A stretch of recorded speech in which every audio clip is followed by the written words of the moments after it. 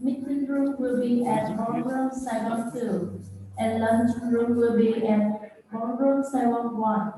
Both are at level B2. We invite you to attend a buffet lunch and refreshment. So make sure you try with a network and below the gate of the food. After comprehensive, on our current presentation, our proceeding will be made available for download on event website or with after event. This material will include both comprehensive report and PDF copy of presentation approved by our speaker for distribution, along with photo and video. We will send you a download link via your email. During the event, please feel free to ask any our on-site staff for help. Should you have any question or need assistance during our event, we would like to take this opportunity to thank you and attending our conference, as well as for your contribution in making this event a great success. Thank you. And now, please welcome the morning session chairman, Stephen Robert from the Atlanta Group. Okay, is that me now, Brian? Yeah. One moment. Okay. One moment. I can't really hear, so that's why. And corporate and project financing across the Asian Pacific region. Prior to joining TLG, he spent nearly 10 years with CFP Group, where he served as a head of the company partner and development for non-HALCOM activity. He led the CPL Group Investment Committee and chaired the True Energy Risk Committee for CFP Australian trading and business activity. So he also had a side finance and involvement in CFP investment activity in China, India, and Southeast Asia, covering the full spectrum of energy assets and opportunity. Prior to CFP, Stephen was with a Virag ADB financing service company in the US, UK, and Asia. He earned his degree in financial economics and at the Stockholm School and Economics. Thank you. Hi, Stephen. Hi, please. Yeah. Okay, is that me now? Yes, right. Yes, right. Okay, well, thank you very much for that introduction. I'm Stephen Robertson, and I couldn't hear it all, but it was a fairly lengthy introduction, so I'm sure it captured just about everything I've done and a few additional things. But right now I'm a partner at the Lanta Group. The Lanta Group is economics and strategy regulatory consultant in the electricity and gas markets in Southeast Asia, Northeast Asia, Australia, and in the last few years also most markets in South Asia. And Vietnam is a place where we've been very active, and it certainly reflects the level of activity. But I welcome you to the third Vietnam Onshore and Offshore Wind Summit, and we will be which will go on for 2 days, 2 full days. Today I will be chairing and introducing the speakers, and it looks like a fairly packed schedule today. In the morning, before the coffee break, we will have several public sector stakeholders giving their view on the market, and thereafter there will be we will hear from various developers as well as on the creditor side. So there'll be a number of different perspectives.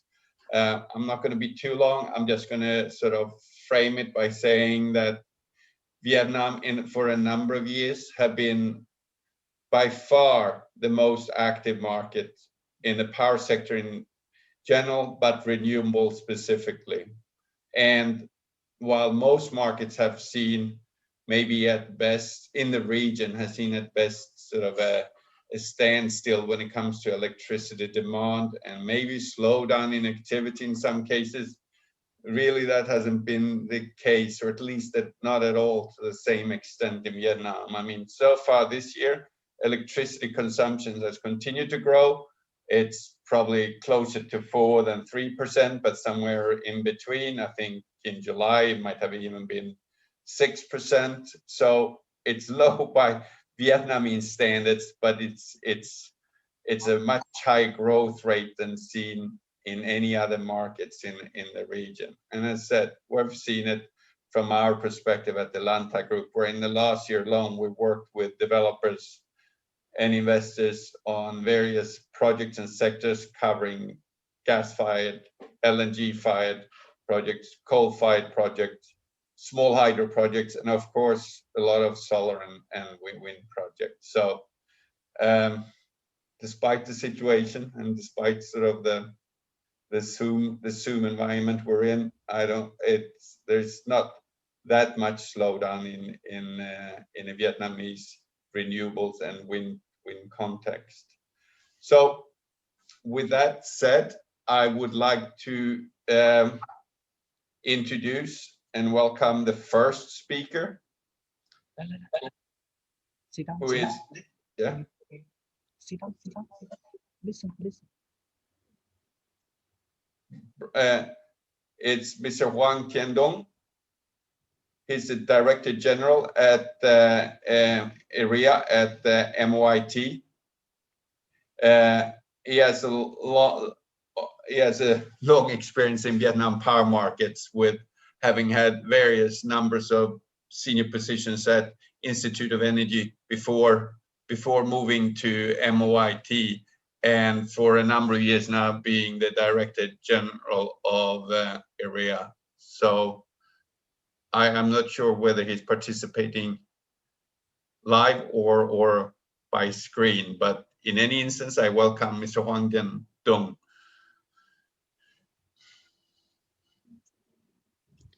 And I should say, but while he's making his way to this, there is a Q&A box at the bottom, and we'll try to incorporate that with any questions that comes up sort of among the audience, and sort of see if there's time, and if we'll put them. I'll try to help put them to the speakers as after they have given their presentation. Vâng, xin cảm ơn ông Stefan Quang. Kính thưa ông Stefan Quang, chủ tọa ngày hôm nay, kính thưa toàn thể các quý vị đại biểu. Hôm nay tôi rất vui mừng tham dự hội nghị có trên đất liền mặt trời Việt Nam lần thứ 3. Đây thực sự là một cơ hội rất tốt để các cơ quan quản lý nhà nước, nhà đầu tư, các tư vấn như là cả các thiết bị gió có thể trao đổi các vấn đề về phát triển điện gió tại Việt Nam. Thưa các quý vị đại biểu, quy hoạch phát triển điện lực quốc gia giai đoạn 2011-2020 có cách đến năm 2030, và thứ ba đó gọi là quy hoạch điện lực chính trị đã được Thủ tướng Chính phủ phê duyệt tại năm 2028 ngày 18 tháng 3 năm 2016, đã đặt ra mục tiêu phát triển nguồn điện với tổng công suất khoảng 6.000 MW năm 2020 lên đến 96.500 MW năm 2025 và tăng đến gần 130.000 MW vào năm 2030. Thực tế, trong giai đoạn 2016-2020, các nguồn điện truyền thống chủ yếu là nhiệt điện, nhất là nhiệt than, điện với công suất khá thấp, chỉ đạt khoảng 60% so với quy hoạch thực hiện. Tổng công suất nguồn điện của hệ thống năm 2019 đạt gần 56.000 MW. Giả soát tiến độ nguồn điện cho thấy trong các năm từ 2020 đến năm 2023, công suất nguồn điện thiếu hụt liên tục tăng. Đến hết năm 2023, công suất nhiệt điện thiếu hụt so với quy hoạch có thể lên tới hơn 12.000 MW, và tình trạng thiếu hụt công suất được cải thiện trong các năm 2024-2025.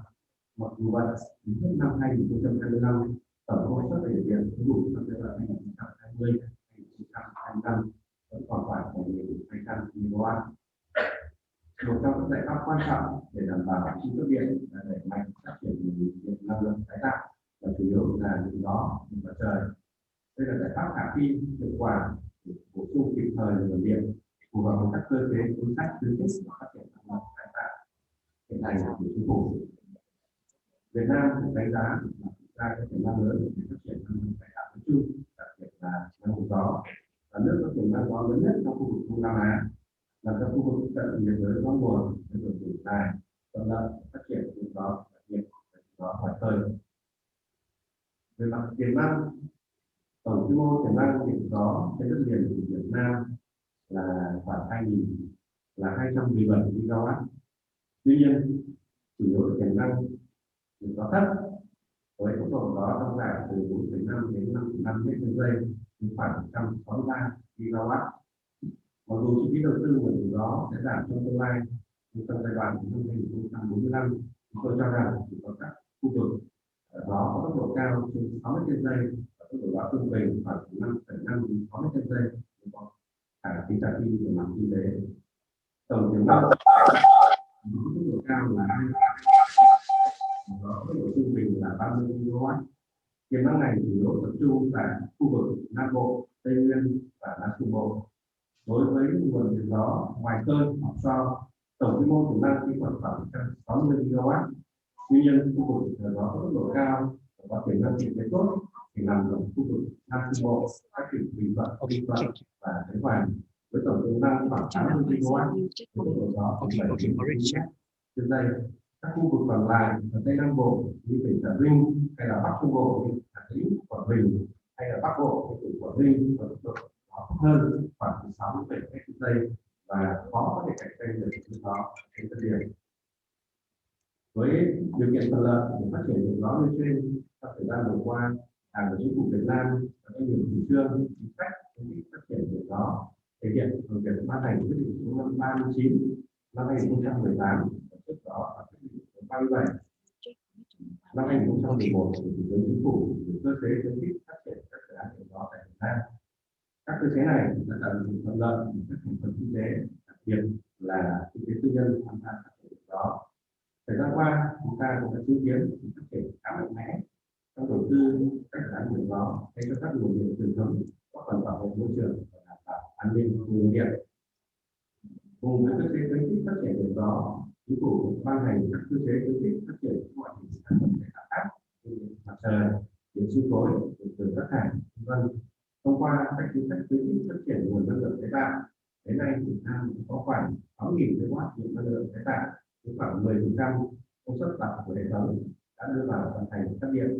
Trong đó 11 dự án điện gió đã vận hành với công suất khoảng 450 MW, góp phần cung cấp điện kịp thời cho nền kinh tế, giảm lượng điện tệ dầu giá cao, và năng lượng theo hướng phát triển bền vững, giảm phát thải khí nhà kính. Việc phát triển các dự án điện năng lượng tái tạo góp phần thu hút được lượng lớn của xã hội đầu tư và ngành điện, đảm bảo khả năng cung ứng điện cho đất nước. Thưa các quý vị đại biểu, trên cơ sở rà soát về nhu cầu điện, đánh giá cân đối cung cầu và cập nhật tiến độ các dự án nguồn điện trong quy hoạch phát triển quốc gia giai đoạn 2011-2020 năm 2030, Bộ Công Thương đã báo cáo và kiến nghị Thủ tướng Chính phủ về việc bổ sung quy hoạch các dự án điện gió tại văn bản 1931 ngày 9 tháng 3 năm 2020 và văn bản số 3299 ngày 8 tháng 5 năm 2020. Trong đó, Bộ Công Thương kiến nghị bổ sung quy hoạch thêm khoảng 7.000 MW điện gió tăng cường cung cấp điện cho hệ thống, đảm bảo kết cấu phát triển nguồn điện gió đến năm 2025. Đến nay, Việt Nam đã phê duyệt quy hoạch khoảng 11.800 MW các dự án điện gió, bao gồm 4.800 MW phê duyệt trong các quy hoạch điện gió của các tỉnh và 7.000 MW được Thủ tướng Chính phủ phê duyệt thêm tại văn bản 795 ngày 25 tháng 6 năm 2020. Trong số 11.800 MW điện gió được quy hoạch, khoảng 60 dự án với tổng công suất khoảng 4.500 MW được triển khai trên biển. Hiện nay, Bộ Công Thương đang triển khai là quy hoạch điện 8, dự kiến sẽ trình Thủ tướng Chính phủ trong năm 2020. Sau đó, Bộ Công Thương sẽ tiếp tục rà soát, xem xét đánh giá tiềm năng phát triển các dự án điện gió, cũng như các dự án điện năng lượng tái tạo khác tại các địa phương để có thể đáp ứng được mục tiêu là tỷ lệ các nguồn năng lượng tái tạo tổng thu năng lượng cấp khoảng từ 15 đến 20% vào năm 2030 và từ 25 đến 30% vào năm 2045 theo tinh thần chỉ đạo quyết 55 ngày 1 tháng 2 năm 2020 chính trị về định hướng chiến lược phát triển năng lượng quốc gia của Việt Nam đến năm 2030 tầm nhìn đến năm 2045. Kết quả tính toán trong dự thảo lần 1 quy hoạch lần 8 đã được năng lượng trình Bộ Công Thương. Tổng công suất nguồn điện gió cả onshore và nearshore dự kiến vào năm 2025 là 12.000 MW, năm 2030 là 16.300 MW và năm 2035 là 23.200 MW. Tổng công suất nguồn điện gió offshore ngoài khơi năm 2030 là 3.100 MW và năm 2035 là 8.000 MW. Cơ cấu công suất của hệ thống điện Việt Nam có sự thay đổi dần theo hướng giảm dần tỷ trọng điện than và thủy điện do các nguồn này đã khai thác gần hết tiềm năng, tăng dần tỷ trọng nguồn điện khí và năng lượng tái tạo. Tỷ trọng công suất nguồn điện năng lượng tái tạo của các thủy điện lớn là khoảng 48% vào năm 2030 và tăng lên đến 53% vào năm 2045. Riêng tỷ trọng công suất của các nguồn điện gió cơ cấu nguồn điện là 12% vào năm 2025, 14% vào năm 2030 và 17,3% vào năm 2035, bao gồm cả các loại hình điện gió trên bờ, gần bờ là ngoài khơi. Thì thưa các quý vị đại biểu, tiềm năng điện gió của Việt Nam là rất lớn và công suất điện gió được dự kiến quy hoạch rất nhiều tham vọng. Tuy nhiên, để phát triển điện gió, đặc biệt là điện gió ngoài khơi, chúng ta vẫn cần tiếp tục hoàn thiện các cơ chế chính sách và liên quan, như là về việc khảo sát phát triển điện gió. Hiện nay, các dự án điện gió gần bờ trong phạm vi 3 hải lý đang được trình Bộ Công Thương phê duyệt bổ sung quy hoạch để Ủy ban nhân dân các tỉnh thành phố trực thuộc trung ương thống nhất chủ trương khảo sát phát triển dự án. Tuy nhiên, hiện chưa có văn bản pháp luật quy định riêng về thủ tục khảo sát phát triển các dự án điện gió ngoài khơi. Bộ Công Thương đang nghiên cứu có thể xem xét áp dụng một số quy định liên quan đến biển và hải đảo, quy định tại luật tài nguyên môi trường biển và hải đảo, Nghị định số 40 năm 2016 của Chính phủ quy định chi tiết một điều của luật tài nguyên môi trường biển và hải đảo, và tại Nghị định số 51 năm 2014 quy định việc giao các khu vực biển nhất định cho các tổ chức cá nhân khai thác sử dụng tài nguyên biển. Vì vậy, Bộ Công Thương sẽ đề xuất với Thủ tướng Chính phủ giao Bộ Tài nguyên môi trường chủ trì giai đoạn khảo sát dự án điện gió phù hợp hơn để với chiến lược phát triển kinh tế biển, khai thác và sử dụng bền vững tài nguyên vùng bờ, để tham cơ bản tài nguyên môi trường biển, hải đảo và nội dung giao khu vực biển với khu vực nằm ngoài 3 hải lý khi thực hiện các dự án điện gió ngoài khơi. Thứ hai, về cơ chế chính sách phát triển điện gió cả trên bờ như ở biển. Theo quy định tại quyết định số 39 năm 2018 của Thủ tướng Chính phủ, để xác định dự án điện gió trên biển là các dự án điện gió nối lưới có tư duy gió được xây dựng và vận hành nằm ngoài đường cách biển trung bình nhiều năm, tức là 18,6 năm. Chưa phân loại dự án điện gió gần bờ và điện gió ngoài khơi. Vì vậy, tại điện gió trên biển là áp dụng chung tất cả điện gió gần bờ và gió ngoài khơi. Hơn thế nữa, quyết định 39 thì chỉ có hiệu lực đến ngày 31 tháng 10 năm 2011 và chúng tôi cũng hoàn toàn chia sẻ khó khăn và các chủ đầu tư gặp phải do ảnh hưởng của Covid-19 dẫn đến một số thiết bị thi công các công trình điều đó đã được bổ sung những cái bản khó có thể đạt được mức tiến độ vào trước ngày 1 tháng 11 năm 2021 để được đánh giá khuyến khích của quy định trong quyết định 39 năm 2018 của Chính phủ. Vì vậy, Bộ Công Thương đang nghiên cứu để trình Chính phủ đề xuất kéo dài thời hạn hiệu lực của quyết định 39 và cụ thể là cần áp dụng thực tế là quyết định đó đến năm 2023. Bộ Công Thương sẽ tiếp tục phối hợp với các tổ chức quốc tế nghiên cứu quy định các quy trình phát triển điện gió ngoài khơi tại Việt Nam, tiếp tục nghiên cứu các định dự án điện gió cố định đến năm 2023 với các dự án điện gió nếu được Chính phủ cho phép hoặc các định cơ chế đấu giá cạnh tranh phát triển điện gió tại Việt Nam. Thưa các quý vị đại biểu, dưới đây là một số thông tin về tiềm năng điện gió, thực trạng hướng phát triển điện gió tại Việt Nam. Bộ Công Thương tôi mong nhận được những ý kiến góp ý của các quý vị đại biểu chúng tôi xây dựng các cơ chế chính sách hỗ trợ phát triển của đó Việt Nam, chúng ta cùng nhau phát triển mạnh mẽ nguồn năng lượng sạch này. Một lần nữa tôi xin chân thành cảm ơn ban tổ chức đã có cơ hội hội nghị và cho tôi phát biểu tại nơi này. Xin cảm ơn các quý vị và quý vị sức khỏe, thành đạt trong cuộc chúng ta thành công này. Cảm ơn.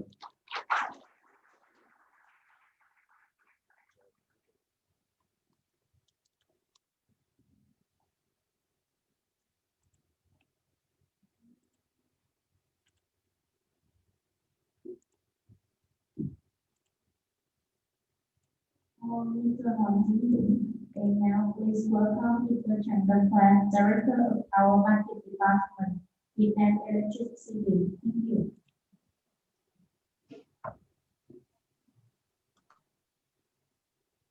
Okay, I can't see if there are any questions from the.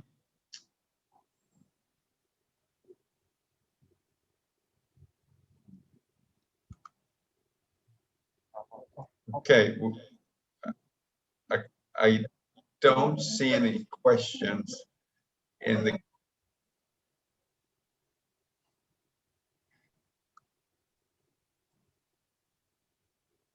Yeah, I don't see any questions in the Q&A box. So I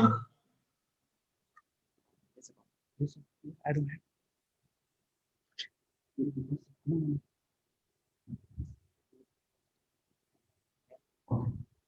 Xin chào tất cả các quý vị. Kính thưa ông Stephen, chủ trì của cuộc hội thảo ngày hôm nay. Tôi tên là Trần Khoa, trưởng ban thử nghiệm của Đoàn Việt Nam. Thì cái chức năng của ban thử nghiệm trong EREA thì chúng tôi tham gia vào cái việc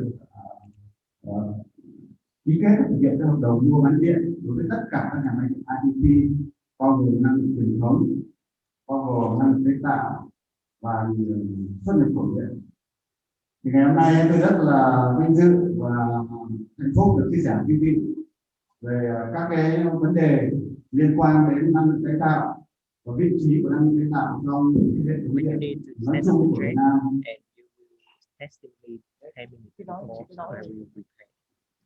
Thì phần trình bày của chúng tôi sáng nay thì gồm có hai phần, ba phần. Thứ nhất thì tôi giới thiệu về cái tổng quan về hệ thống cho đến thời điểm hiện nay. Và cái thứ hai thì tôi nêu về cái tổng quan về cái năng lượng tái tạo trong cái hệ thống điện của Việt Nam, và cũng như là phần thứ ba là tập trung cho cái topic của ngày hôm nay là về năng lượng gió. Thì tôi xin bắt đầu với phần đầu tiên về tổng quan về hệ thống. Oh, we don't have a laptop right yet. Oh, okay. Hệ thống điện Việt Nam thì các quý vị được biết thì cái giải đất hình chữ S của Việt Nam chúng tôi ấy, thì cái phần năng lượng sơ cấp phía Bắc thì chúng tôi tập trung về các thủy điện lớn Tây Bắc và Nam ở phía Bắc. Ở phía Nam á, phía Nam thì chúng tôi có rất là nhiều máy thủy điện nhỏ cỡ trung bình và sử dụng các cái khí ở vùng phía Nam Biển Đông. Trong khi đó thì các vị biết là cái trung tâm phụ tải thì nằm ở phía Bắc và trung ở phía Nam.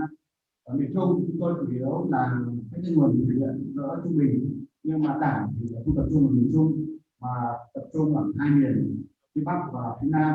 Chính vì vậy hệ thống chúng tôi dựa trên cái hệ thống 500 kV backbone Bắc cầu Nam. Okay, but you give me later. Yesterday night I tell you. Chúng tôi chia sẻ với quý vị về các cái hệ thống điện của Việt Nam 2019. Để trong cơ cấu nguồn tổng công suất đặt 2019 là 56.000 MW, trong đó thủy điện là khoảng 17.000 chiếm 30%, thủy điện than là khoảng 20.000 chiếm 35%, điện dầu là khoảng 1.500 chiếm 2,67%, thuế phí là khoảng 7.000 MW chiếm 13%. Trong số này thì các quý vị thấy là về phần gió chiếm có 0,76%, tổng công suất là 425 MW. Biomass tức là sinh khối thì chiếm một tỷ lệ rất bé, thủy điện nhỏ khoảng 4.000 MW, và đặc biệt là 2019 chúng tôi đưa vào gần 5.000 MW về mặt trời.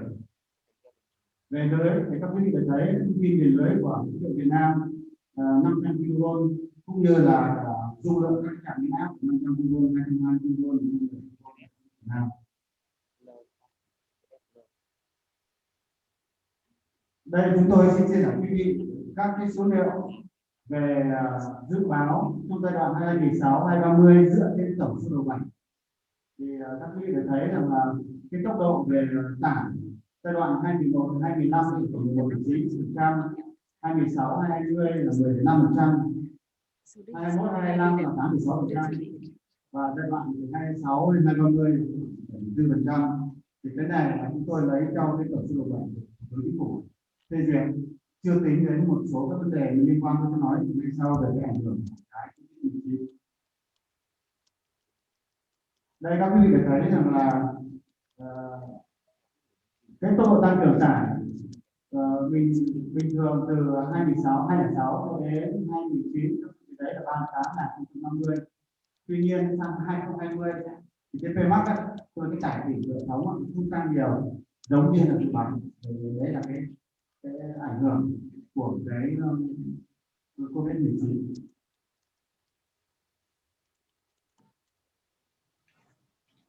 Đây là số liệu mà chúng tôi lấy ra tổng số đầu bảng. Thì ở đây 2020 ấy, thì cũng tương đối với chính xác và tổng công suất là 59.779 MW. Thì trong số này cái tỷ lệ thì nó có khác.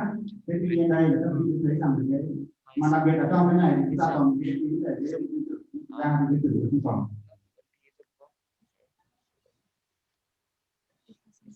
Về đặc tính về cái tiêu thụ thì chúng tôi về sản công nghiệp thì khoảng 55%,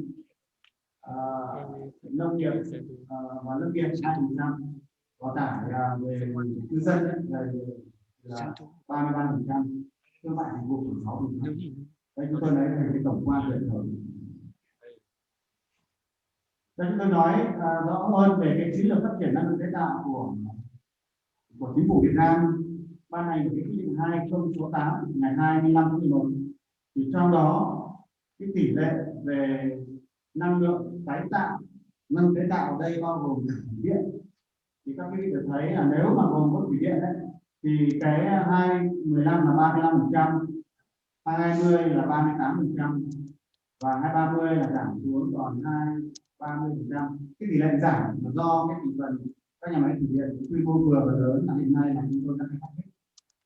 Nhưng mà nếu các vị mà nhìn thấy rằng là nếu bỏ thủy điện ra thì cái mục tiêu của chính phủ là năm 2015 2 tỷ kWh, 2020 là 11 tỷ kWh và 2030 là 90 tỷ kWh. Ở đây thì chúng tôi nói chúng ta đang đứng ở cái vị trí 2020 thì con số này cũng tương ứng cỡ khoảng là 11 tỷ. Tuy nhiên là cái cơ cấu nó thay đổi. Thì trong cái chiến lược chính phủ là cái biomass, cái sinh khối là cái dự kiến cái mục tiêu nó nhiều hơn so với thực tế. Trong khi đó thì cái năng lượng mặt trời nó phải vượt so với mục tiêu ban đầu. Đây các vị thấy là cái biomass tức là cái sinh khối là dự kiến 2020 là cỡ khoảng 78 tỷ. Thực ra là chúng ta cũng đạt được con số này. Trong khi về gió cũng chưa đạt, gió chúng ta chỉ đạt maximum năm nay của 1 tỷ kWh 2020. Trong đó thì mặt trời chúng ta vượt.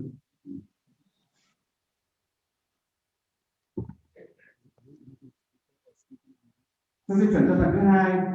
Cái phần 1 tôi sẽ trình bày là tổng quan về hệ thống điện Việt Nam và cái thành phần là sự vị trí của năng lượng tái tạo nằm trong tổng hệ thống như thế nào.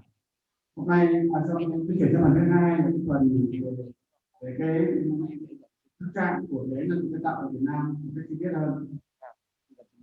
Thứ nhất là về quy định về điện gió. Thì các quý vị biết rằng là Thủ tướng Chính phủ ban hành quyết định 37/2010 thì trong vòng như vậy là khoảng 8-9 năm thì cái giá bây giờ có cho các cái giá là onshore là 7-8 cent kWh. Tuy nhiên thì là trong vòng 7-8 năm thì cái thu hút đầu tư nó không được nhiều, và như vậy thì chính phủ đã sửa đổi cái quyết định 37 và quyết định 39 thì ban hành vào 2018. Và cái giá điện thì các vị thấy rằng là đối với lại cái onshore là 78 cent, và cái mà anh Dũng vừa trình bày, cái tôi cũng trình bày, tức là cái reashore hay là offshore ấy, thì là phí chung ấy là 78 cent. Thế thì cho đến thời điểm hiện nay chúng tôi đã ký 59 cái PPA với tổng công suất là 2.700 MW, trong đó thì có 490 MW 11 dự án đi vào vận hành. Thì chúng tôi cũng biết rằng là cái giá feed-in tariff này nó sẽ hết hạn vào 31 tháng 10 năm 2021, và như vậy là chúng ta chỉ còn khoảng 1 năm. Cho nên là chúng tôi cũng kỳ vọng rằng là toàn bộ các cái dự án mà đã ký nó sẽ vào COD trước 31 tháng 10 năm, và chúng tôi có thể ký được một số dự án nữa. Tuy nhiên là thời gian cho đến 31 tháng 10 cũng không được nhiều. Về biomass thì các quý vị thấy rằng là cái mục tiêu của chính phủ là 2020 là khôi phục cái WH. Ở đây thì chính phủ đã ban hành cái quyết định số 08. Thực ra là quyết định 08 là thay thế quyết định trước đó, tức là cái giá mà cogeneration ấy, tức là đồng phát là 73 cent, trước đây chỉ có 5,8 cent thôi. Thứ hai là các cái dự án mà biomass khác trước đây là sử dụng avoid cost, thì nay là Bộ Công Thương ban hành là cái giá fix là 8,47 cent. Thì thực tế cho đến nay chúng tôi mới ký có 13 cái dự án tổng cộng là 401 MW. Nhưng trong số này chủ yếu là các cái nhà máy sản xuất đường tại Việt Nam. Chúng tôi cũng hy vọng sẽ ký thêm các cái nhà máy sử dụng các cái chế phẩm của nước Việt, nhưng hiện nay cũng chưa được nhiều. Cái cơ sở thứ ba là cái rác thải. Từ rác thải thì được cái cơ chế giá điện của chính phủ ban hành cái quyết định 31/2014 ngày 5 tháng 5 2014, và cái PPA mẫu thì là ban hành bởi thông tư 32 của Trung ương. Thì cụ thể là giá điện thì nếu mà đốt trực tiếp, các anh có thể, tức là người ta phải đốt trực tiếp bằng lò plasma hoặc là các công nghệ, thì giá là lên 10,5 cent kWh. Thứ hai là nếu mà sử dụng khí cho đất mà chạy thì giá là 7,28 cent. Thì trong này ấy, thì chúng tôi mới chỉ ký được có 3 dự án tổng công suất là 84 MW, trong đó chỉ có 2 dự án được với tổng công suất là 10 MW là vận hành thương mại. Ở đây chúng tôi được biết rằng là còn một công nghệ nữa trong cái loại hình này là công nghệ tức là hóa khí là gasifier bằng cái quá trình nhiệt phân, quá trình sinh hóa công thức ấy. Thì hiện nay Bộ Công Thương đã chỉnh với chính phủ cơ chế giá trong cái loại công nghệ này, nhưng mà chưa cái quyết định cuối cùng là chưa ban hành. Thực ra là còn công nghệ thứ ba. Thứ tư là chúng tôi chuyển cái phần là thủy điện nhỏ. Trong thủy điện ấy, thì cái phần mà năng thủy điện nhỏ ở Việt Nam chúng tôi gọi là năng lượng tái tạo, nằm trong 5 cái hạng mục nguồn điện thuộc là năng lượng tái tạo, là các cái dự án thủy điện có công suất dưới 30 MW. Thì đây là cái cơ chế ban hành của Bộ Công Thương sớm nhất là 2008, sử dụng vào chi phí chiến lược, được ban hành của Bộ Công Thương hàng năm. Và hiện nay ấy, chúng tôi mà cái cơ chế này ngày xưa là chúng tôi được trợ giúp của World Bank để hỗ trợ để thiết kế cái cơ chế này. Thì theo đánh giá của World Bank thì đây là một cái cơ chế mà thành công tại Việt Nam. Cho đến hiện nay chúng tôi ký là khoảng 400 dự án, công suất là khoảng 4.000 MW đã đưa vào vận hành thương mại. Về mặt trời thì các quý vị thấy là chính phủ đã ban hành cái quyết định là của chính phủ số 11 năm 2017, và vừa rồi là thay thế bằng cái quyết định 13. Thì giá điện hiện nay ở quyết định 11 là 79 cent cho các cái nhà máy là nối lưới trên bờ, và có cái quyết định chủ trương đầu tư trước tháng 11 năm 2009. Thì và đối với lại mặt trời nổi thì số 79 cent và 8,3 cent cho áp mái, và cơ chế này sẽ hết hạn vào 31 tháng 12 năm 2020, và sau đó thì là chính phủ dự kiến chuyển sang cơ chế là auctioning, tức là cơ chế đấu thầu. Hiện nay thì chúng tôi đã ký được 138 PPA với các dự án chế tạo nối lưới. cái tổng công suất là 8.400 MW và 106 dự án cái tổng công suất là 5.900 MW đã vào vận hành thương mại. Cũng tương tự như đó thì cái giá thứ hai này thế là có mức 12 năm 2020 chúng tôi kỳ vọng là đến cuối năm nay là toàn bộ cái 138 dự án này sẽ vào vận hành thương mại. Cái tổng công suất là 8.400 MW. Thì các vị quay trở lại cái mục tiêu của chúng tôi trong cái phần 1 thì thấy rằng là phần đối với mặt trời này là vượt xa cái mục tiêu của chính phủ từ bắt đầu.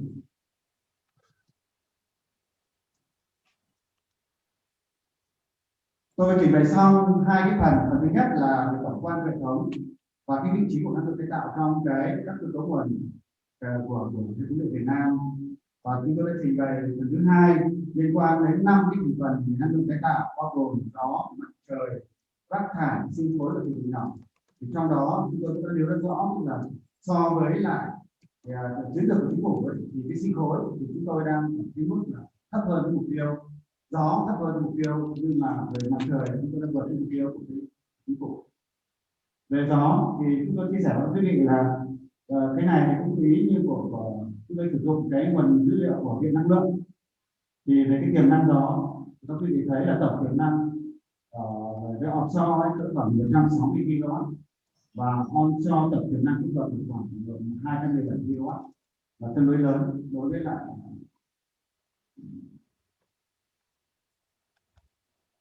Thứ hai là các quý vị được thấy rằng là trong cái mục tiêu chính phủ vào 2020 ấy, là 2,5 tỷ kWh, chúng tôi dự kiến là năm nay 2020 EREA chỉ có thể mua được khoảng 1 tỷ kWh, và chúng tôi hy vọng là cái COD trước mùng 1 tháng 11 năm 2021 chúng tôi sẽ vào đủ 59 dự án với tổng công suất là 2.700 MW gió. Về chúng tôi được biết là tổng công suất về các nhà dự án gió đã được chính phủ bổ sung trong quy hoạch khoảng 1.800 MW. Cái mục tiêu là 2030 là 16 GW và 2050 là 53 GW. Thì chúng tôi đã trình bày xong các cái thông tin liên quan đến năng lượng tái tạo trong tổng sơ đồ, trong tổng hệ thống điện của Việt Nam, với cái con mắt mà chúng tôi là người mua duy nhất. Thì kính thưa quý vị là các cái dự án khi mà đi làm việc với EREA ấy, thì coi như là họ đã làm xong các cái thủ tục về quy hoạch và các cái văn bản pháp lý để cho họ cái dự án đấy tuân thủ theo đúng quy định của pháp luật. Và như vậy ấy, thì rõ ràng là khi mà đến EREA chúng tôi có thông tin đấy là thông tin chưa phản ánh đầy đủ về các cái giai đoạn phát triển của các cái dự án trước đó. Thì cho vậy là chúng tôi cũng là từ cái vị trí là người mua duy nhất cho đến thời điểm này chúng chia sẻ với ba cái ý liên quan tổng quan hệ thống, liên quan đến năng lượng tái tạo, và trong năng lượng tái tạo thì phần gió bao gồm có offshore energy và onshore. Thì chúng tôi tìm từ ba cái thành phần như vậy. Tôi xin kết thúc cái phần trình bày tại đây và cũng xin sẵn sàng trả lời câu hỏi của quý vị.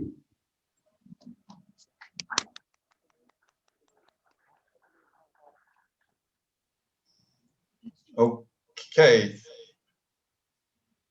Thank you very much, Mr. Tran. That was a lot of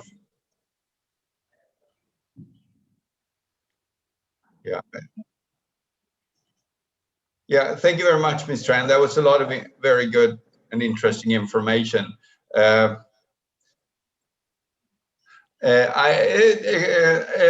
Well, to the audience, I mean, it's open for questions both among the people attending live as well as those participating by Zoom using the Q&A box.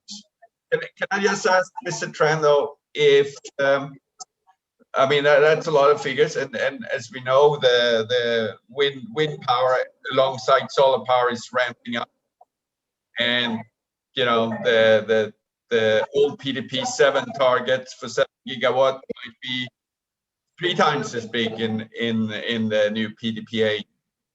So far, we saw last year that there were curtailment issues for a number of solar projects in Tran when solar was ramping up. I mean, are there any particular areas or provinces where, for wind power, where you see there is a meaningful risk of network constraint or curtailment because of the amount of capacity coming online?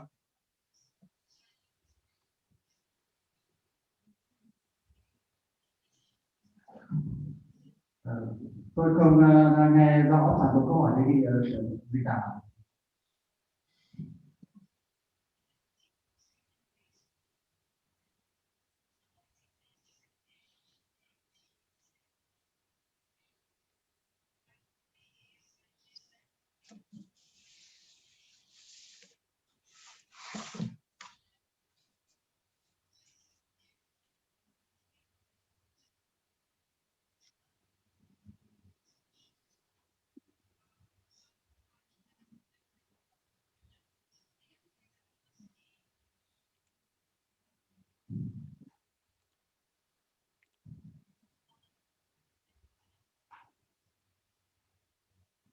Hello.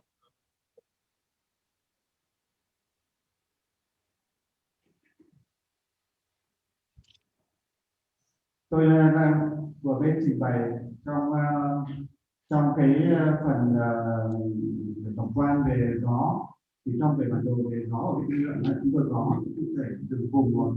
Thì chúng tôi biết là cái vùng mà Nam Trung Bộ và vùng ở phía Bắc Trung Bộ và cái tiềm năng gió là tương đối tốt. Đặc biệt là vùng phía offshore là phía biển phía Nam, phía Tây Nam, phía Đông Nam của Nam Trung Bộ là có cái tiềm năng gió rất tốt của Việt Nam.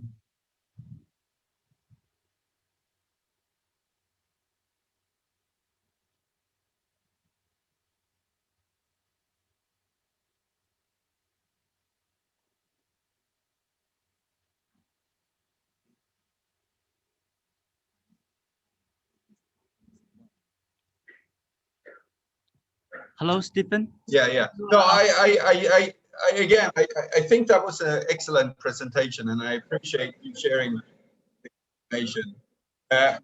I don't know if there are no questions among the audience. I would like to thank you for attending.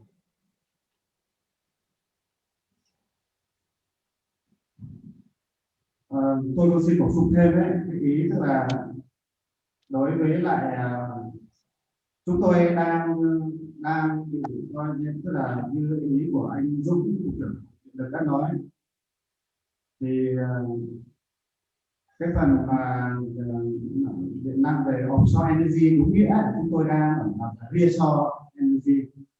Chúng tôi biết rằng là cái công nghiệp về offshore energy ấy, thì ở Việt Nam chúng tôi cũng hội đủ đầy đủ các điều kiện về tiềm năng gió, về logistics. Tại Việt Nam chúng tôi có công nghiệp khai thác dầu ngoài khơi chúng tôi phát triển.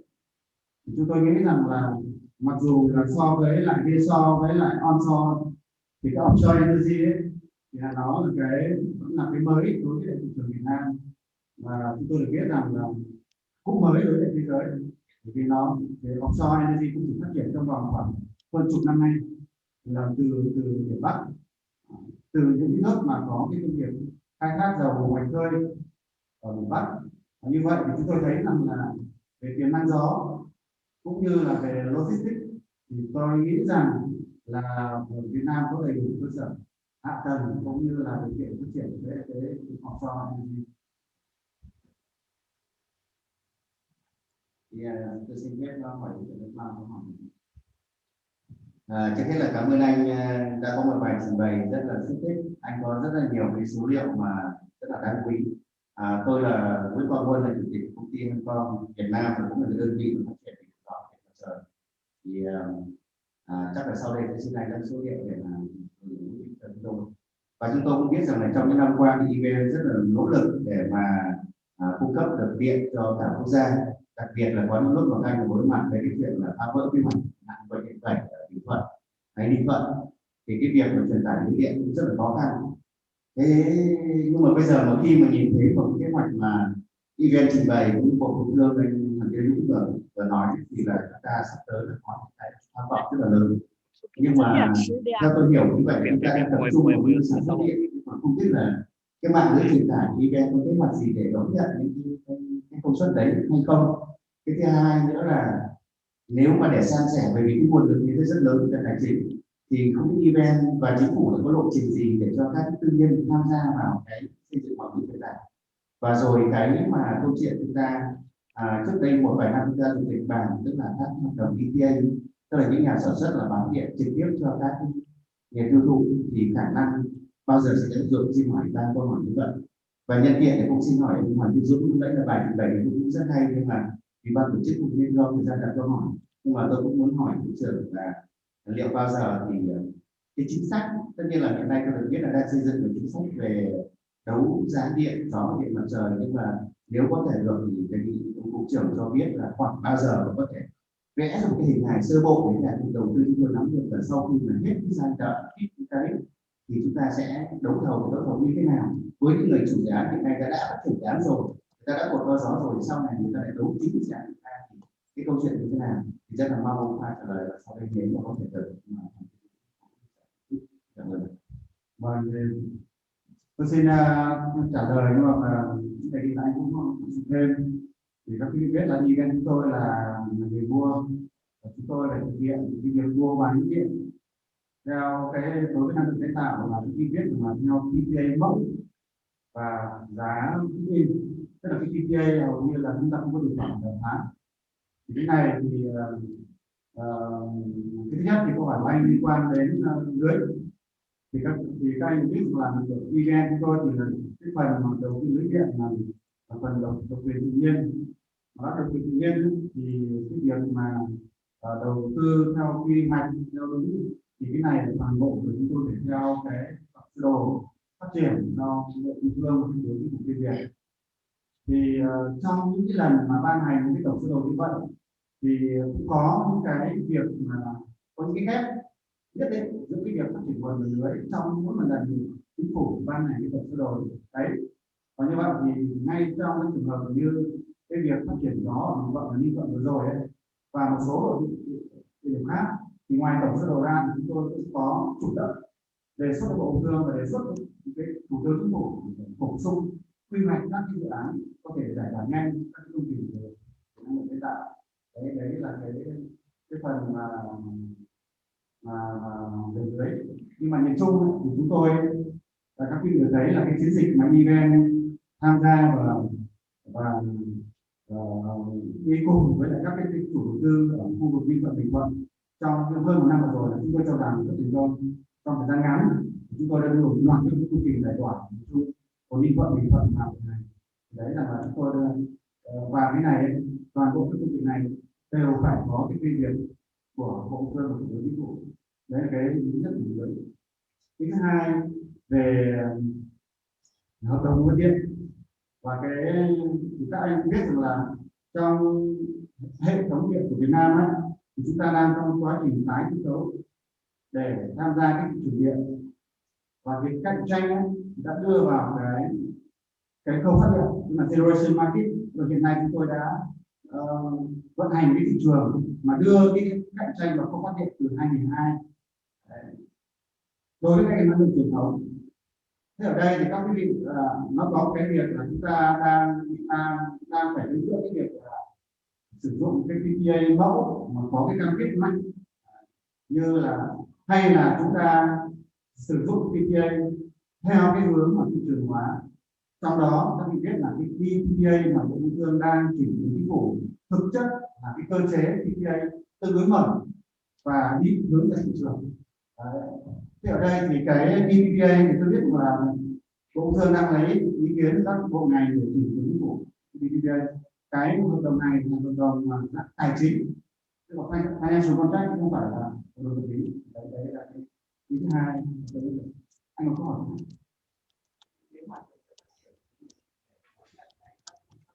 Và thì cái này cũng như câu đầu tiên tôi trả lời, tất cả hoạt động về đầu tư xây dựng về lưới điện chúng tôi phải tuân theo cái quy hoạch và hoặc bổ sung quy hoạch của bộ công thương thủ tướng. Thì cái này cái vai trò của EVN trong trường hợp mà như tôi trình bày việc mà quy hoạch thì chúng ta không thể nhìn hết được tất cả trong cái vòng 5 năm tới, thì chúng tôi cũng chủ động là đề nghị thủ tướng bổ sung trong mỗi lần 5 năm.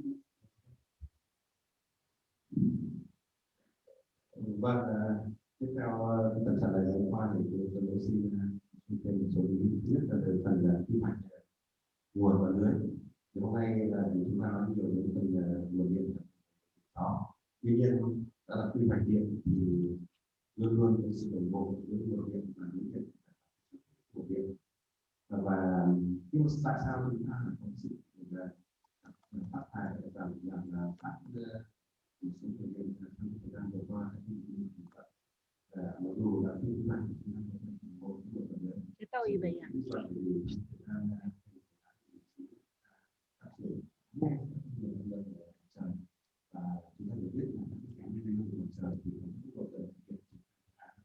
Rất nhanh và do những doanh nghiệp tư nhân rất là linh hoạt, rất là năng động, cho nên là các dự án điện trời của khi thực hiện trong khoảng 4 tháng, 6 tháng của 100 MW. Trong khi đó thì phần lớn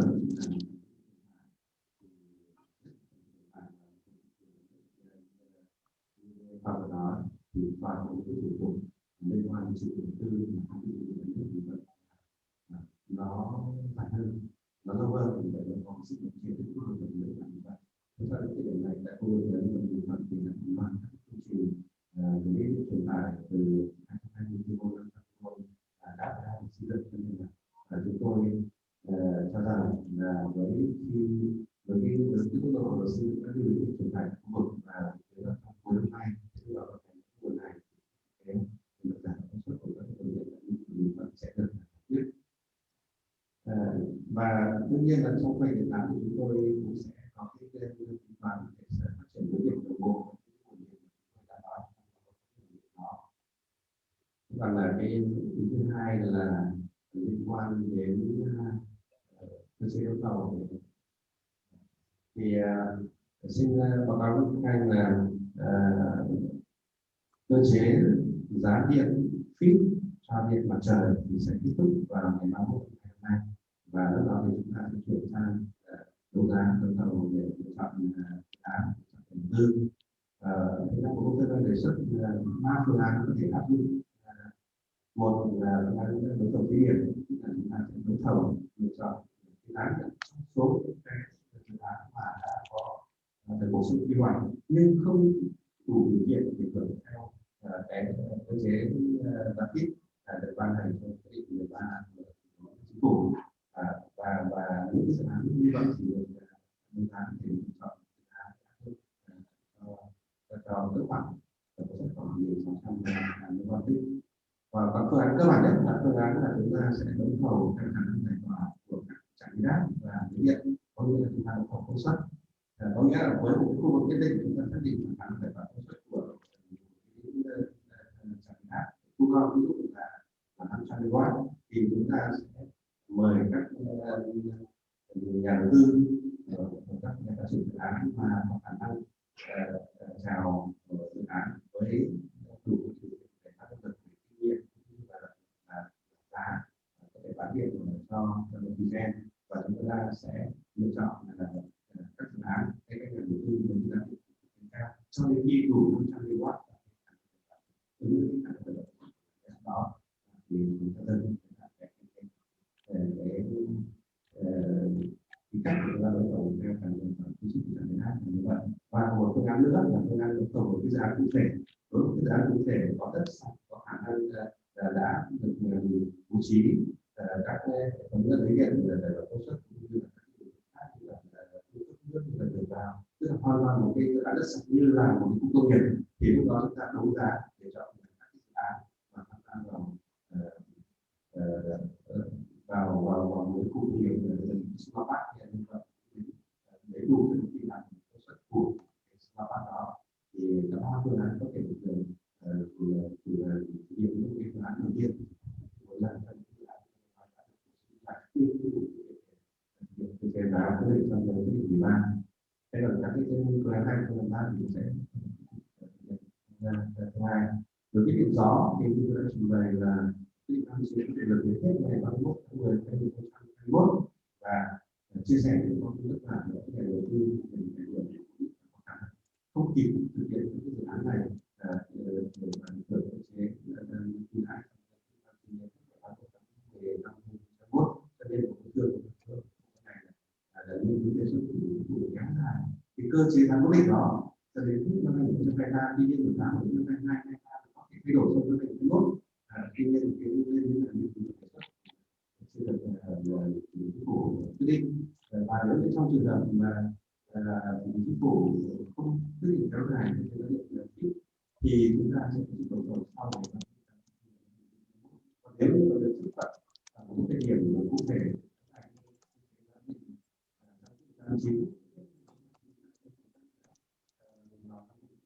với cái nguyên tắc giống như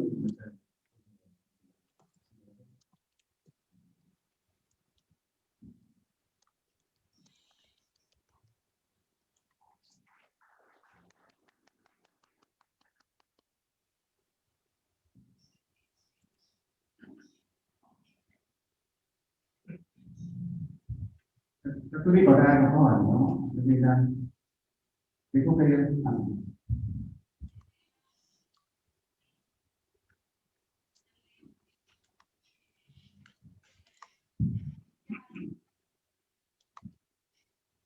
nói qua dùng của công ty thứ hai và rất là lâu là các đầu tư của tập đoàn FECON. Thì trong các cái thông tin vừa rồi thì tôi cũng suy nghĩ phân tích một chút thì có hai cái ý rất là muốn hỏi thêm.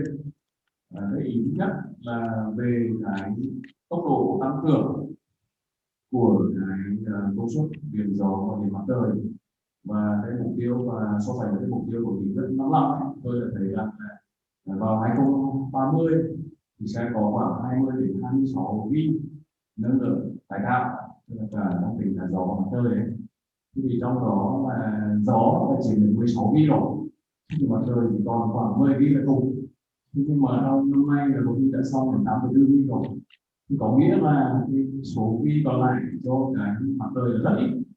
Thế thì có phải là chúng ta có cái chủ trương rằng là không khuyến khích lắm về cái solar của từ đây cho các năm tiếp theo hay không? Nếu nhìn theo số đó thì tôi sẽ thấy cái ý đó. Và mặc dù chúng ta sẽ đưa ra cơ chế đấu thầu của solar nhưng mà cái dùng có lẽ là rất là ít, là ý thứ nhất. Cái ý thứ hai cũng liên quan đến cái con số, thì tôi nhìn thấy rằng là Nguyen sẽ phát triển với cái tốc độ tăng như vừa rồi. Các con số của anh Quang đưa ra thì nó sẽ tăng dần mỗi năm khoảng 1 GW, và sau tới tầm khoảng 2030 thì mỗi năm khoảng 2 GW.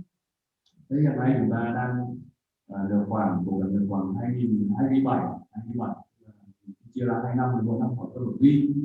Thế thì tiếp theo cũng khoảng mỗi năm 1 GW, nhưng mà nếu mà chúng ta đưa ra cái cơ chế giá mà giảm rất mạnh theo như một số thông tin gọi là đôn đoán như thế thì ra bây giờ chỉ có đoán này. Chứ thì nếu mà nó giảm rất mạnh thì tôi nghĩ rằng là cái 1 GW một năm hơn 1 GW một năm là gần như không đạt được. Thì cái review của chúng ta liên quan đến cái ý nhất về solar thì có phải là không khuyến khích lắm nữa hay không, và thứ hai là về cái gió thì cái cơ chế đưa ra giá tiếp theo liên quan đến giá fit gia hạn và cái đấu thầu thì có tương thích với cái mục tiêu công suất của chúng ta hay không? Thực ra thì hai câu hỏi của anh nó tôi biết môn, nhưng mà tôi xin trả lời với cái cạnh của tôi là bên EREA là người mua ấy. Thì tôi thấy thế này, có hai cái cơ chế trên thế giới là thực hiện cái điểm này, cơ chế là dùng giá kích và cơ chế thứ hai là cơ chế đấu thầu. Thì cái giá kích ấy thì bao giờ người ta dùng cho những cái nước mà trong giai đoạn đầu thì cái rất dở cơ chế đấy là trong một số trường hợp thì cái thực tế nó vượt mục tiêu, hoặc là thực tế nó không đạt mục tiêu. Cái bằng chứng tôi đã nói ví dụ như là cái giá kích cho đó giai đoạn 1 2008 2009 là hồi đấy là 78 cent, trong vòng 8-9 năm chúng ta chỉ có vào 200 lên. Ngược lại ví dụ như giá kích cho mặt trời thì trong vòng là chưa đầy 2 năm mà hệ thống có khoảng gần 6.000 lên.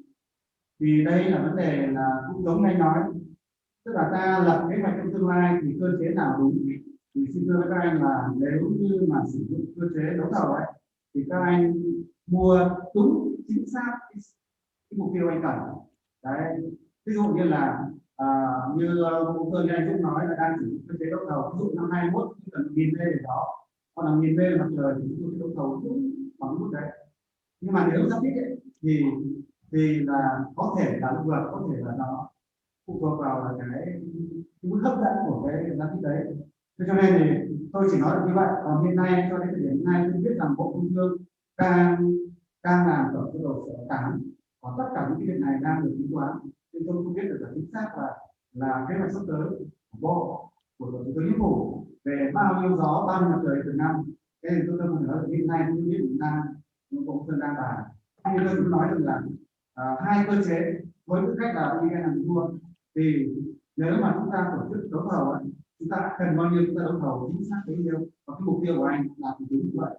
Tôi đảm bảo rằng là cái áp lực mà chuyển chi phí ra cái người cuối cùng ấy nó trong cái kế hoạch hơn là cái giá tích là chúng tôi lấy hai cái bằng chứng giữa cái ra đó ra là đầu và cái mặt trời cái ra là đầu.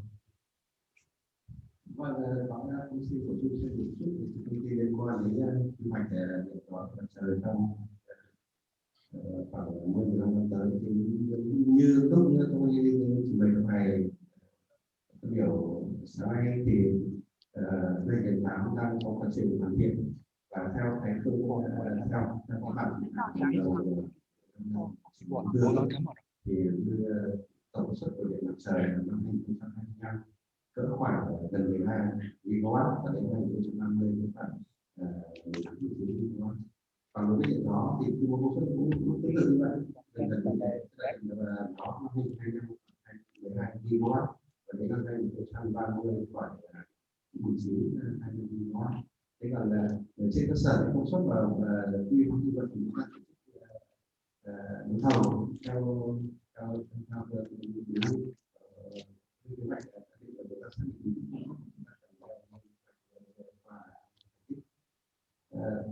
khi nãy thì tôi có quên những câu hỏi liên quan đến việc xã hội hóa việc truyền tải. Tôi xin quay trở lại một chút thì cái việc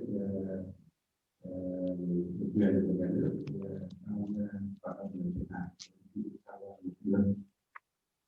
và chính điều này thì nó cũng có những cái cản trở xã hội hóa việc truyền tải và cái lo của chính trị thì đã lấy rất rõ những cơ chế chính sách để xã hội hóa chúng tôi cũng rất là kỳ vọng vào luật trong các công tư mà các luật của một trong đó thì các cái lĩnh vực là theo các công tư thì nguồn điện trừ thủy điện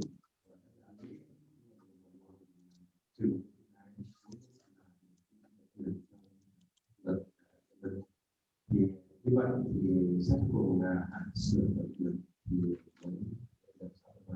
đầu tư sau truyền tải.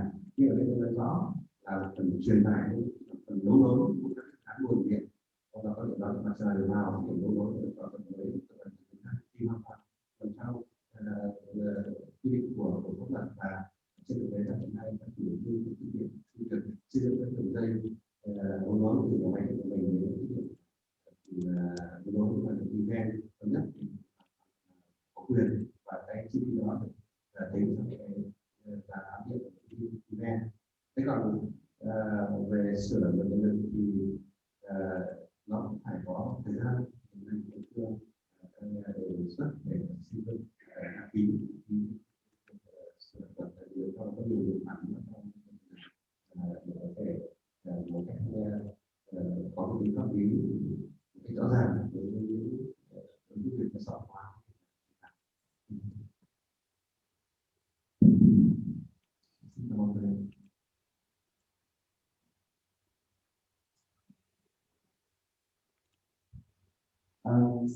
Xin cảm ơn anh Dũng và anh Khoa.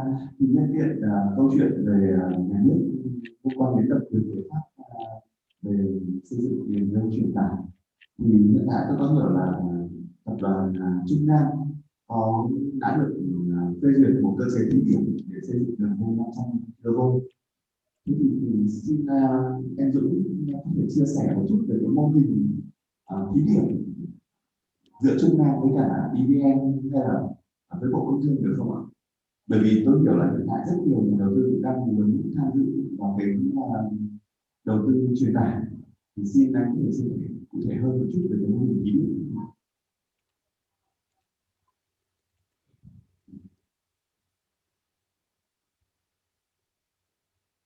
Tôi thì tôi không cho rằng đấy là mô hình thí điểm, mà nếu tôi hiểu rằng về mặt bản chất đấy là cái cơ chế hỗ trợ phát triển điện mặt trời trong quyết định của ban của Thủ tướng Chính phủ, và đặc biệt là áp dụng các định phần hết năm 2020 hấp dẫn. Chính vì vậy mà nhà đầu tư sẵn sàng đầu tư thêm những hạng mục truyền tải, những hạng mục lưới điện để mà được thực hiện một cái dự án mặt trời lớn. Hoàn toàn không phải đấy là một công trình mang tính chất truyền tải như chúng ta vẫn thường hiểu là truyền tải một cái lượng điện từ điểm ra đến điểm lên, căn cứ vào cái tấm đường như là thực hiện cái truyền tải đã có một cái giá và nhà đầu tư thu hồi vốn của điện. Các trường hợp ở Trung An toàn bộ chi phí đầu tư các hệ thống lưới điện và để đối với thị trường của mình tương đương như là giúp đảm bảo các dự án khác, thì toàn bộ chi phí đó được nhà đầu tư sẽ bảo đảm đến không đồng, họ có hoàn toàn cái chương trình này. Và chúng ta hiểu rằng là vì cơ chế giá điện thì chúng ta phải áp dụng đến năm 2020 mức 9,3% rất hấp dẫn, cho nên nhà đầu tư sẵn sàng làm thêm những công trình khác để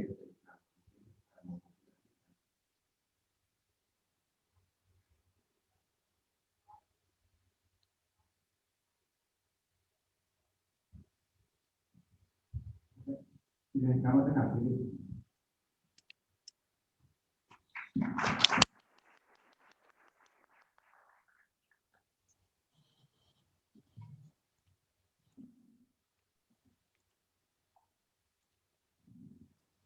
Hello, Stephen. Hello. Yeah, okay, if there are no more questions, we have one more speaker before the coffee break. The next speaker that I would welcome up on stage is Nguyen, and he is a senior power system engineer at NLDC.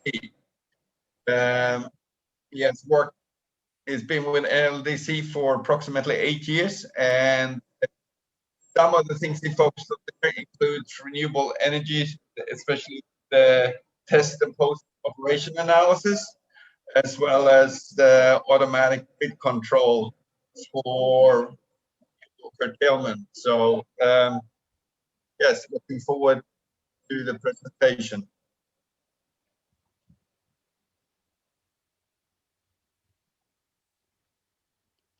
Okay, thank you. So can I start?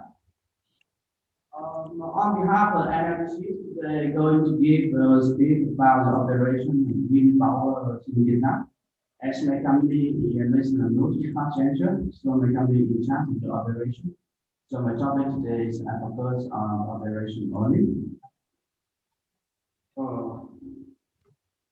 Okay. So before we start, let me introduce myself. My name is Hoai, I'm senior engineer working for power system analysis and planning. As you can see the QR code here, if you have a smartphone, you can scan. Then you can have my contact details, you can have my handphone number, you can have my email. Later on, if you have any question, you can send me my email or LinkedIn message. Yeah. So in my speech today, I'm going to have 5 sessions.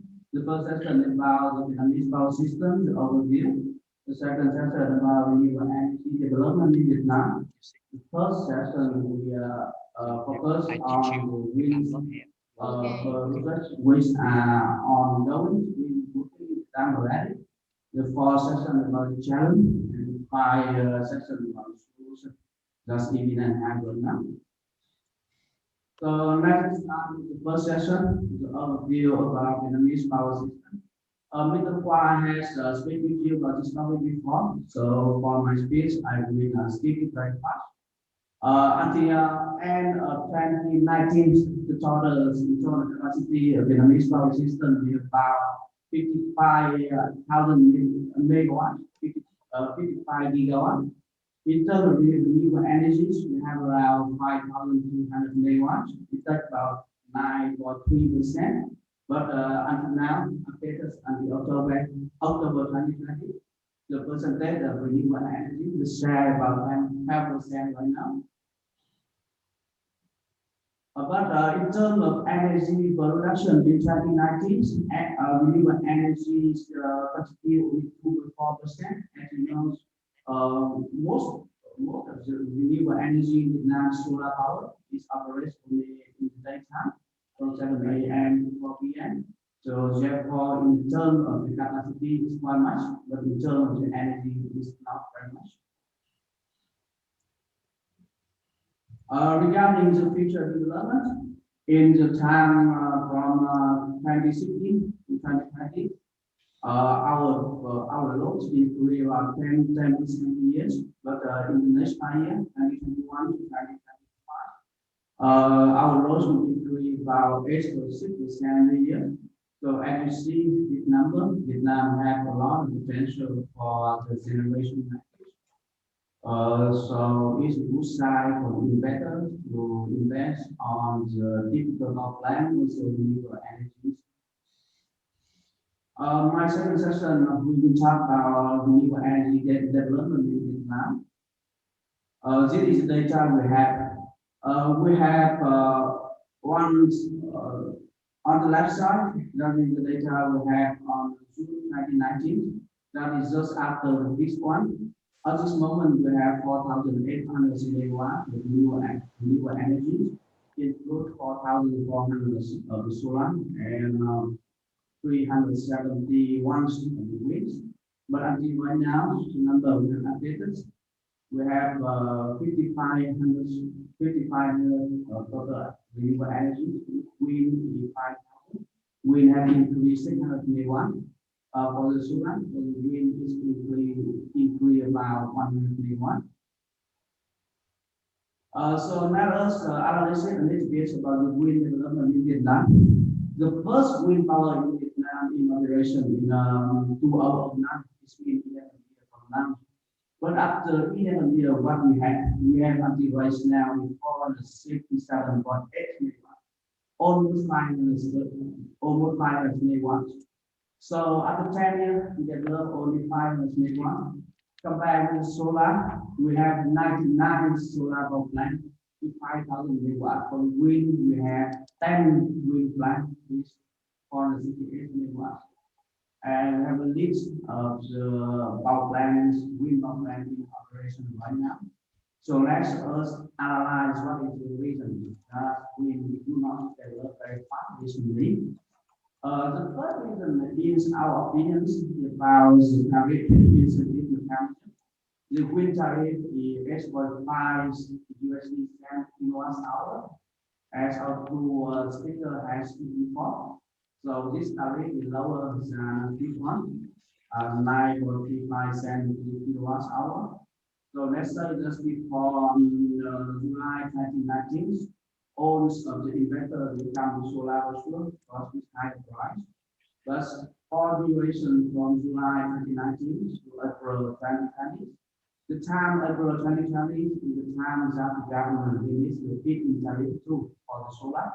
For this duration, some investors new in Vietnam, maybe they invest in the wind solar.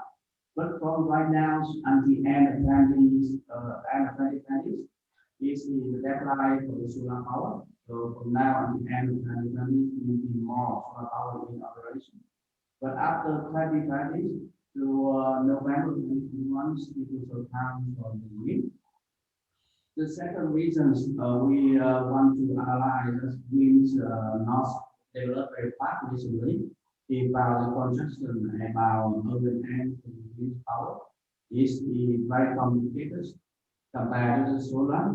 For the wind, we have the channel is inside in weight and height, would be over 100 meter high to the up height, and construction time is up to 12 to 18 months compared to solar only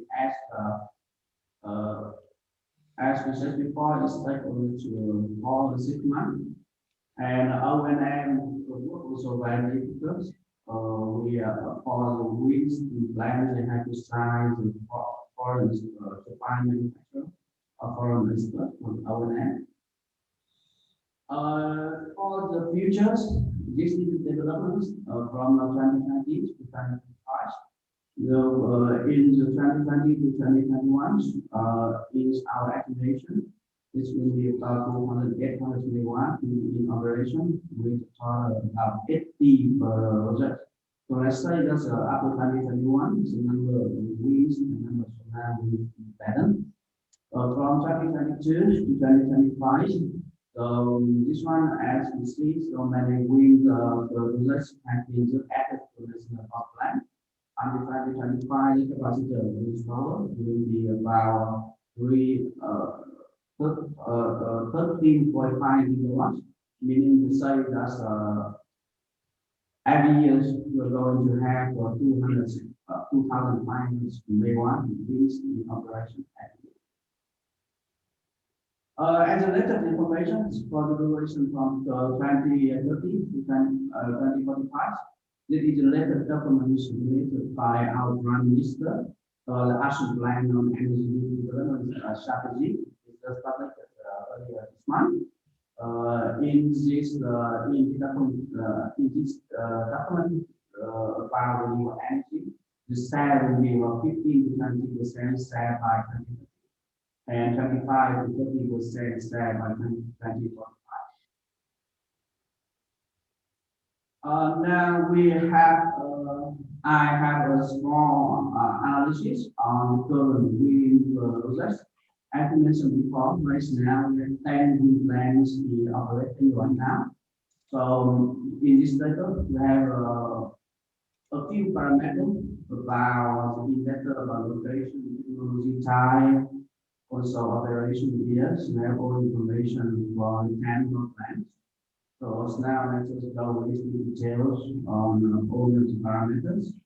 Firstly, regarding to the location, as you see on the land map on the right side, this area, the red area, that it has the highest potential for the wind and the solar. And for the 10 on the 10 operating wind power in Vietnam, 7 out of 10 locators in these areas. This area in Minphat and Minphat Beach. And this one will show the most condensed area for renewable energies. It means that we need to say that a lot of solar power, wind power, will be in this area, and we have uploads and congestion issue. And also power plant in this area has curtailers. As all 7 wind projects in this area also get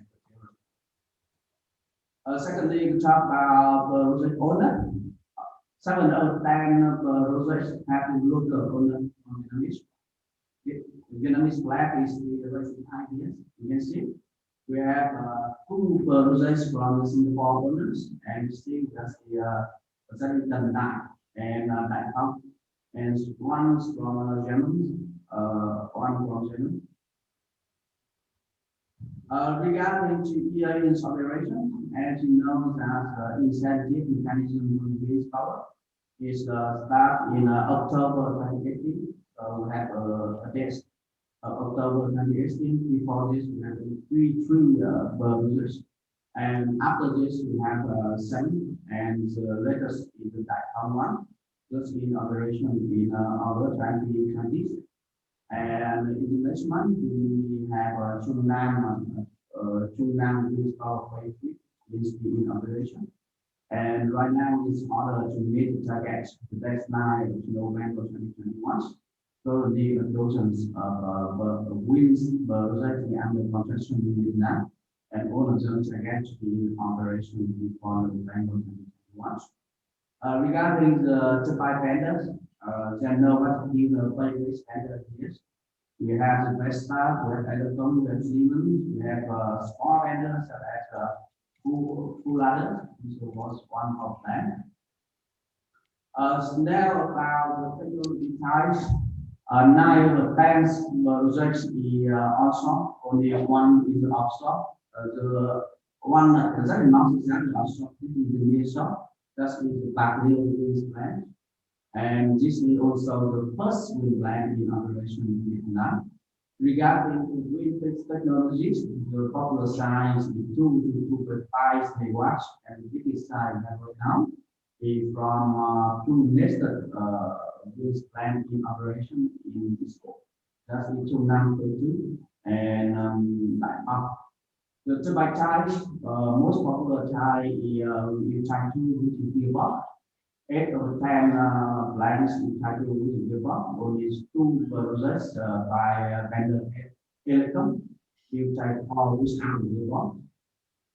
Regarding to the control system, this is quite different with other countries. In other countries, wind plants maybe do not have a control system. Whatever the output megawatts, which by can generate, this will be inject character to regulate. But in Vietnam, we require all power plant have to have a control system. The reason is that if power plant is the overload area, this will be having gas control. And we're using ADC, automatic generation control, to send the support commands from our operator to send to our plant to control it. Now let's start a little bit about the wind operation, what's we're having right now, and the solution. The first topic I want to mention here is the overload. So this is what happened in Tran tonight, 2019, just after this one. And you see here, one transmission line, the blue color, is have 10 of land connected to it. And it's got overload of 360% competition. And as the area in Indochina is also was overloaded. I can see I can highlight here some transmission line of 260%, some is also over 100%. So the solution is our company NLDC those years, and we already use for own power plant in the overload area. We going to use ADC for the online monitoring and online dispatching. Meaning to say that in the online operations, NLDC going to calculate it automatically by the software. What is the megawatt the power plant can operate? And the objective function of the ADC you see on the left side, just is power flows on the transmission line which get overloaded. So our target is we always keep the power flow on this line, get the maximum as much as possible. In order to let's say that in order to dispatch as much power as possible. You will see the map on the right hand side. The orange color is the irradiance. Typically, if there are low curtailment, the power plants can operate the same as the orange color. But in actual operations, there is sometimes because lower their potential because of the curtailment.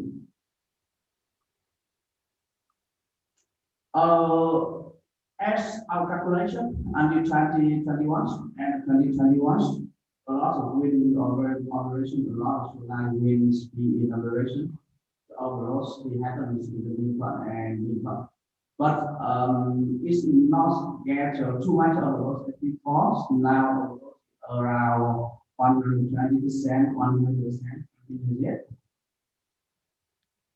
Another challenge that NLDC you have to have is the power from the wind line is not stable.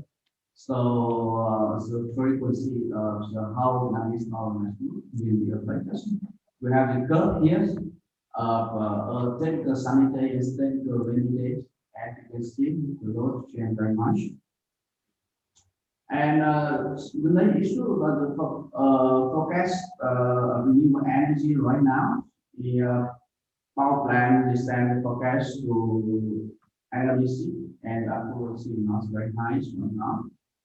The next one about the power quality, the combination. As you know, renewable energy inverter. The inverter will inject the combination power system. So this is really an issue we need to take care. Now talk about the solution. What EREA have done, what NLDC have done. Firstly, about the new construction and grid upgrades. As you see here, I leave a lot, but still have some more that EREA going to use on the transmission line. New substation going to use, new grid upgrades going to use, and in here on this. What I leave here is the summation, and you see on this one are the new upgrade of 220 and 110 kV substation line. This means we have a lot of economic staff here. Economic staff here only the major construction, the major upgrade. But until end this year, at December 2020. We can adjust. This means that the grid capacity can take about 7,800 megawatts over 970 megawatts. At the end of this year, will be 10,100 megawatts over 11 megawatts gas output. Let's look a little bit at what EREA has done. Is our opinion, EREA has done, I think, amazing job for the risk upgradation from July 2019 to October 2020. From we had a overload of 360%. So what we have done, we have lost the upgradation in years. So we can see a few small amounts. That's the Network substation. You heard about it. So now next analysis on what happens when we have the Network substation. Network substation is the 220 kV substation located right in network and network areas. When this substation in operation, it can release the power from all the renewable energy in this area. So it's in operation in 29th June 2020. This means exactly 1 year after this one deadline. So next analysis start a little bit about what happens after this in operation. Before this, we have the 110 transmission line is always get overloaded from morning until now. But after this substation in the operation, the level of the overload is less very much. And but now the power will come to 220 kV level. And in 220 kV level, we have one transmission line overload. For the 110 kV transmission lines, we have more transmission lines overloaded, but never overload. Much more maximum before. Regarding to the power plant gas involved in the area, before this substation in operation, we have 23 wind and solar plants involved. But after this, because areas of overload is get bigger, so we have 35 wind, solar, and wind and solar power in this area. But the curtailment time is totally different. Before this substation in operation, all of our plant large overloads was curtailed from 8 AM until 4 PM. But after this, we gas overloaded only in the noon time. So it's a big difference. So in terms of the capacity, before this curtailed area, the 2 megawatts over 850 is very much, you know. But after this, we can grid capacity increase 250 megawatts more. This means that 250 megawatts from zero plants, this can increase, it can run. And in terms of the curtailed energy, this population. Before this, the curtailed energy, we got curtailed is about 34%. But after this substation in operation, we could tell only about 7 years in terms of energy. Other solutions that EVN have here, we have the forecast service. We bought a forecast service from outside, and we have the forecast for all 85 level of plants release 5 years and update 5 years. We also got the forecast, and we have the data from the outside, from the vendors, and send the forecast data to us. Another solution is we have a monitoring system in my company, NLDC.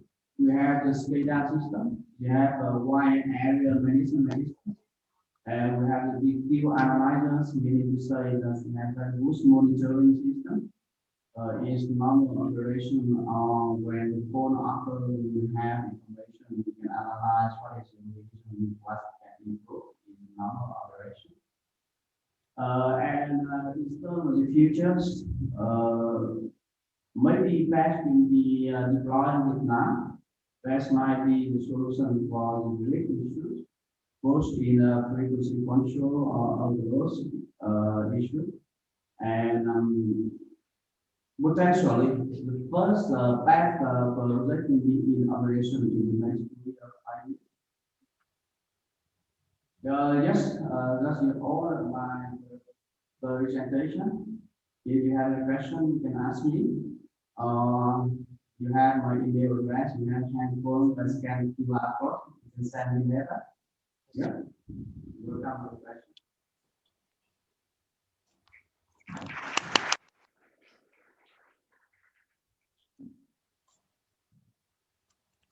Hello, Stephen. Yes, thank you very much for that. I mean, that was worth that was definitely worth listening to. I wonder, I would almost expect there to be some questions among the audience, and I'd like to, if there's anyone in the audience that want to ask a question now. Otherwise, we have a couple of questions here from the Q&A box via Zoom.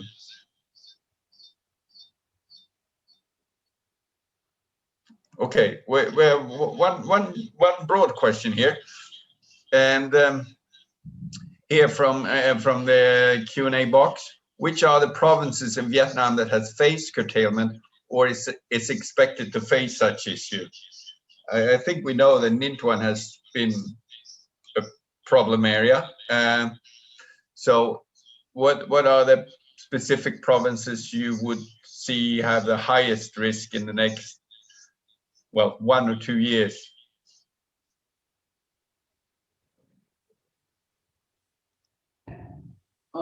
International 1 or 2 years from now on to end of 2021. Province will get materials in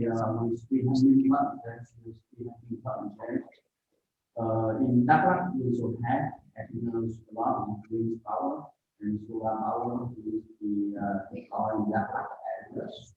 The other areas we also have the overall issues in Quang and An Giang. So that is my answer. Okay. I have a question or thought here. I mean, you know, I think one can argue that part of the problem that arose as far as network not being sufficient to accommodate all the projects that came online, you know, it's at least indirectly related to the feed-in tariff system, where there was sort of once you were approved, once a project was approved, there was sort of limited opportunity for EVN to sort of stop it, right? Once it's approved, you sign your PPA and you start building, and it's not much maybe you can do about it. plus there's no incentive for project, or less incentive for projects to be located in different parts, in the sense that you get the same tariffs regardless. Now, when you move over to auctions, do you think that would be, can you see that being, or giving more opportunity to sort of control what projects that come online, where and when, so you don't have sort of a repeat of last year in Intuan?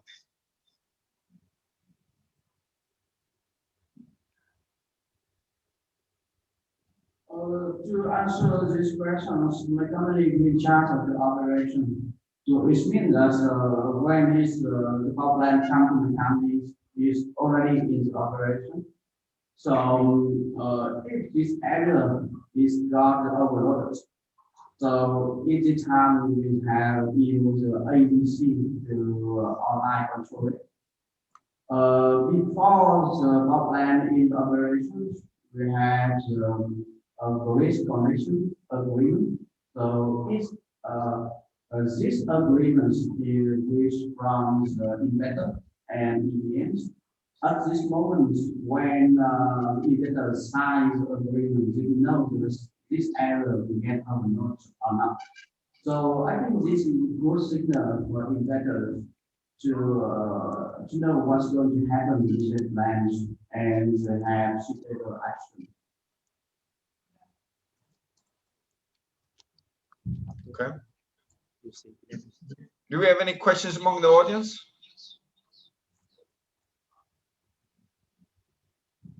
Thank you, Mr. Hoai. I'm Trung from Hogan. Thank you for your interesting presentation.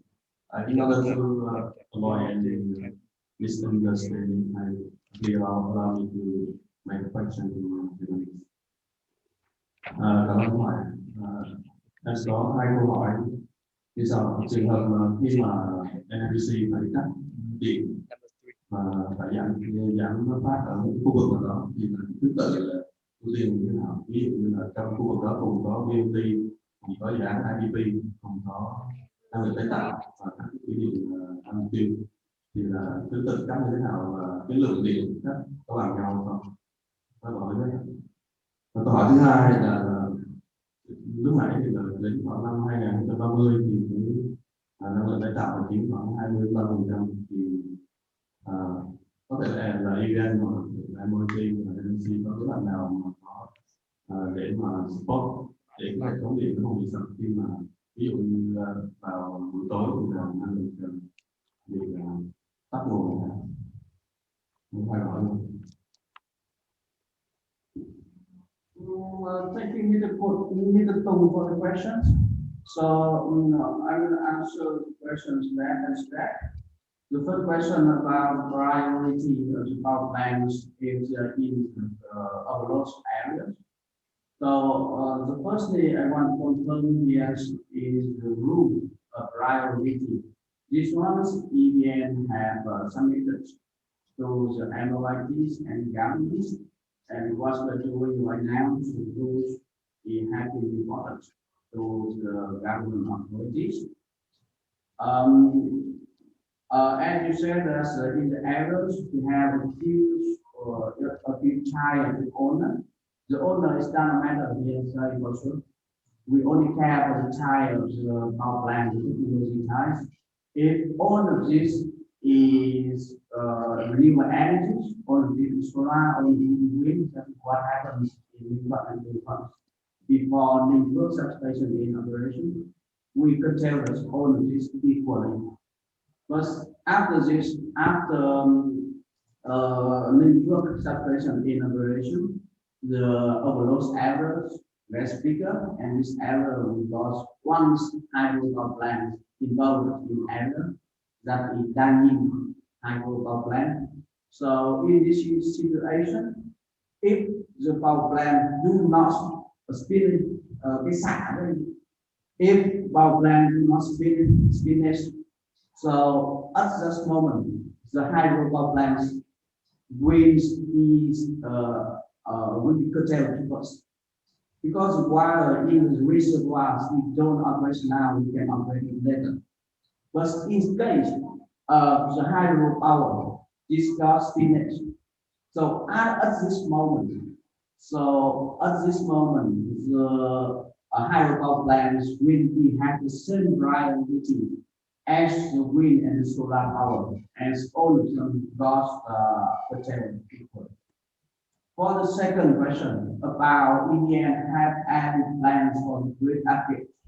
In my presentations, I have stated with you, EVN have done an amazing job for the grid upgrade. And right now, we have a lot of the new substations, a lot of transmission upgrades, a lot of substation upgrades will be in operation, and trying our best to be in line with the inverter power plant. When the inverter power plant in operation, we will try our best to have the substation, to have transmission line ready for you guys. And recently, this also happened with the few power plants which gets installation past a few months. So we heard about the FB infra solar power plants. As for these power plants, our FBC, EVN, SBC, fuel transmission lines, and we target to get the transmission line in operation ready at the same time when the power plant ready. So what we can assure that EVN doing our best to increase the risk capacity to dispatch the power plant as much as possible.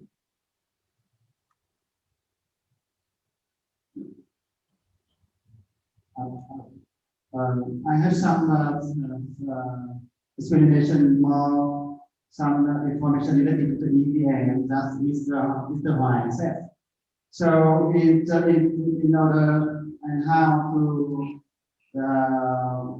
solve the congestion, it happened. So first, when we signed PPA with the investor, we already have the calculate load flow analysis, and we inform the investor far in advance that the congestion will happen.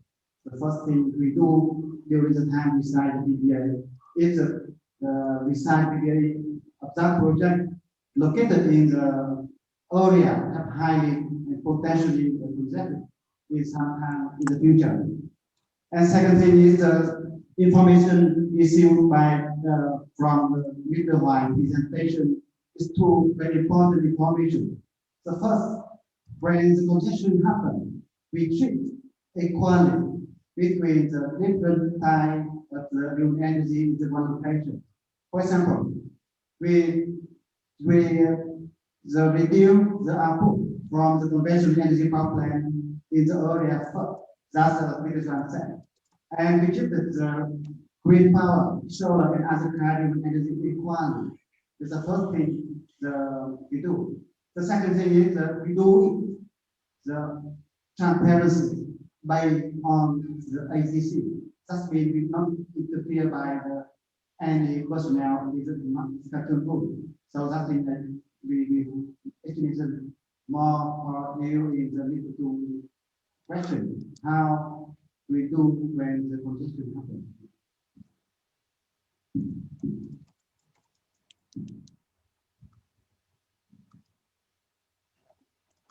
Hello, excuse me, my name is Huan from Societe from Thailand. I would like to ask a question regarding talking about GESS. Normally before I come to Vietnam and study about this, I go in somewhere Thailand, Vietnam. I would like to ask the question of how you install GESS in the next 2 or 5 years. Regarding to this issue in Thailand, we get invest by themselves or PA also invest for GESS by themselves because they want to study and look on the system. However, in Vietnam, I'm not sure what your mechanism will do about it. Will you allow the private company to do about this, or all of investment should be done from EVN or whatever related authority? for us, if like open for each of the plant to invest for the interface, we would like to know whether you have some mechanism to pay for compensation or this. Regarding the wind project, I think there is a lot of impact with the harmonies. Okay, so I think you understand whether private investments get mechanism like a tariff, additional tariff, or maybe to waste by themselves. Maybe you can consider about this. Thank you. Okay, so again for the question regarding the assets in the battery storage.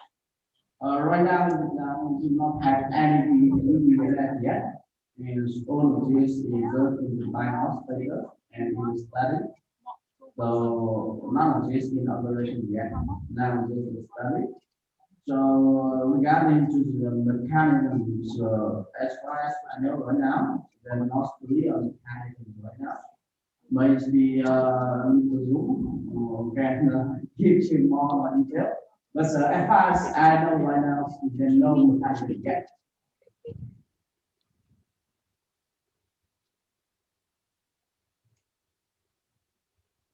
Vâng, cũng là chúng tôi cũng nhận thức được rằng là khi tỷ lệ năng lượng tái tạo thì nó mặt trời tăng nhanh thì việc điều khiển cũng được nó thành cảnh phức tạp. Vì vậy là trong 2018 thì hiện nay tư vấn đề xuất sẽ phát triển những nguồn để dự trữ năng lượng như là các máy điện chức năng, máy điện chức năng hay là các động cơ rất là trong sử dụng điện khí hóa lỏng chất rất là thời gian và rất là ngoài để đưa vào này khoảng 30 giây có thể tăng tải cái này 100% trong khoảng phút hay là sử dụng ESS không nói khi tất cả những điều này hoàn toàn mới đối với Việt Nam thì chúng phải cái hướng đó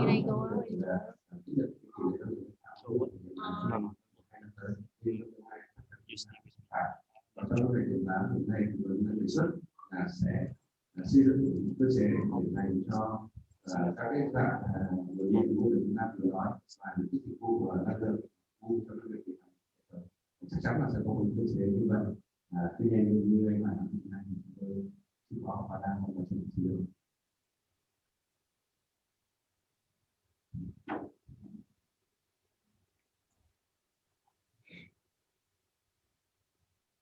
Tôi xin hỏi anh Hoàng cái bài của anh có rất nhiều số liệu thống kê thì tôi thấy là rất hữu ích nhưng mà nói là như năm hoặc là trong số liệu đấy chưa đề cập đến cái phần là anh có làm cái thống kê tức là cái loại thiết bị ví dụ như là mình hiện nay mình có 4 ông lớn về gió mình xin lên không vân vân.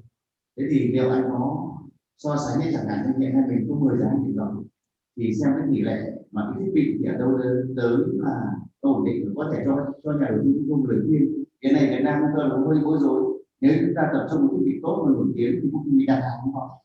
Thế nhưng mà những thiết bị khác như chẳng hạn như đến từ hai nước lớn khác Trung Quốc, Ấn Độ thì độ bền thế nào rồi là khả năng cung ứng họ nếu mà có số liệu rất Thank you for the question. So, what's the information that is shown in my slides? It's very overview. Detail about wind power we supply is made in good countries. This information is maybe from my companies. We go deep down information from technical data. So, government centers maybe we have information, but right now I do not have the information with me. And in my speech, I just gave an overview of general information. Thank you. Hi, I'm Nguyen from Enterprize. I just want to follow up. Sorry, not on video, I just wanted to follow up about the ACG components and the ESS component and what the long-term plans will get on. So the question is, what do you advise us to do? there's only really two solutions. One is a penalty, and the other is and the other one is to reward the generators. In the long term, how do you make it fair for the generators? What is the direction in so that investors can anticipate? Cơ chế lâu dài của nhà phát triển và cách ưu tiên của ngành nghề phát triển thì chỉ có hai cơ chế là một phần nào và hai là lâu dài thì những bước của việc này sẽ làm sao và để cho những ngành phải nên chúng ta khoản đầu tư làm sao. You're talking about the battery, right? The EREA or in general? Okay, so please allow me to explain English a little bit. So for an ACG, there will be generators that on there and works, right? Because it depends on your design of the ACG. And right now, everything's treated the same. And because everything's treated the same, you know, a generator with a capacity, ESS, you know, something that is able to compensate and provide a better ACG, that doesn't get prioritized. So therefore, a lot of that is unfair. Of course, you can compensate by basically allowing that generator to go first on more path.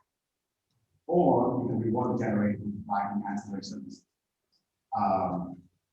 So, I mean, you just get an anticipation of how you know, Okay, thank you for the question. Including guess your question. And try my best to answer. Regarding the curtailment right now, we do curtailments equally balanced on mass.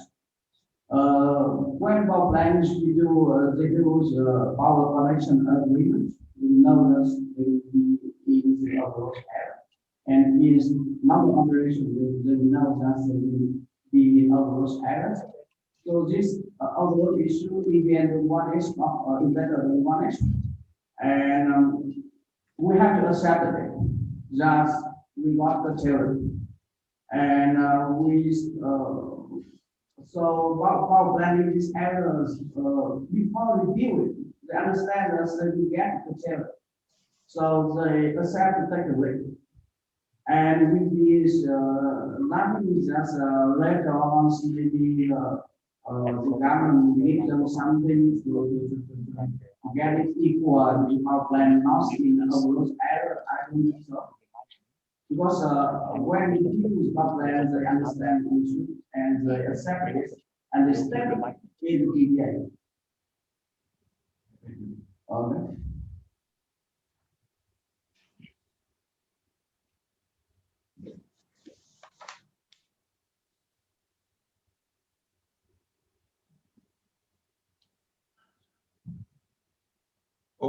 Okay. So,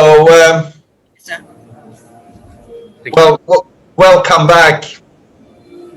Either in the meeting room or in front of your screen if you took a break. Before the coffee break, we heard from a number of public sector stakeholders, and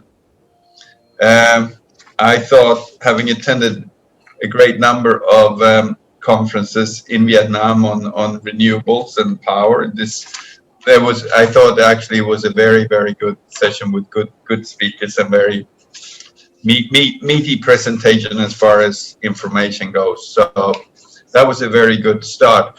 After now the coffee break, we're going to change tack a bit and hear from investors and developers of wind projects. Okay. And the first speaker is Mr. Quang. Mr. Quang is the president of HALCOM, and HALCOM is has a lot a range of different interests in infrastructure, but it includes renewables and both solar and wind. So welcome, Mr. Huan. Thank you. Kính thưa quý vị, Tôi xin trình bày tóm tắt về những kinh nghiệm của chúng tôi phát triển. Lúc nãy anh Hoài có đề cập đến 10 dự án điện gió Việt Nam, thì trong đó chúng tôi có một dự án là 21B gọi là Trung 23. Nhưng mà tất nhiên là cái HALCOM chúng tôi có làm các dự án điện gió trên mặt trời, nhưng mỗi dự án chúng tôi tách một công ty con, một công ty thực ra có thể không nhìn đến tên HALCOM đấy, nhưng mà bản chất Trung 23 là của HALCOM. Thì chúng tôi xin chia sẻ một số những cái kinh nghiệm về trong cái quá trình mà mình phát triển dự án cũng như là tìm nguồn tài trợ và xây dựng dự án. Trước nhất thì tôi muốn xin giới thiệu qua về công ty HALCOM. Thì công ty HALCOM là phần trình bày này thì hơi bị ngược một chút, nhưng mà cái triết lý kinh doanh của chúng tôi là không săn lùng lợi nhuận bằng mọi cách. Thế thì có câu hỏi đặt ra là đã đi kinh doanh thì phải có lợi nhuận, thì tại sao nó không săn lùng bằng mọi cách? Bởi vì chúng tôi cách tiếp cận chúng tôi là chúng tôi muốn phát triển bền vững. Thành ra những cái lợi nhuận mà nó ảnh hưởng tới cộng đồng, nó ảnh hưởng tới môi trường, tới xã hội, hoặc thậm chí là ảnh hưởng ngay cả đối tác, thì nó làm mất cân bằng cái win-win, thì là chúng tôi không theo đuổi những cái dự án như vậy. Và đấy là cái triết lý kinh doanh. Và từ triết lý đấy chúng tôi có một cái tầm nhìn rằng là HALCOM sẽ trở thành một cái tập đoàn dẫn đầu ở khu vực Đông Nam Á về phát triển hạ tầng, nhưng mà phát triển hạ tầng bền vững. Và chúng tôi chỉ phát triển hạ tầng bền vững, còn những cái hạ tầng lớn mà người ta không theo đuổi ta phát triển xanh thì chúng tôi không ở trong cái nhóm như vậy. Và cái sứ mệnh của HALCOM là chúng tôi sẽ nỗ lực hết mình để mang một cái lợi ích bền vững cho cộng đồng và cho xã hội bằng những cái sáng tạo và cái đổi mới. Thì cái sáng tạo là một trong những phần sáng, cái minh bạch và cái đổi mới. Thì cái minh bạch của chúng tôi cũng là liên quan tới cái HALCOM có thể coi là một công ty tư nhân đầu tiên ở Việt Nam mà ký với ngân hàng thế giới về một cái chương trình tuân thủ doanh nghiệp, gọi tắt là Corporation CCP, Corporation Compliance Program. Thì chúng tôi đang theo đuổi cái này, và đấy là cái cách mà kinh doanh minh bạch của HALCOM. Về các cái lĩnh vực đầu tư thì hiện nay HALCOM đang đầu tư vào 4 lĩnh vực chính. Một là về năng lượng tái tạo, 2 là cấp thoát nước, 3 là rác, nhưng mà rác là biến thành điện, chứ chúng tôi không làm biogas mà chúng tôi tập trung vào một cái lĩnh vực nhỏ, đấy là điện rác. Và cái thứ tư là về cái giao thông và bất động sản. Bất động sản đây thì cũng xin đưa rằng là chúng tôi không làm ở bất động sản như một số đại gia bất động sản khác, cho nên là nếu như có anh nào ở Vincom hay ở đây mà ngồi đây thì không phải lo là gặp đối thủ cạnh tranh, thì chúng tôi không cạnh tranh về đấy. Nhưng chúng tôi chỉ phát triển về bất động sản và những cái là bypass, chẳng hạn như là ví dụ như làm cái dự án giao thông được BT mà chính quyền đấy là có trao đất thì chúng tôi sẽ phát triển cái đất đó, hoặc là những cái dự án điện gió mà chúng tôi được sử dụng, chẳng hạn như là cái điện gió 023 chúng tôi làm có hơn 100 hectare, 120 hectare. Thì sau khi xây dựng điện gió thì chiếm vài hectare thì có thể trích khoảng 50 hectare làm điện mặt trời, hoặc là 50 hectare khác để làm cái resort nghỉ dưỡng như thế. Thì đấy là cái cách thực chúng tôi phát triển bất động sản. Về còn lĩnh vực tư vấn thì HALCOM ban đầu khi mà thành lập thì Nguyen là một công ty tư vấn, và chúng tôi thì chuyên tư vấn cho các lĩnh vực về các dự án phát triển hạ tầng của ODA, mà những cái dự án mà được tài trợ chính đấy là ngân hàng thế giới, ngân hàng phát triển châu Á, hay là Bộ Ngoại giao Phần Lan, những tài trợ song phương thì có Bộ Ngoại giao Phần Lan, hay là JICA của Nhật, rồi là của Đan Mạch. Và cái lĩnh vực tư vấn thì chúng tôi chỉ tập trung vào trong 3 lĩnh vực. Một là về kỹ thuật. Kỹ thuật thì chúng tôi có thể làm từ thiết kế chi tiết, từ lập quy hoạch, từ khảo sát, rồi là giám sát, quản lý hợp đồng, thi công. Lĩnh vực thứ hai tức là các chính sách an toàn môi trường xã hội, tức là nếu anh chị nào mà hay làm với ngân hàng thế giới thì biết được chính sách an toàn ngân hàng môi trường xã hội là cái vấn đề rất chú trọng ngân hàng thế giới. Và chính những cái kinh nghiệm này chúng tôi áp dụng cho cái việc quản lý dự án 023 sau này. Và cái cuối cùng là các về cái tăng cường năng lực như là truyền thông và nâng cao nhận thức cộng đồng. Về riêng dự án 023 thì trên đây là một số những cái hình ảnh mà tôi minh họa. Thì có thể nói đây là cái dự án điện gió đầu tiên của Bình Định. Với cái dự án này chúng tôi tiếp quản lại của các chủ đầu tư khác, thì người ta lúc đó là người ta đã nhận cách khoảng chục năm người ta phát triển dự án, nhưng mà trong suốt chục năm thì người ta không xây dựng, và lúc đấy là đang ở giai đoạn tình trạng là tỉnh đang chuẩn bị thu hồi. Thế nên là khi chúng tôi vào chúng mua lại và chúng tôi phát triển tiếp lên. Và cái vị trí thì nó nằm ở ngay ở Phù Cát, Bình Định. Diện tích thì 120 hecta, 6 tua bin và mỗi một tua bin thì nó khoảng gần 3,5 hecta. Chúng tôi cũng phải tự xây dựng một cái đường truyền tải 12,5 km để đấu nối hệ thống của EREA. Giá điện hiện nay thì đang được hưởng là 8,5 cent và vận tốc gió trung bình thì khoảng 6,7 mét giây. Một trụ điện đầu tiên thì phát điện vào tháng 1 năm 2020, nhưng mà khi mà hoàn thành cả 6 trụ thì vào tháng 3. Nhưng mà EVN cũng tạo điều kiện là khi chúng tôi cứ phát điện trụ nào thì là người ta tính điện từ đấy, nên có thể coi siêu đi bắt đầu từ tháng 1 năm 2020. Thì cái giai đoạn mà tôi cũng nói ban đầu ấy là lúc tôi tiếp quản dự án thì tỉnh đang ở trong cái thời kỳ mà người ta muốn thu hồi dự án, và tôi cũng đề nghị với chủ tịch tỉnh là nếu mà chính quyền ủng hộ thì chúng tôi sẽ hoàn thành cái dự án này trong vòng 24 tháng sẽ phát hiện. Thế thì lãnh đạo tỉnh đồng ý và chúng tôi đã làm. Sau này thì nó có bị trượt đi, không phải 24 tháng mà nó thành ra 1 tháng, là vì do cái cơn bão nó đến rất là đột ngột. Thành ra chúng tôi có quá cái lời hứa của 24 tháng đến 25 tháng đến tận tháng 1 phát điện. Nhưng tôi nghĩ là cũng rất may là tỉnh cũng bắt là 1 tháng chứ không phải là cái lỗi lớn lắm. Thành ra là tôi nghĩ là tỉnh cũng đã coi cái dự án này coi như một dự án điểm để Bình Định là để từ cái cách mà chúng tôi tiếp cận trong lúc giai đoạn đầu là từ tháng 11 năm 2017, khi mà chúng tôi ký cái hợp đồng vào tư vấn thì chúng tôi thuê một công ty tư vấn của Đức. Và vì tôi nói từ đầu HALCOM mới là công ty tư vấn, thì ra là chúng tôi tiếp cận cái quản lý là theo cái mô hình quản lý ngân hàng giới, tức là dựa theo FIDIC. Thì FIDIC là cái hiệp hội tư vấn quốc tế, thì tôi quản lý toàn bộ theo cái tư vấn là độc lập, thuê bên ngoài để thay mặt chủ đầu tư quản lý các nhà thầu. Và chính mà nhờ thế thì nó cũng có cái may mắn là lúc đầu dự án này đầu chúng tôi làm chúng tôi nghĩ là vay vốn trong nước, mình không nghĩ là có thể vay vốn ECA. Thế nhưng mà rất may là khi được giới thiệu thì nhà tài trợ và một đại diện nhà tài trợ là chị Hải Long đang ngồi dưới đây là ngân hàng là NBBW, thì cũng đã tiếp cận và giới thiệu một tổ chức bảo lãnh tín dụng xuất khẩu Đan Mạch IKF.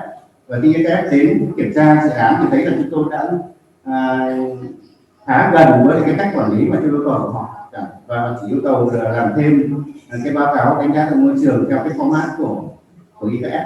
Và sau đó thì dự án đã được duyệt và chuyển đến tháng riêng năm 2019, tức là chỉ có khoảng mấy tháng thì chúng tôi đã ký được cái hợp đồng tín dụng trong vòng khoảng tầm 6 tháng gì đấy. Và ngay sau đấy thì chúng tôi cũng đã ký được cái hợp đồng với nhà cung cấp tua bin là Siemens Gamesa. Và đến tháng 10 thì bắt đầu là tua bin đến nơi. Các hình ảnh của tua bin tập đảng lúc đấy là Bình Định cũng cảm thấy là chưa bao giờ có dự án. Bây giờ thì cái tua bin này không còn là lớn nhất, thì tôi vừa nghe báo cáo của tiết giảng trình bày thì có tua bin nào đến 4 MW, nhưng mà lúc tôi lắp là lớn nhất có 3,5 MW vào cái thời điểm này. Và đến tháng 1 thì bắt đầu chúng tôi phát điện như tôi vừa nói trình bày ở trên.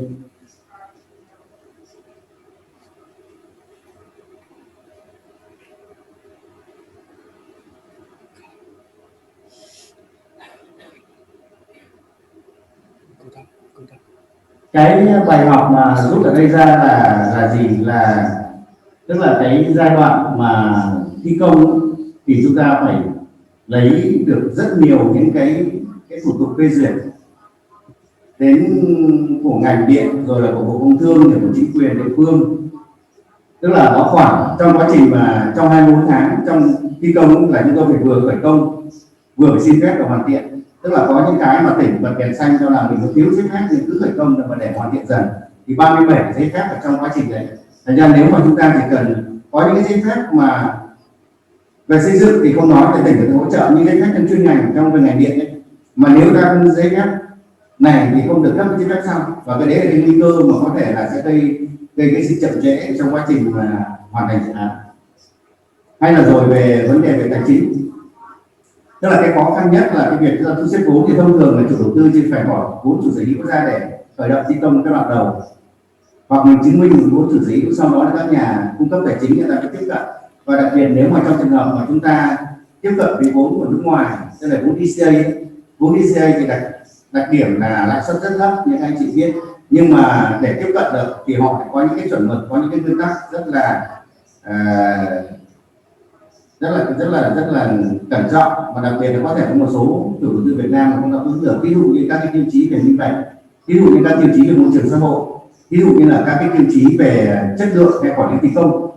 Thì đấy là cái mà nếu như mà chủ đầu tư Việt Nam không sẵn sàng, không tiếp cận với những cách quản lý như thế thì có thể sẽ bị lung túng, hoặc thời gian sẽ kéo dài.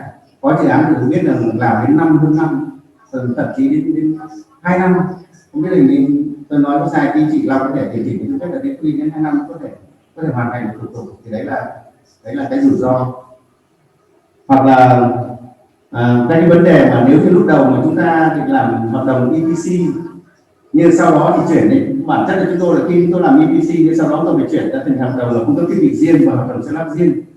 Lý do thì một phần là bởi vì là cái giá EPC thì về quản lý thì thuận tiện, nhưng bao giờ là cái phần giá của tổng cái hợp đồng EPC nó cũng sẽ đắt hơn. Đấy là cái thứ nhất. Cái thứ hai nữa là để ký hợp đồng EPC mà anh chưa thu xếp xong vốn thì các nhà thầu EPC người ta không sẵn sàng ký hợp đồng. Thành ra là chúng ta phải thu xếp vốn trước, mà nếu mà thu xếp vốn xong rồi mới ký EPC thì có thể có một số hạng mục bắt đầu người ta phải đặt thiết bị thì lại bị chậm. Thế thành ra là cái mà dự án Trung 23 chúng tôi phải chuyển từ EPC sang cái hợp đồng GSA và EBOP này là vì có một số hạng mục như chẳng hạn như là máy biến áp, chúng tôi phải bỏ tiền ra đặt trước và tách riêng cái phần lấy riêng ra khỏi cái hợp đồng về cung cấp thiết bị để mà đảm bảo kịp tiến độ. Cái nữa là các cái vấn đề đặc biệt về ở cái thị trường Việt Nam ấy, thì ở thị trường Việt Nam thì chắc là các nhà đầu tư rồi là các bạn bè quốc tế thì đến cũng đã kiểm tra, cũng đã biết một số các thông tin, nhưng có một cái phần mà nó nhạy cảm ít người nói đến, tức là vấn đề tham nhũng. Thì hiện nay là Đảng và Chính phủ Việt Nam cũng đang quyết tâm chống tham nhũng, nhưng các bạn biết rằng là một số những nước phát triển thì cũng bao giờ cũng tham nhũng, thậm chí kể cả các nước phát triển hiện nay cũng đang tham nhũng, chẳng nước nào nói rằng là loại bỏ tham nhũng sẽ bỏ đời sống xã hội. Thế nhưng mà chúng ta không cổ suý tham nhũng, nhưng nhiều khi chúng ta phải chấp nhận nó, và trong quá trình phát triển thì chỉ có dần dần thôi, chứ không thể nói như Đảng Cộng sản Việt Nam mà hôm một cái là chống tham nhũng là ngày mai thì xã hội sẽ trơn không còn một người tham nhũng rồi, thì cái chuyện đó là không thể. Thế chúng ta vẫn phải sống với nó, nhưng mà chính vì sống với nó thì mới làm cho cái việc mà cái dự án chúng ta bị chậm đi. Tức là trong quá trình phê duyệt, rồi là trong quá trình thu xếp vốn, trong bất cứ một cái gì nó cũng thể có nguy cơ gây ra tham nhũng. Và nếu như chủ đầu tư mà chỉ nhiều khi cái tham nhũng nó không phải vì cái chuyện là nó gây nên lãng phí xã hội, nó gây tăng cái tổng mức đầu tư, mà nó có nguy cơ là làm cho cái liêm chính của nhà đầu tư nào mà anh muốn làm với các cái vốn vay ECA, anh rất dễ bị vi phạm, chẳng hạn như về các tiêu chí từ minh bạch. Và nếu như các cái bên cho vay người ta phát hiện được những cái rủi ro như thế thì cái rủi ro cuối cùng nhà đầu tư phải chịu. Thành ra là quay đi quẩn lại là những cái mà ta tưởng ngoài xã hội, chúng ta tưởng là nó không thâm nhập, không ảnh hưởng đến mình, thì cuối cùng nó đổ vào đầu doanh nghiệp và những nhà đầu tư Việt Nam là phải chịu hết tất cả cái mà hiện nay xã hội chưa thực sự được minh bạch, chưa thực sự được tốt như chúng ta mong muốn. Và còn các cái kinh nghiệm của các cái đối tác nước ngoài ấy, thì khi làm thì chúng tôi cũng may mắn là có những đối tác họ rất am hiểu Việt Nam, chẳng hạn như tư vấn Kisner chẳng hạn, thì là họ cũng là tư vấn lâu năm ở Việt Nam. Thế còn các cái đối tác về khác như nhà tư vấn về thiết kế móng CTD hoặc là các cái nhà thầu về móng thì họ cũng khá là quen thuộc, thì cái đấy là cái may mắn. Nhưng nếu cái rủi ro mà những nhà thầu quốc tế, những cái đối tác quốc tế thì họ không am hiểu Việt Nam thì cũng sẽ là một trở ngại. Một tí là lần sau tôi sẽ nói về cái trở ngại, mà trở ngại đấy nó cũng không phải là nhỏ, mà nó có nguy cơ rằng nó sẽ làm kéo dài cái tiến độ của dự án lên thêm nhiều, và nguy cơ đấy thì nó cũng chẳng tức là nó cũng chẳng nhẹ hơn cái nguy cơ tham nhũng là bao nhiêu mà chúng ta phải đối mặt trước từ nó. Tức là cái sự mà không am hiểu của đối tác nước ngoài nó sẽ đẩy cái rủi ro về phía Việt Nam, là vì chúng ta sẽ, các nhà đầu tư Việt Nam chúng ta cũng tự ý thức rằng là chúng ta đang ở một nền kinh tế còn yếu, nó nhạy cảm, rất dễ có tổn thương, và cái tổn thương đấy thì chính nhà đầu tư Việt Nam nó phải chịu. Bởi vì khi mà chúng ta không xây dựng niềm tin, tức là cái đất nước mình không có một cái người ta đã chỉ số về tín nhiệm không cao, thì nhà đầu tư Việt Nam ở trong một nước có chỉ số tín nhiệm không cao cũng sẽ nhận một cái chỉ số thế, chứ còn nó chả có một chỉ số riêng cho các nhà đầu tư. Thành ra là khi mà chúng ta không uy tín cao thì bạn bè quốc tế mà lại không hiểu, không phân biệt được, tức là cứ bằng Việt Nam thấy nhà đầu tư nào như nhà đầu tư nào, và anh không sàng lọc những nhà đầu tư nào mà người ta đang quản lý theo các cách phương án tiên tiến thì rủi ro là như nhau, và có thể là khi mà không có niềm tin thì người ta sẽ phải ràng buộc nhau bằng các cái thủ tục rất là chặt, và khi chúng ta hoàn thiện các thủ tục đấy thì nó cũng có như là hoàn thiện các thủ tục EREA. Thì trong quá trình mà làm về cái phần mà phê duyệt đấy thì chúng tôi có chia thành 3 giai đoạn. Cái giai đoạn đầu rồi là cái phase A này ấy, là chúng tôi chủ yếu là bởi vì tôi cũng nói rằng là sau 10 năm thì cái dự án chúng tôi kết quả là các cái quy hoạch nó khác hết. Ví dụ như trước đây chủ đầu tư cũ định dùng tuabin là 1,5 mê, thì bây giờ chúng tôi dùng 3,5 mê. Số trụ tuabin ngày xưa 12, bây giờ chỉ còn 6. Như vậy là cái việc mà bố trí đấy là thay đổi, và để thay đổi chúng ta phải thay đổi quy hoạch về bố trí mặt bằng, mà không thay đổi quy hoạch bố trí mặt bằng, tức là 1/500 thì chúng ta không làm phép, tức là các bước sau không được sử dụng. Thành ra là tất cả các cái giấy phép sau đó là phải thay đổi hết, và từ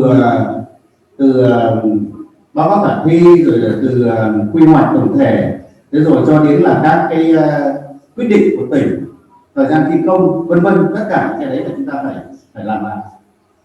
Rồi là cái đến cái giai đoạn sau đấy, tiếp đấy thì chúng tôi mà khi mà phê duyệt được FS thì bắt đầu sẽ làm về thiết kế kỹ thuật, hay là các cái hợp đồng với các nhà thầu, rồi là giấy chứng nhận quyền sử dụng đất.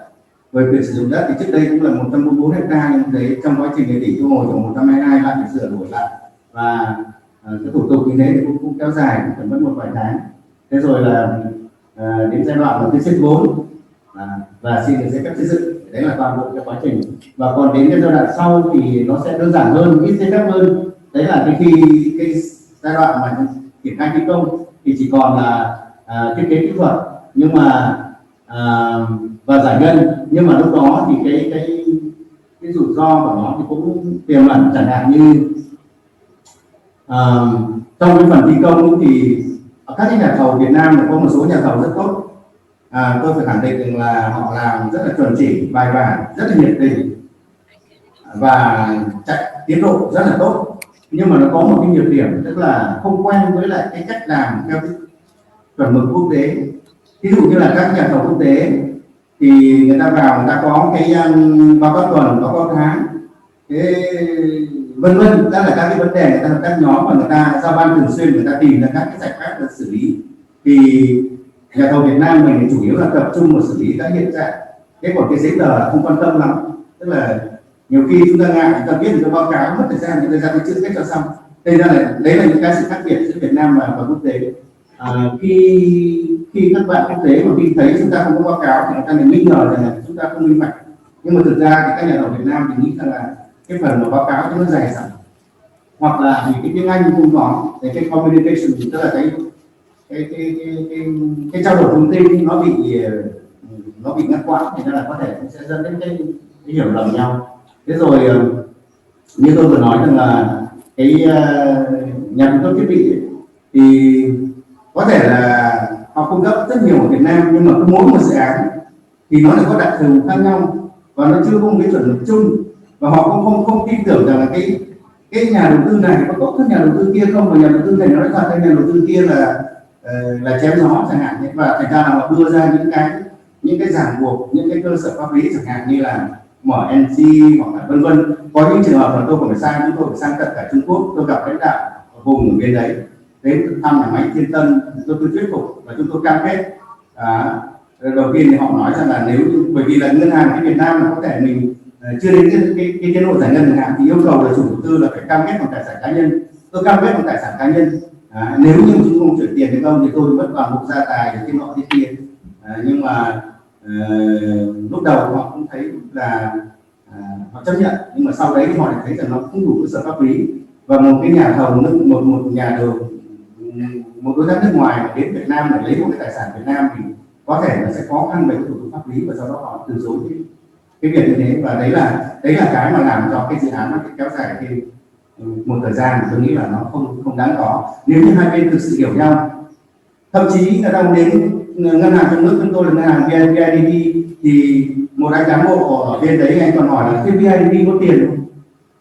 Thì đấy là cái họ trong đó thì top level, tức là cái lãnh đạo cao nhất. Thế rồi là bên sale, bên bán hàng họ rất là hiểu Việt Nam. Đấy, nhưng mà khi mà họ cái bên phát triển dự án khác, nhưng chuyển sang cái độ execution, cái độ execute họ không hiểu về tình hình Việt Nam lắm. Và BIDV là một trong những top 4 mà hỏi là liệu BIDV có tiền không, nếu ước ký thì sao không có tiền trả. Đấy thì đấy là cái một ví dụ về tôi nói về cái gap communication là như vậy. Thế rồi là các cái tiêu chuẩn về môi trường, rồi là xã hội, rồi là vân vân, thì những cái thứ đấy là chung ở Việt Nam chúng ta không bám sát theo những cái, chẳng hạn như khi chúng tôi vay vốn về IKF, mà IKF để ra ví dụ thì người ta yêu cầu người làm cái báo cáo HSE, tức là về sức khỏe, rồi chính sách an toàn về môi trường. Thế rồi là các cái do về các cái thiếu hụt về cái chuỗi cung ứng, tức là mercredi và nhiều cái là phụ thuộc vào nước ngoài. Thành ra là lúc mà trong quá trình mercredi prochain. cái nó bị xước, nhưng mà để mà thay được thì phải nhập từ Philippines vào, và khi nhập Excuse-moi, ils reprennent mercredi prochain. Mardi, c'est une journée. Ouais.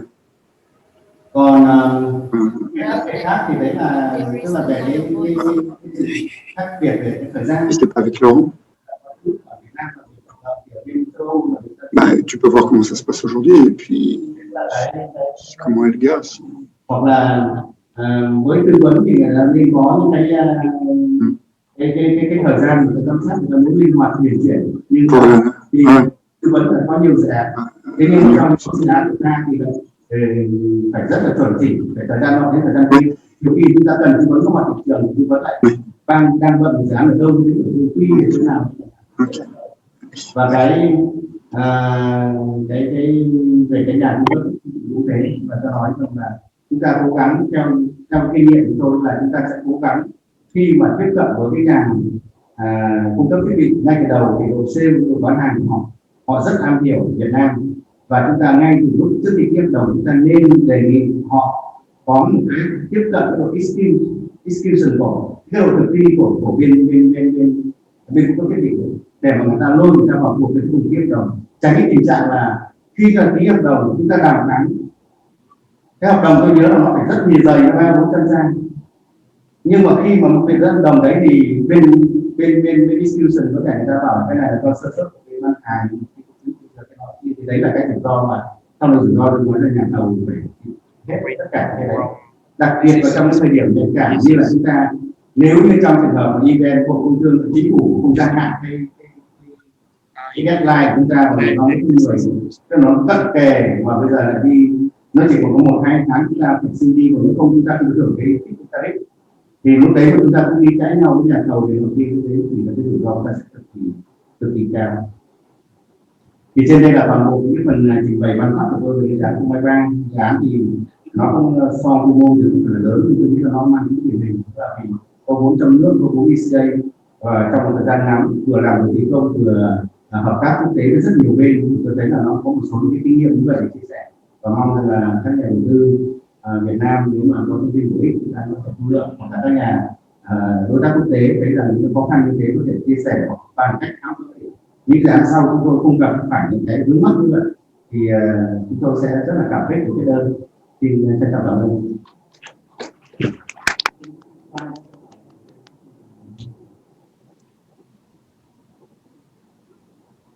Các là thông tin nó đơn giản của tôi có.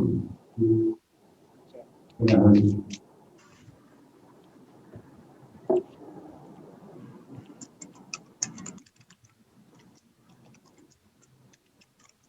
Hi, Stephen. Unmute, please, Stephen. Unmute. Okay. Thank you very much, Mr. Huan, for sharing the experience in one of the early wind projects. It's especially interesting, of course, to hear about the interaction and relationship with local partners as well as international contractors and consultants. It seems like the project has been a success so far. Looking forward, and I don't know if you have an opportunity to comment on briefly what you see as the biggest challenges now based on what you know and the lessons learned, and some things will probably be easier, but what do you see as a challenge going forward for building additional or bigger wind farms? Is it more financing related? Is it moving from feed-in tariff to auctions, or?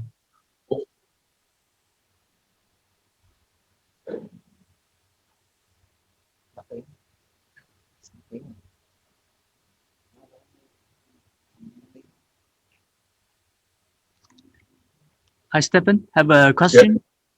Yeah. Should we just move on? Have question from audios online?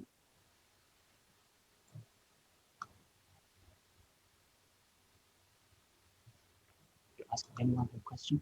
You ask anyone a question? Yes, I actually asked a question. Did you hear it, or?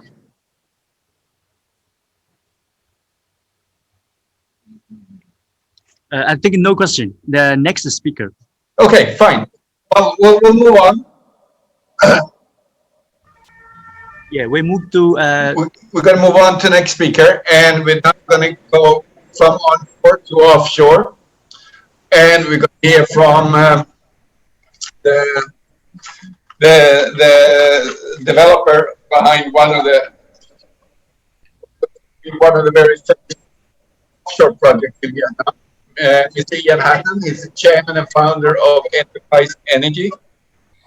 He has 40 years of upstream energy development experience in oil and gas and renewable energy. And he has developed the Ormond offshore wind farm in the UK. And he has also been one of the, he and Enterprise Energy has been one of the pioneers in Taiwan and developing early offshore wind projects there. And he's now building on that experience to be one of the pioneers in Vietnam as well. Okay. Okay. Okay. Good morning, everybody, or good afternoon. I'll just put up my slides.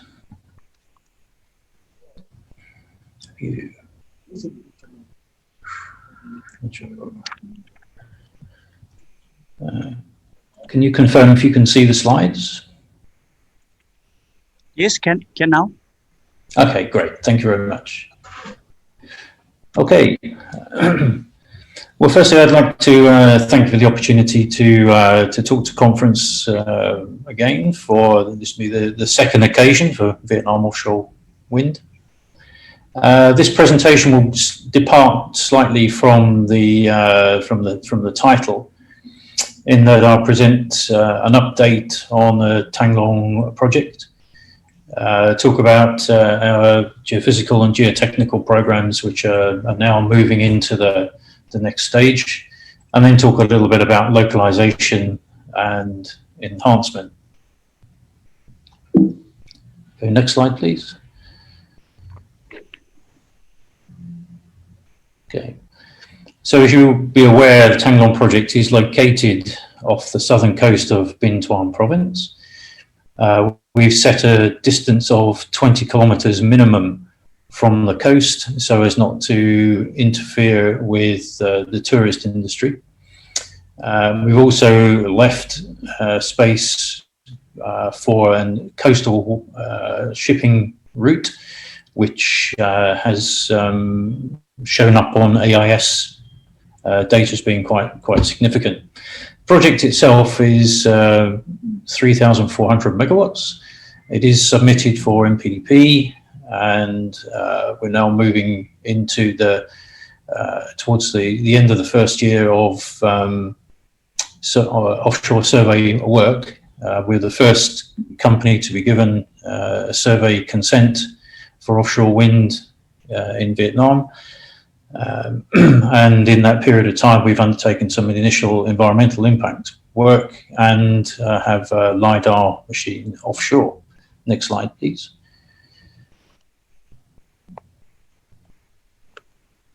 Go to the next slide. Thank you. So the project is obviously attractive because of the perceived mesoscale wind resource. This slide shows two locations, one offshore Taiwan, which is the site of the Hai Long offshore wind project, which we initiated back in 2014. It's now making its way through to construction consent with additional partners.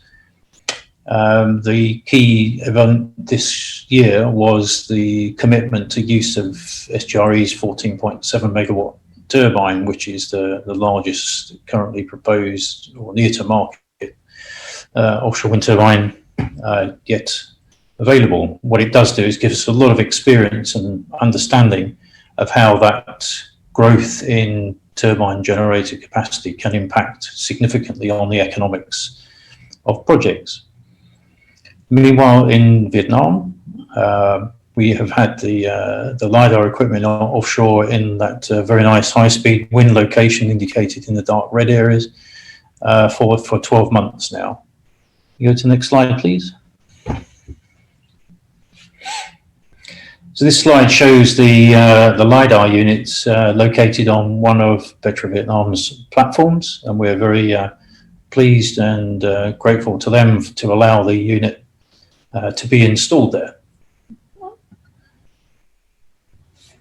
So this unit has been in operation for 12 months, and I would say that the results of it have actually been quite exceptional. The wind resource we've seen there has exceeded expectations by quite some way, so we're very excited about that. Next year we plan to deploy one, perhaps two floating LiDAR units on the Tang Long site to build on the data capture that we already have with this particular unit. Next slide, please.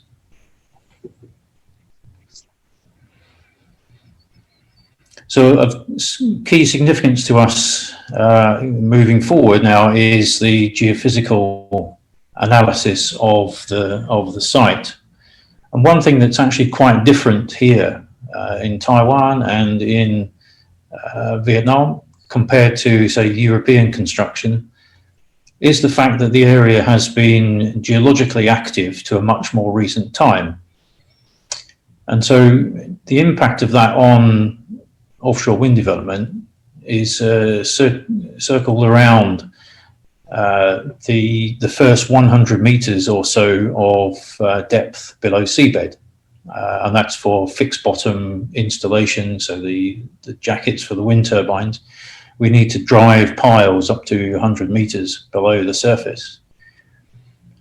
In this region, because of the relatively late development of volcanic activity, it's possible, and we've seen it in other areas, that volcanic extrusive rock, basalt, which is a very hard rock, is present in many areas, and the inset map just shows the location of basalt complexes onshore in Vietnam, and clearly offshore they're likely to be there as well, and there's evidence of volcanic activity in the Catwick Islands and Ile de Cendre. So the definition of these areas offshore are relatively unknown, so that will be a focus of our attention in the next campaign. Next slide, please. And this map shows the potential issue. So the location of Tang Long Wind project is shown in the blue shaded area on towards the west side of the map, adjacent to the oil field developments that belong to PetroVietnam and Associates. The location of Phu Quoc Island and the Catwicks are on a geological inflection or a lineament, which is quite likely to be a line of weakness through which fissures would develop and allow basalt to flow. That particular line parallels some of the other structural features you see in the geological sense. So the inset map there is showing a little bit further to the east, the bounding faults of the FECON basin, which roughly lines up in a similar kind of trend to that lineament we're seeing through the Catwicks and Phu. So our assessment of this area is quite important to us because the far eastern end of the Tanglong concession contains an area where we see some irregular features on the seabed, which could easily be remnants of basalt flows. And certainly Phu Island, there's extensive academic descriptions of the volcanics there.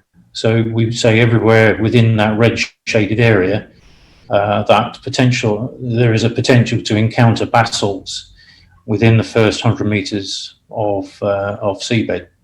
So that will be a big part of our focus, will be to assess that.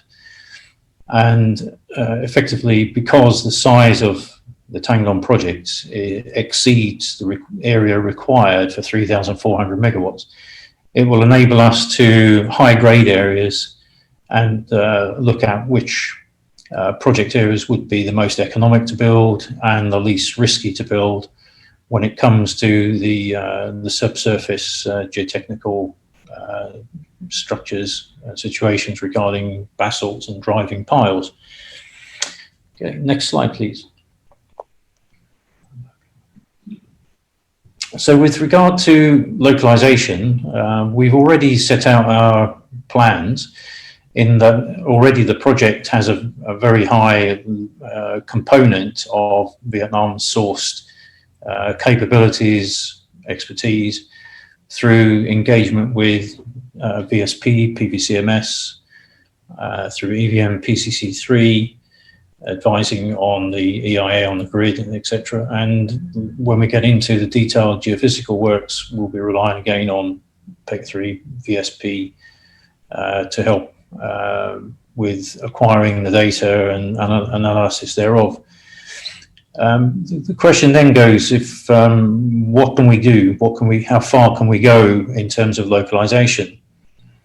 And it is a subject which has certainly exercised people in the Taiwan market, where there is a very strong government drive towards maximization of localized content. And that is likely to be a feature which grows in strength and demand into the upcoming round 3, compared to some of the earlier rounds, which allow the industry to develop some sort of a foothold. Next slide, please. So this is my concluding slide, and just make a few points on this subject of localization. Our objective has very clearly been that we will maximize the benefit to the Vietnam economy. But we have to balance that against the requirements to project finance, and up to 70 to 75%, perhaps more, of the finance required to construct Tanglong project will come from third parties, so international financial institutions, and they will demand certain parameters for performance of equipment and on the counterparty and their ability to stand behind the contracts they write. So we have to try and work those aspects to the best effect for Vietnam's industry. Now, we do know that companies in Vietnam have clear and proven track record in providing both substructures and towers and marine engineering capability to the offshore wind sector. In fact, we're well aware of things like transition pieces being supplied from Vietnam to the European theatre of operations at very competitive pricing, but also very high standards, sufficient to draw comment on that factor. So it's clearly within the capability of Vietnam to engage further and further into this into the supply sector. The main missing elements are the turbine blades and the nacelles. The issues there tend to come from the fact that much of this engineering is proprietary design belonging to the turbine OEMs and the blade manufacturers.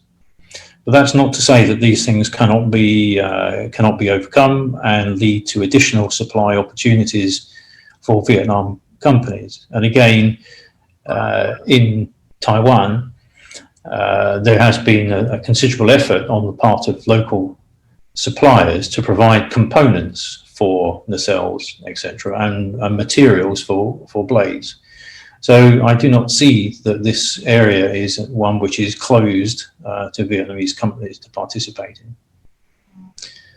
So to finalize, I see that there are prospects for increased localization, particularly when you consider the position geographically of Vietnam with regard to the Indo-Pacific market. And I believe that it would not take very much in terms of government initiatives to encourage manufacture of this equipment to Vietnam. And certainly the potential in the market has the scale to support it, where many other countries I have seen, particularly in the US states, in the early days were demanding turbine nacelle production facilities for a 100 megawatt project, which clearly doesn't make sense. Whereas in Vietnam, we're looking at the potential for supply to a number of markets, developing markets in the area, and therefore the prospects have to be very good for early stage movement and capture of those markets. As I mentioned before, there is precedence in Taiwan's localization policy where a fairly strong and robust approach to developers and manufacturers has led to larger opportunity for local companies to provide components for these key pieces of equipment. So hopefully we will see these factors develop in Vietnam, hopefully without compulsion, but on the basis of it's a good place to do business. Finally, within the scope of Thang Long project, we have proposed that the project would actually take care of construction on a build and transfer basis of its grid connections and grid upgrades further inland. We see that as an area where this would, I think, drive up the total percentage content of from Vietnam's industry, being that there's already clear precedence in terms of the construction of such lines over many decades.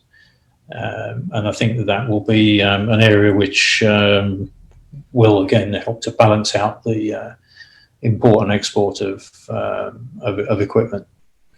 So that's my presentation for this morning. It's a little shorter than would have been expected, but hopefully to the point and not repetitive of many of the presentations we've given on the project in recent times. So thank you for your attention.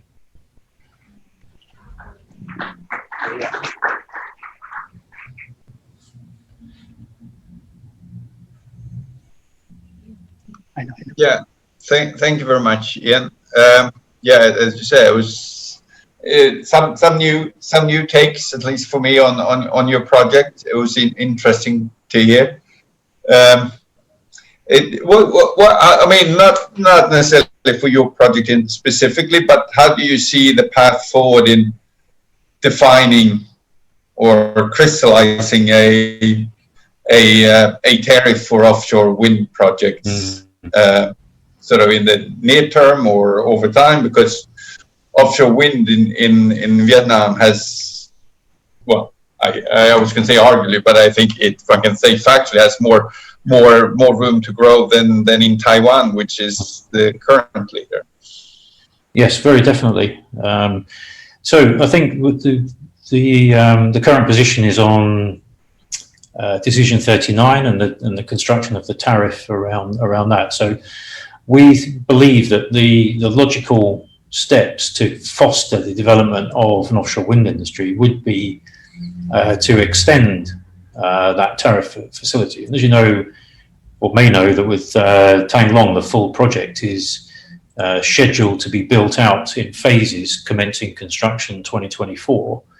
and taking to the end of the decade.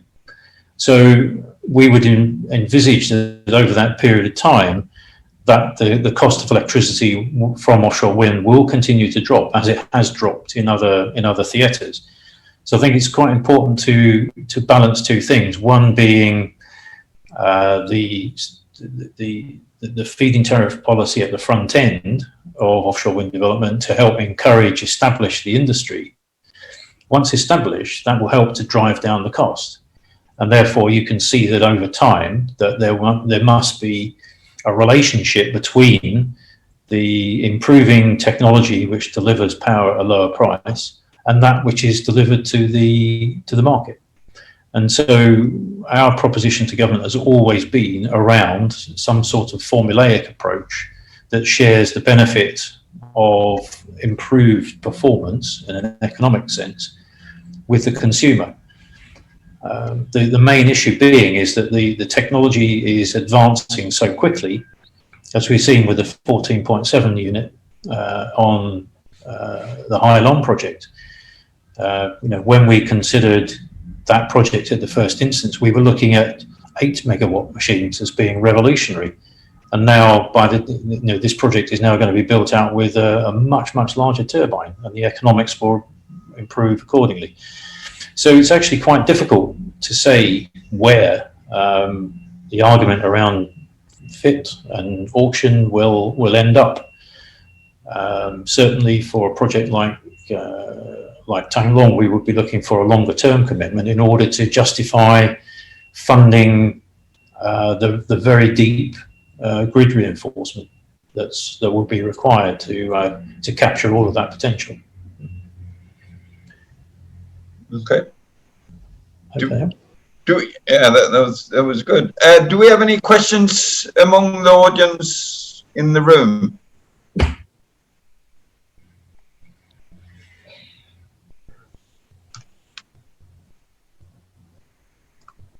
I can't really see here. Are there any raised hands or? If not, Ian, thank you very much for that. It's always interesting to hear, given that you're blazing new ground or new waters, or whatever the expression would be, right? So thank you very much for that. Thank you.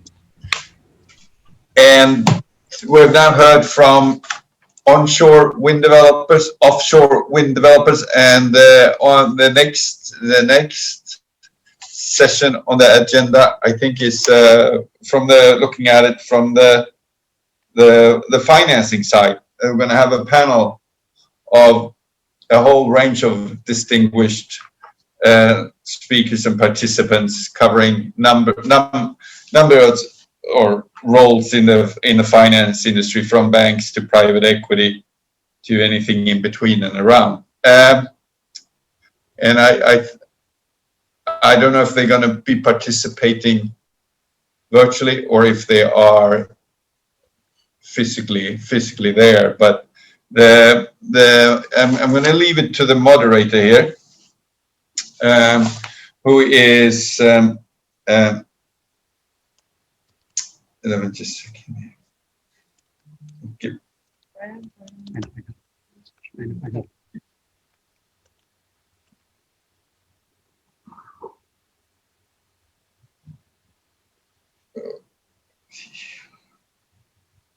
Oh, I think where Mr. Tran, Hoang, is going to be moderating this, unless there's a change in the schedule. Hello, Stephen. It's Mr. Thomas de Bellick, maybe. Thomas. Okay, Thomas. Okay, so I'm going to ask Thomas to take charge here and introduce his panelists that will participate in this discussion. Yeah, thank you for the opportunity to moderate this panel.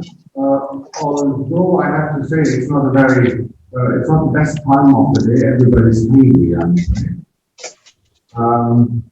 So I'm happy to it should be Mr. Mallo, the head of natural resources and infrastructure of Societe Generale, should be with us online. Is this the case? Good afternoon. Good afternoon, Daniel. Hello. So welcome. Then we should have Mr. Hugo Virag, head Asia Pacific from Astris Finance, should be also with us online. I can see you.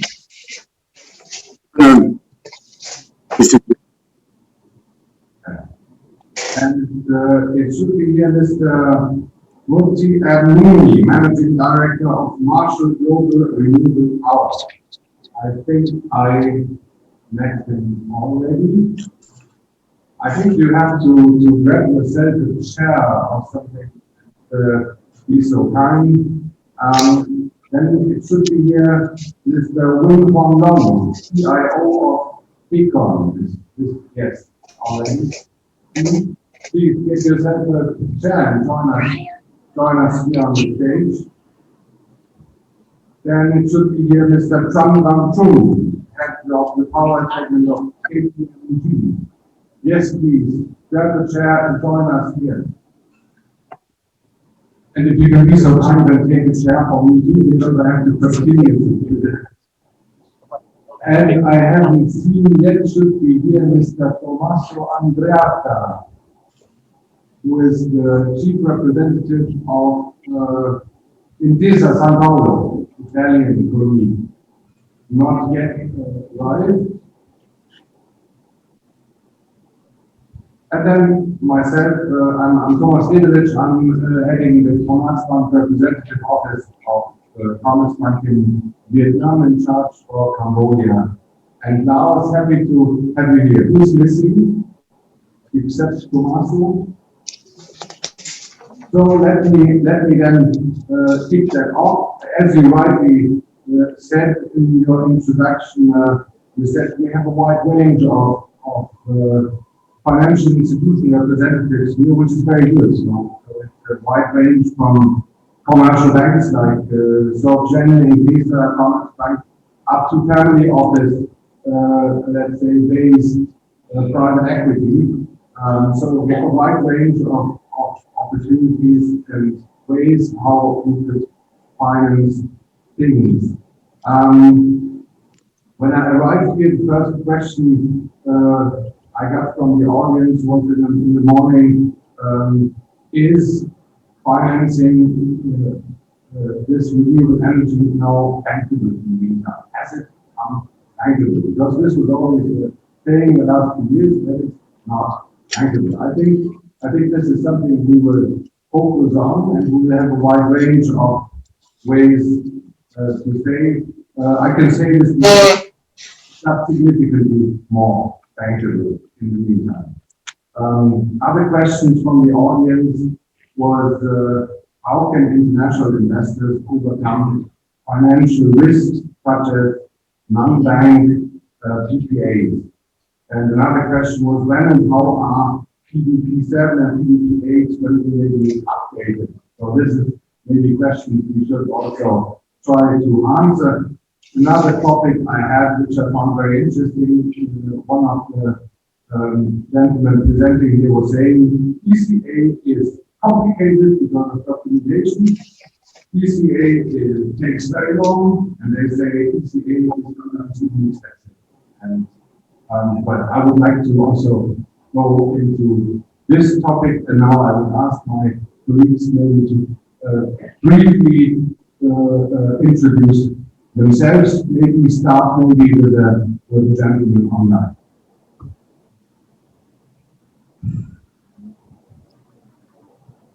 So Daniel, may I ask you to start? It is a little bit difficult to hear you, Thomas. I hope you can hear me okay.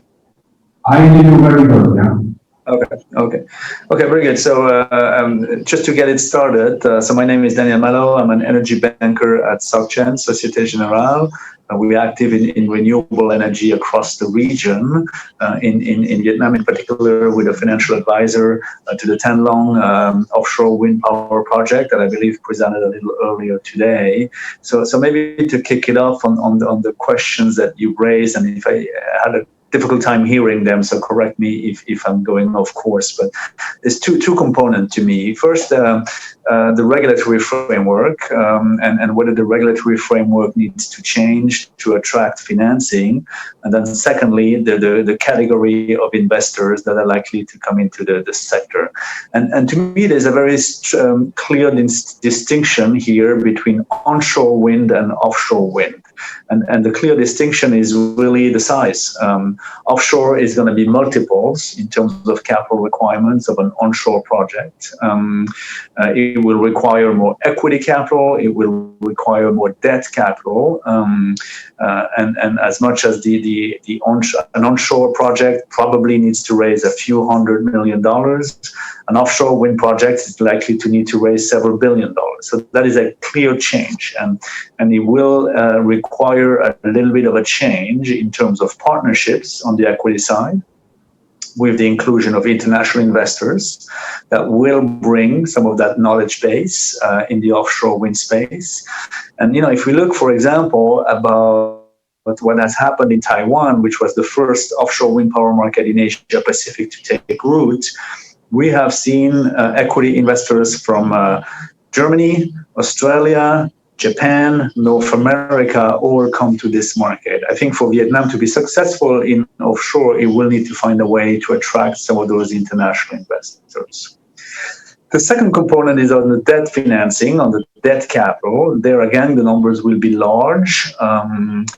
Again, if we look at what's happened in Taiwan, Taiwan also was a bit of a new regulatory framework that lenders and investors had to get educated upon. And what we have seen in Taiwan is really the export credit agencies, the ECAs, play a key role in terms of enabling liquidity. And today, after 2 years, there's been 4 projects that have been financed in Taiwan, and as many as 9 export credit agencies have been involved, from Denmark, from Germany, from Norway, from the UK, from Belgium, from Korea, from Japan. And I think that, again, is probably something that will be relevant to Vietnam as well, given the size of those projects, given the relatively young regulatory framework. I think the involvement of export credit agencies as enablers of liquidity, as facilitators for the banks to finance, will be important. So to me, those are two key components, especially for the offshore sector in Vietnam, is bringing equity capital that brings along with it a knowledge base of what they've done in the sector elsewhere, and entice the export credit agencies to act as liquidity enabler on the debt side. Thank you, Daniel. Let me just briefly comment on what you said. I think one of the main takeaways is in Vietnam, people are thinking international capital. Either we buy from the Germans or from the US or no.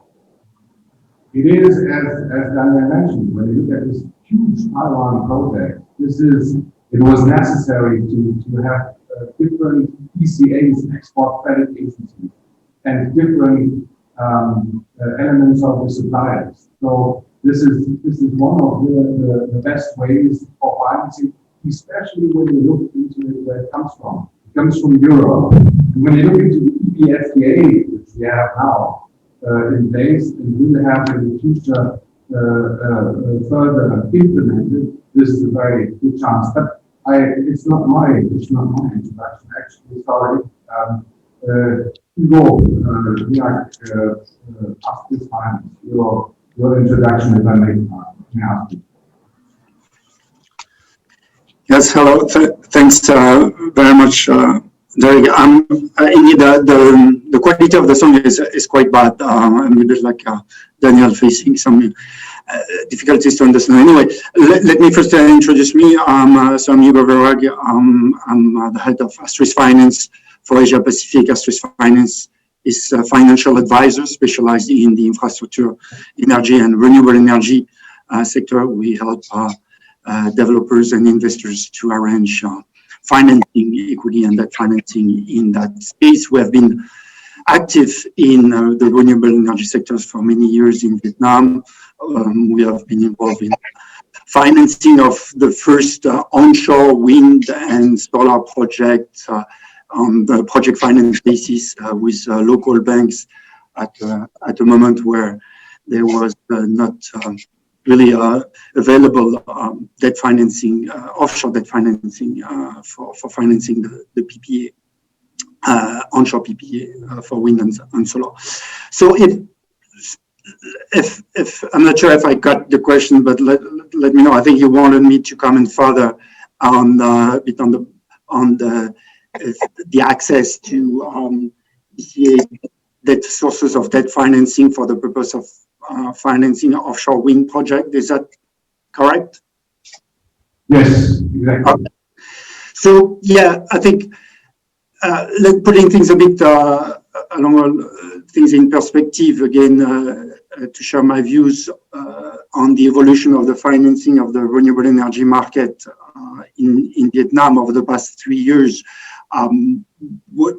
As I mentioned, the flows of the PPAs for financing onshore wind has been, a challenge since the beginning in order to bring really project finance non-recourse to the market. And again, back 3 years ago, there was not really DFICCAs available to finance that PPA. Hence, having some local banks to step in really help. And now I think things have evolved quite positively in a way. We have now precedents for financing greenfield wind projects by international bank under ECF's cover and a local bank guarantee. We have precedents of refinancing solar project by DFI under AB loan structure. These has been being able to achieve thanks to a couple of things. Going back to one of the points of Daniel, the size of the project relatively small, enable to the banks and the ECAs to structure around the flows of the PPA, the cost of risk, in particular risk of change of tariff. I think that's the challenge now with offshore wind. It brings the scale into the discussions, and PPA bankability issue that the market has been managed to in a way structure around or finance with limited sponsor supports is something that will be firstly much more challenging to do for projects that need not to say hundreds of millions of debt financing or billions. So indeed from that perspective,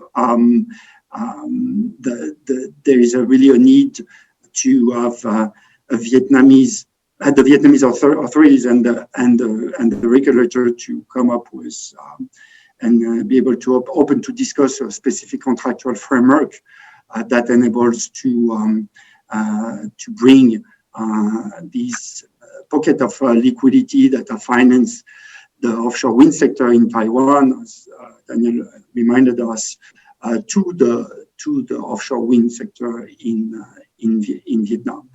And for that, and that will be my last word, that the one way that helps is again looking at the Taiwanese market is kind of the pragmatic approach that has been taken to by the banking community and the ECAs as to what are the risks, PPA related risk, those risks can be mitigated with the mitigants available in that market, and what risk need to be pushed to the counterparty, and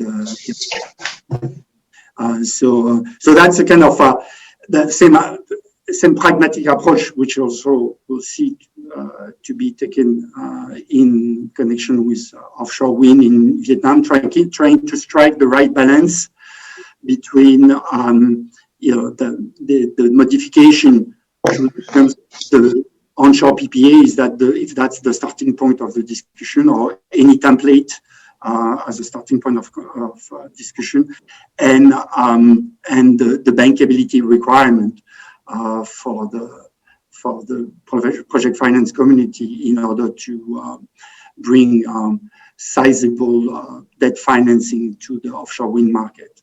And this is an exercise we're currently doing, us as financial advisors to one of the offshore wind projects. That will take probably a bit of time, but I think that's where all the people, the developers involved into that market, should also look at us entertaining those discussions with the regulator. Thank you.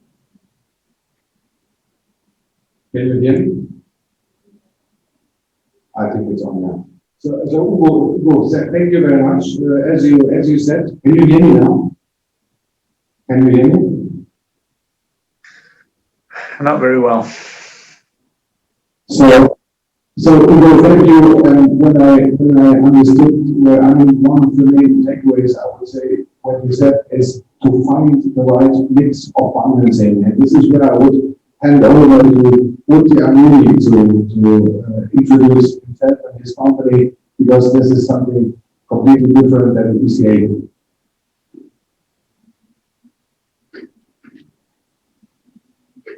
Good afternoon, ladies and gentlemen. Thank you for being here at this conference. It's nice to be here in a live conference after so many virtual conferences in the last few months. My company is Marshal Global Renewable Power. We are a developer of renewable energy assets in Europe and Asia. We are part of the private equity fund management business. Our ultimate investors are family offices and fund farms, endowments in the USA. So I would like to give you an overview of private equity investments into renewable projects globally. The first set of private equity investors are the bulge bracket private equity funds in the US and Europe. These are like KKR, Blackstone, Bain. These funds have infrastructure funds, so which are like $45 billion for each fund, and they have allocations to renewable energy. So the ultimate investors of these private equity funds are endowments, universal endowments, pension funds, pools of capital, large pools of capital, which are looking for stable, predictable returns. So they are large investors looking for stable returns. So they would require size as well as regulation, which provides them that stable predictable returns. So they're all carefully watching the Vietnam market. So some of them are looking at LNG and offshore wind, and the wind and solar projects to come to their size, because when they cut share, it will easily like 500 million invested over the next 3-4 years. So they'd like to be able to deploy that kind of capital, and they're waiting for projects to come to that stage where they will deploy large capital, and also the regulation come to the level where stable predictable returns are possible, which means that you've got to have some level of comfort over curtailment and other open issues like cheap law and some of these things. The second set of investors who are committing capital to the renewable energy projects are banks and financial institutions like Goldman Sachs, Citigroup, SoftBank. Some of these companies, or most of these companies have some capital dedicated to basically for climate change issues. For instance, Goldman Sachs has committed $150 billion to be invested. So, for $150 billion to be invested in transactions and investments by 2035. So in that, they're investing policy capital for equity for renewable energy platforms. So they were the first investors in Huang energy, and the company was just moving from fossil fuels, that is oil and gas, into deep offshore. And they have since then exited on the company for an IPO. They are also investors in a company called Renewable in India. They had committed $260 million to start that platform. And back in 2011, exclusively for investment in India for development of early stage market. So Renewable thereafter has raised more than $1 billion from other investors such as Andreatta and CPP, and Chira from Japan. And till date, we've developed about 8 gigawatt of projects, renewable energy projects, all wind and solar, all exclusively in India. The third set of investors, so the institutional private capital investors, are the sovereign funds, which is like GIC, Adidas from Abu Dhabi, and a few others. So they've also been committing money to renewable energy platforms. So, for instance, they've taken over a company called Tien, which was listed in Europe, in the UK, and we have then started committing capital to that company. So most of the Tien has most of the investments in India. They also have developed almost 6 to 7 gigawatt for renewable energy projects. The third set of investors that are dedicated energy capital investors. So these are like CIP, and others. They are the ones who could potentially come into the market at this stage, early stage, development stage, construction stage. They are the ones which are actively pursuing this market at this time, at this stage. Thank you. So I think here also to quickly wrap up, I think when looking at the overall possibilities to finance, you can see here a very interesting version or opportunity as we are talking about private investors. And when looking at the financial world in 2020 and 2021, where commercial banks are reserving their liquidity also for their clients, and let's say liquidity in economically corona hit areas, the banks are reserving their money for their clients who need bridge financings. I think this private option is something interesting, and I would like to hand over now to Trung from KPMG. Thank you. Hi everyone. My name is Trung, director from KPMG. We are doing advisory job from legal, tax, accounting, and finance service. So talking about financing for the project here.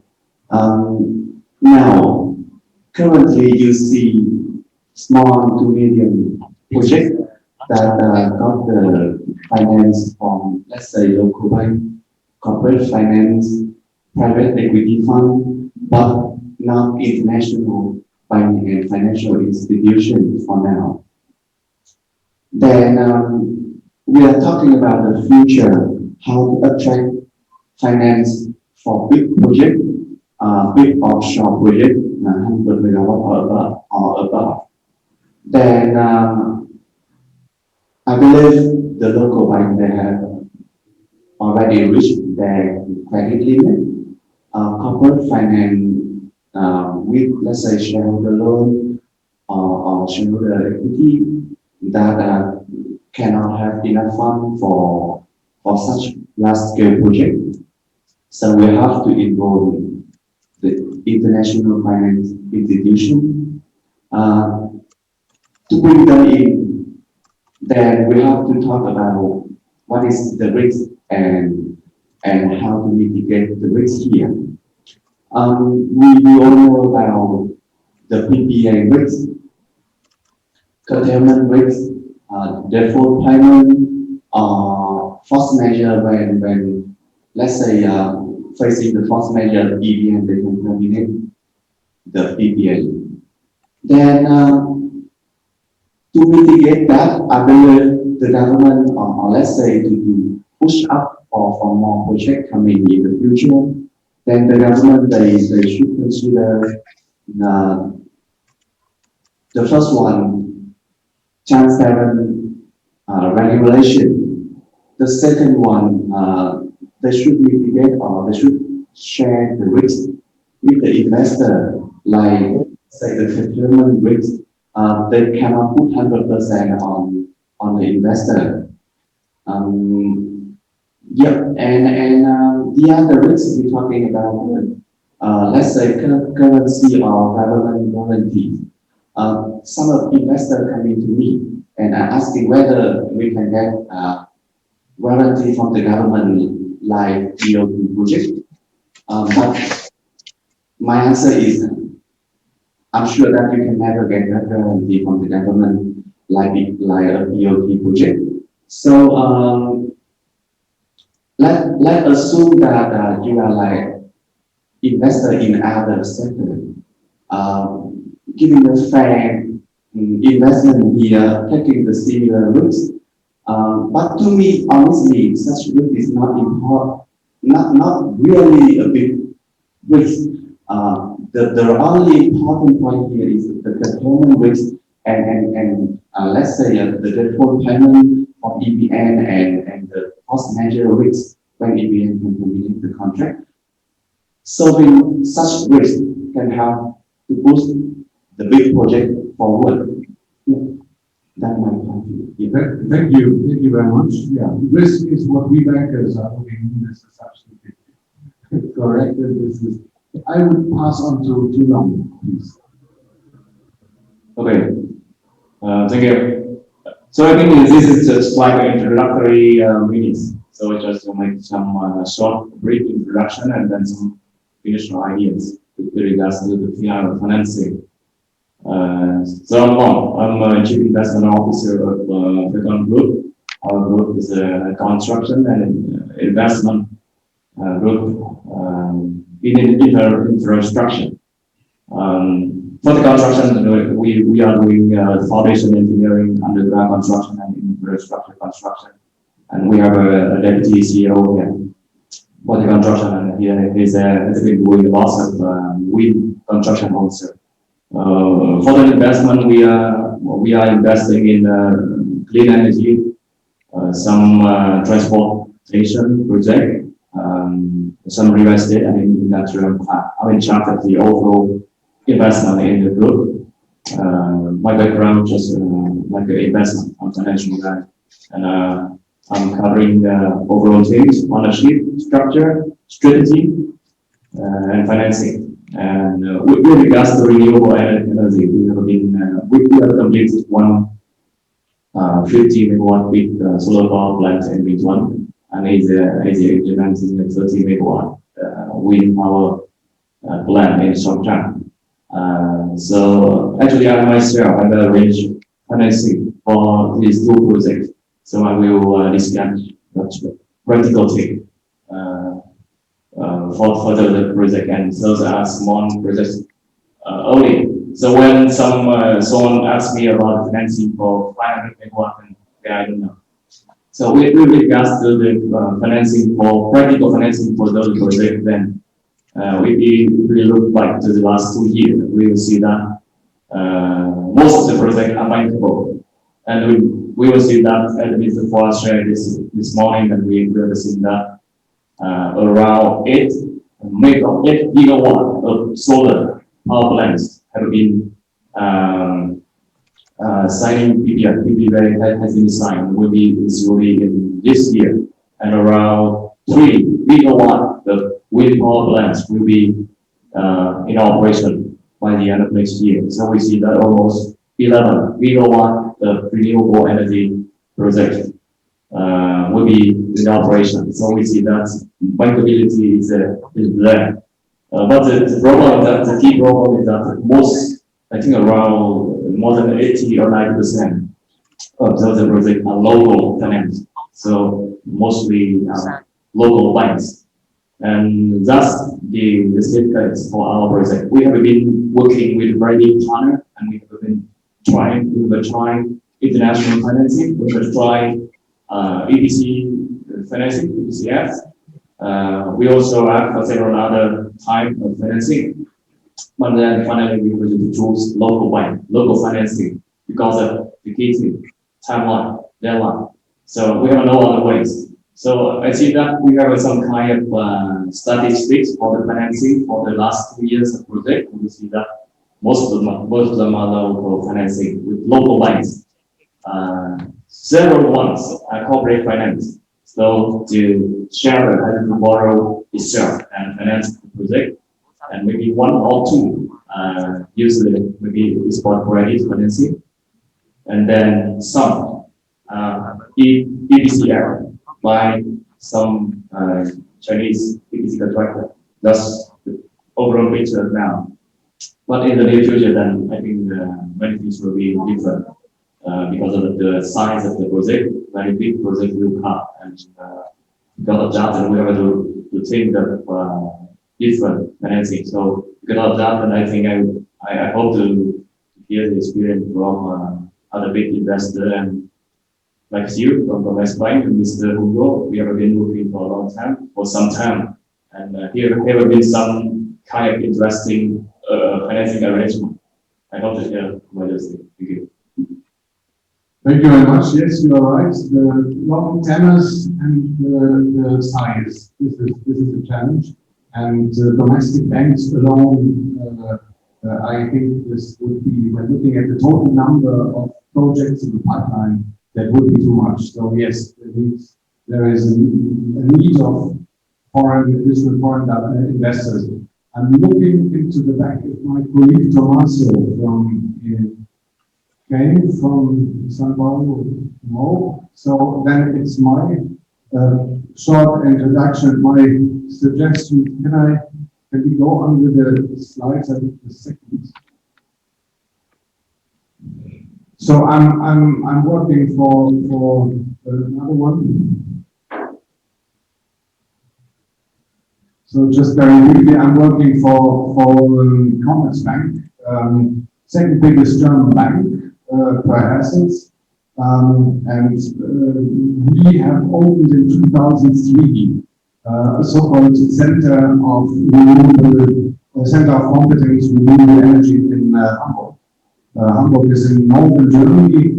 It was in Hamburg because there is good wind. It's like Nuni with a lot of wind, but it's not that warm and not so nice. It's significantly colder in Hamburg. However, there is our center of competence. And when you look at the slide here, you can see a reference where the majority of our offshore and onshore renewable energies and wind portfolio is in this world, and it mirrors actually where it comes from. So most of it is in Europe and North America.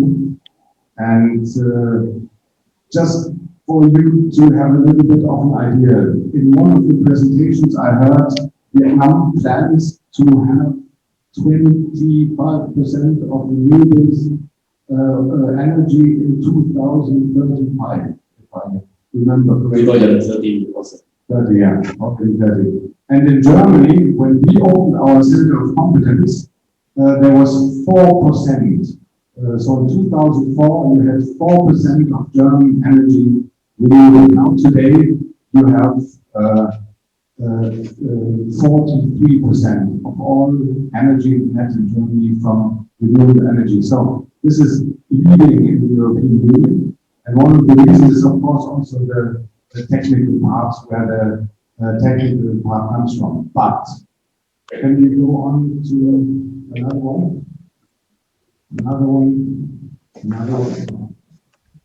This is just for you a little bit of the insight of where we stand globally. Who are the main players in financing renewable energies? So we have been there quite good. When you look at the total number of deals, you can see that the difference range goes from 52 to 14 in 2019, so wide range. So some banks have really focused on it. And this is the one I wanted to show you. So when looking at our portfolio, we're talking about how we did before, financing renewable energies.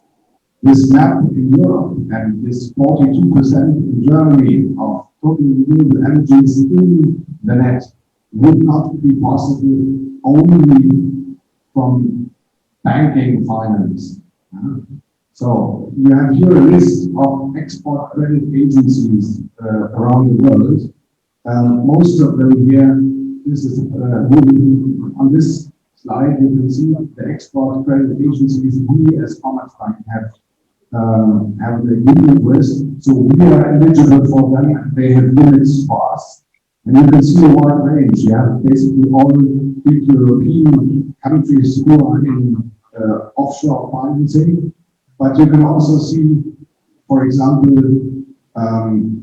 Asian agencies, like the green one, you can see Singapore, the Chinese one. What does it mean?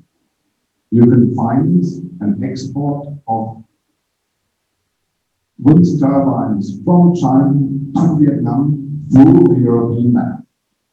I'm sure my colleagues from Societe Generale have also signed with Singapore, so I'm not only talking for Commerzbank here. So simply my message would be that this overall number of projects you have in Vietnam in the next few years, this is something that you need this export credit agencies to co-finance. And what you also need is the local Vietnamese bank. And the local banks are mainly eligible for these credit export agencies.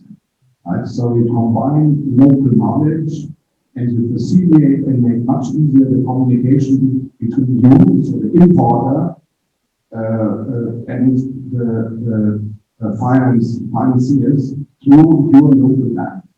And we as Commerzbank, for example, we are working together and have limits for 22 banks in Vietnam. So the majority of banks we could bring into such a combination. With this, let's say, introduction, I would hand over also to you and open the floor for questions from your side. So if there is questions, please.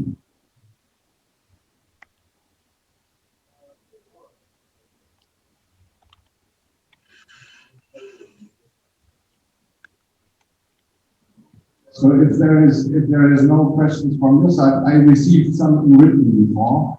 So one of the questions I was asked was, I mean, the question financing renewable energy in Vietnam, did it become bankable? I think the answer is yes, it is bankable. There is a lot of ways to do it. Another question was, how can international investors overcome financial risks such as non-bank PPAs? Maybe one of you wants to answer to this.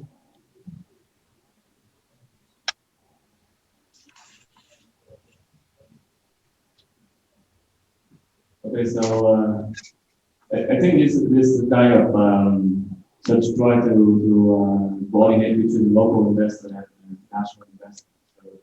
So we have been facing this. Then international investor will require some criteria for their financing, and then they when they will do it, they set our delivery, and we have to check. Okay, if we can accept that, and we will take more risks. For example, we even can, the local investor even can issue some kind letter guarantee, just kind of letter, but the international investor cannot do that. And then for some kind, I think like some additional collateral asset, then local investor will do that. And then another thing is that the local investor will try to prepare all the necessary conditions for the disbursement. Then up to some time, international investor will come or will start their disbursement of the equity. So we have to divide the risk. So if the international investor can share every risk, then we go together to understand. Otherwise, then local investor will start first, prepare all those things, and then the national investor come less risk, but some premium. So in any way, then if you have a check, then you will see that the market can still go by some way.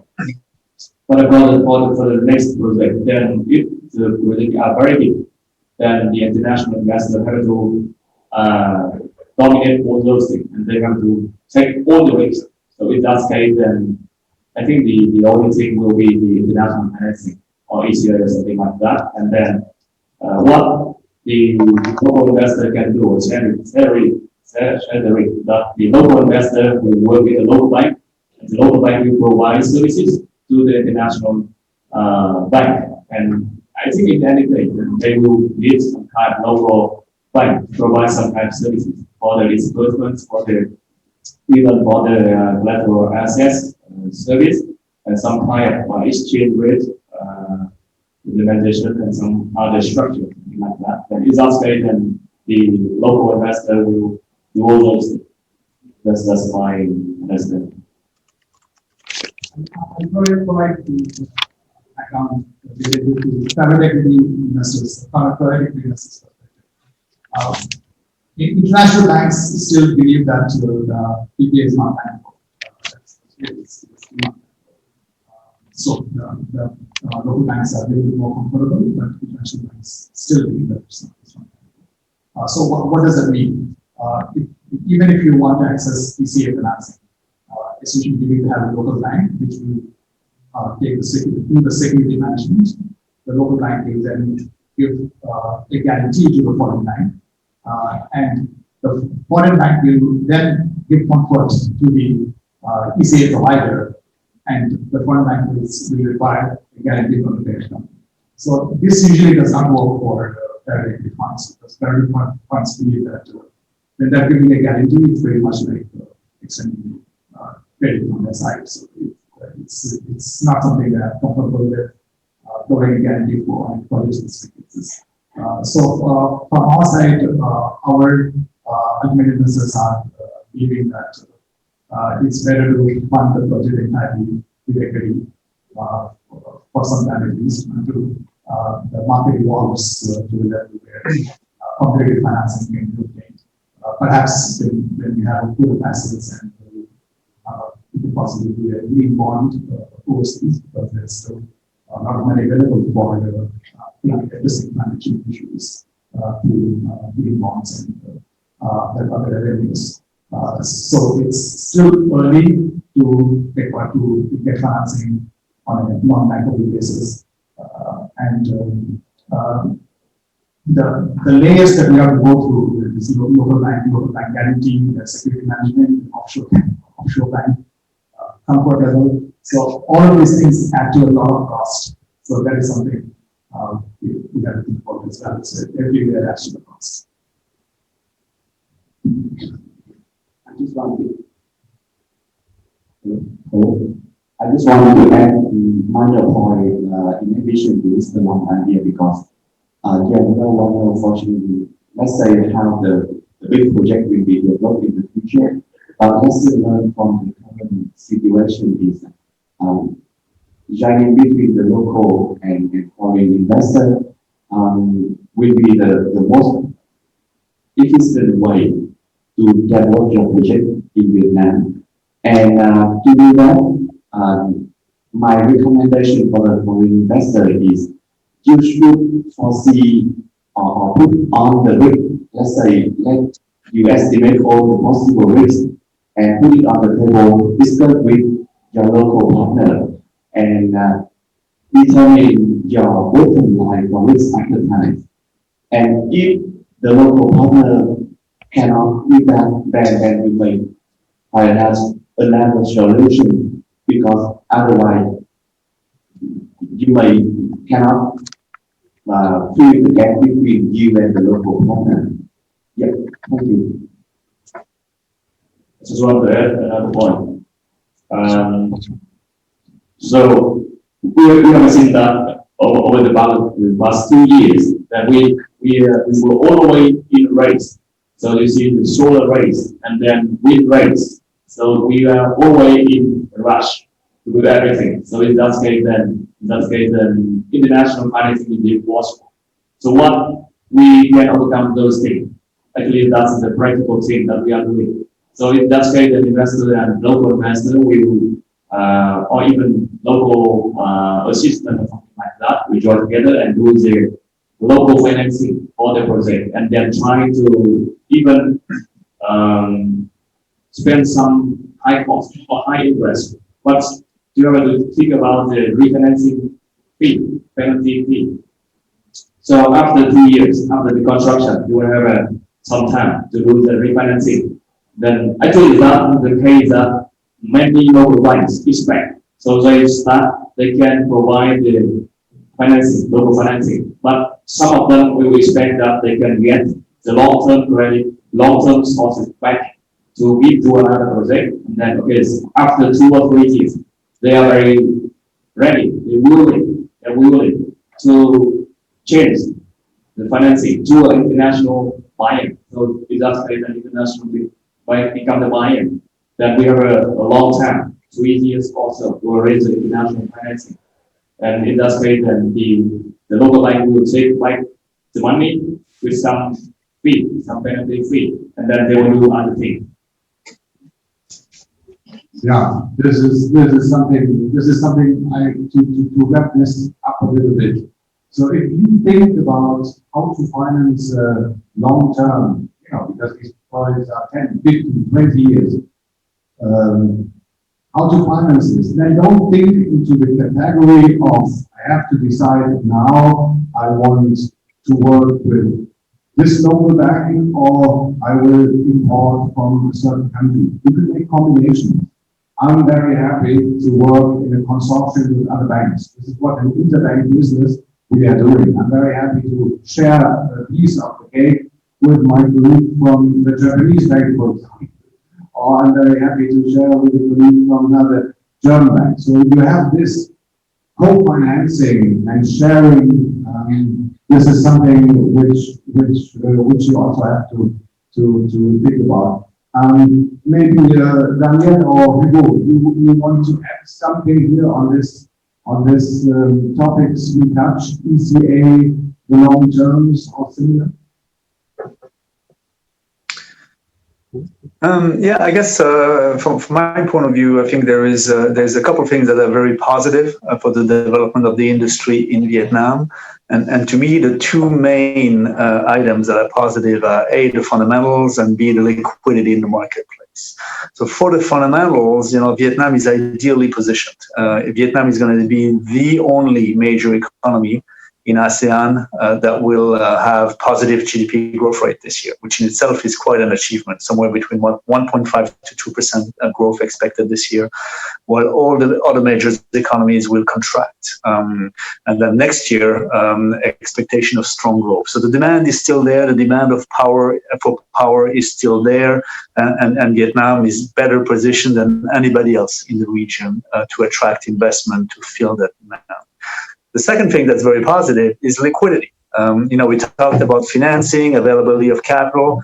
Clearly, even in this environment, even at the peak of the disruption in the financing markets earlier this year, renewables is the favorite asset class. That is probably where liquidity is the highest in the market, whether it's from banks, whether it's from ECAs, whether it's from multilaterals, liquidity is at its strongest for the renewable energy asset class. So those two things are very positive and very compelling for Vietnam and for the development of its wind industry. The challenges, there's probably two main ones in my mind.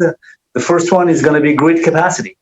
That's going to be important, especially as we move towards offshore wind farms, which are going to be hundreds of megawatts at a time. The grid will have to be able to accommodate that. So infrastructure, investment in transmission infrastructure will be required to attract capital on the generation side. And then secondly, the quality of the revenue agreement. International capital is available. It's available on the equity side. It's available on the debt side. What that international capital will expect, though, is a revenue agreement of good quality.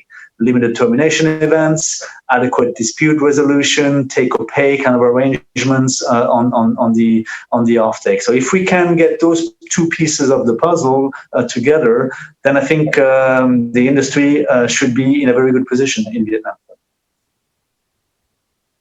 Yeah, thank you. I think we also learned today that the grid is one of the priorities Vietnam should have here.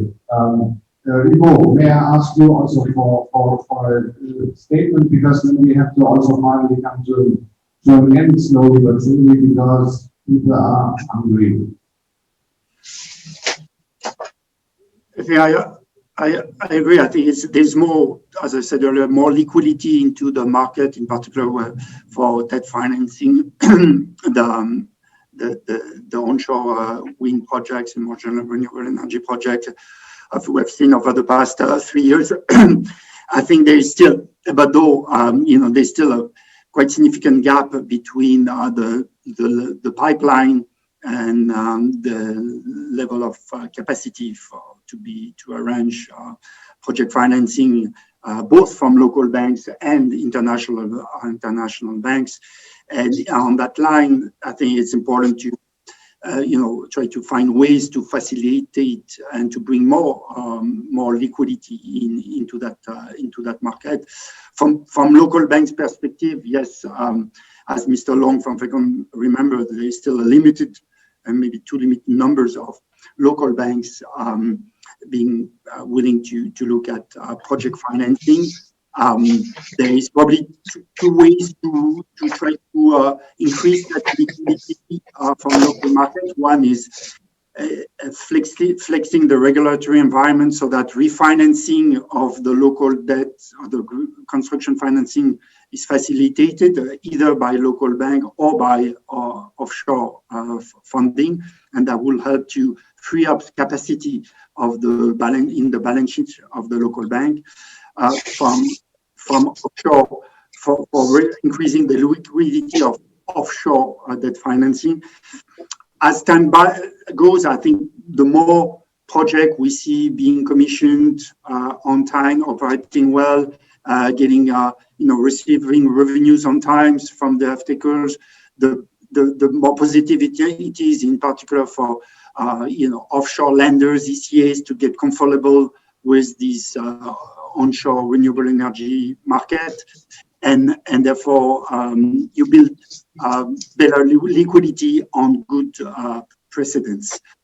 So I think that's also that help, and that's why we see now more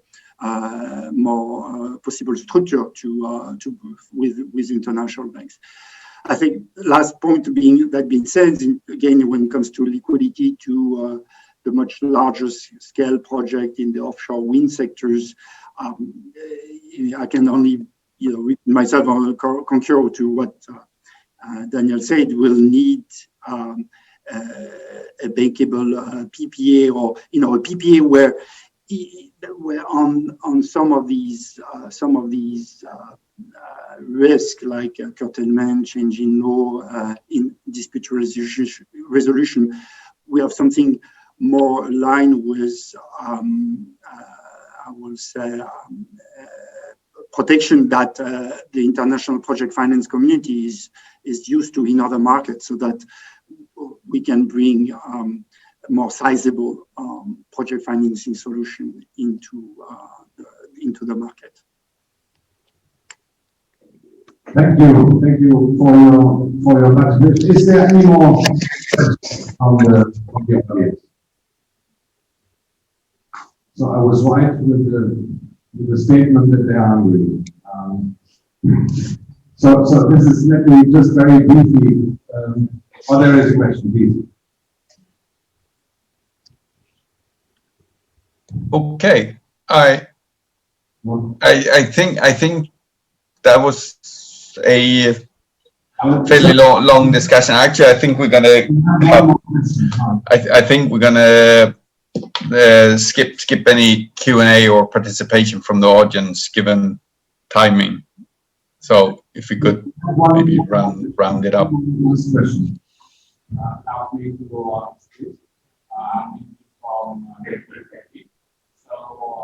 we already developed some renewable energy, and so far we have 2 wind projects, 96 already approved, waiting for PPA. And actually we have worked with some financial and fundings to funding for our project. So my question is, at the moment, so if our projects can be guaranteed by international, I mean, we get funding from banks. So normally we need local banks to sponsor, to guarantee for that project. And a local bank need to study that project carefully before they sponsor that. To get international bank to for funding. But the thing is, if local banks feel that projects are very visible and very potential, they will fund for those projects as well. So we don't need because we already worked with the local bank and they said we have lots of money. We don't need international funding for that. So I mean, if we want to get funding for international bank, so we have any short way to work directly with the international bank to get funding or not. One of you wants to answer, otherwise I'm very happy to give you just one quick reply.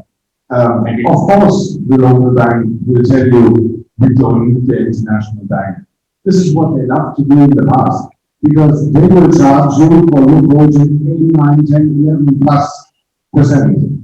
The international bank who is working together with the ECA is doing this because they are interested to help their clients to sell their products and to finance these terms, because you can't do it with the ECA. No bank in this world wants to take 20 years of risk in their books, right? And Vietnamese banks, what they were doing in the past also is they were rolling such long terms over. This is something, bankers actually. So I don't want to say something exclusively negative to Vietnamese banks. That means knows this in the positive. Vietnamese banks are our clients, our partners in these transactions. We know them for more than 20 years. So they are doing a very good job in compliance. But of course, you see, altogether you have so many projects in Vietnam within the next 5 to 10 to 20 years. There is enough for everybody, and I think it's you need external and especially ECA covered. Okay, I will support from my view. I think you are talking about wind. I think that. So you have the full project, 96 megawatt. So I don't think that you can wait. Because of that one. So if you wait, then you may not enjoy the next year FIT, and then you will enjoy maybe very low FIT. In that case, that it's become flexible anymore. So it's not, you don't have the time to wait and to consider too many things. That's the first point. The second point, if your project and the shareholders are very good to find local financing, then just do it, because you will have a very good power to negotiate terms and conditions, and you can choose very good bank with very good terms and conditions. And just remember to note at the refinancing fee penalty. Then during this time, then you can start everything with very good terms and conditions with local bank, and then after 1 or 2 years, when you just get everything done, get COD, then you have a from now. So it's very better from now until 2 years later. A lot of time to arrange international financing. If you want international financing, I think you have a very good case to do. It's easy for you. I think we have to come to an end. So thank you very much for your participation. Also, my colleagues in overseas having called in. Thank you very much for your participation. I think we are all now looking forward to having a short lunch break. We will continue our conversations during that break. Thank you very much. Okay, if you're participating from overseas in different time zone, maybe from breakfast. So we're going to continue this afternoon with sort of further broaden the perspective on the sector. This morning we heard first from the several public stakeholders. We heard from onshore wind developer, offshore wind developers. We heard from lenders and from the creditor side. And now after lunch, we'll first have a bit of a legal perspective. And then the second one before the coffee break will be more of a, I think, technical take on wind turbines. But right now, the first speaker now after lunch is Quang. He's the managing partner at VCI Legal. He has both a legal and business background, and he's a graduate of Northwestern University in the US. In addition to his professional capacity as a lawyer, he is also the honorary consul general for Finland, and he serves as a vice chairman for the Vietnam Association of Financial Investors. So I think you are in the. I think you are ready, Mr. Phong. Yes. So, thank you for the introduction, and good afternoon, everyone. I hope you are all having a good private lunch, and now I'm like to bring you to a little issue with the PPA and the legal framework of Vietnam.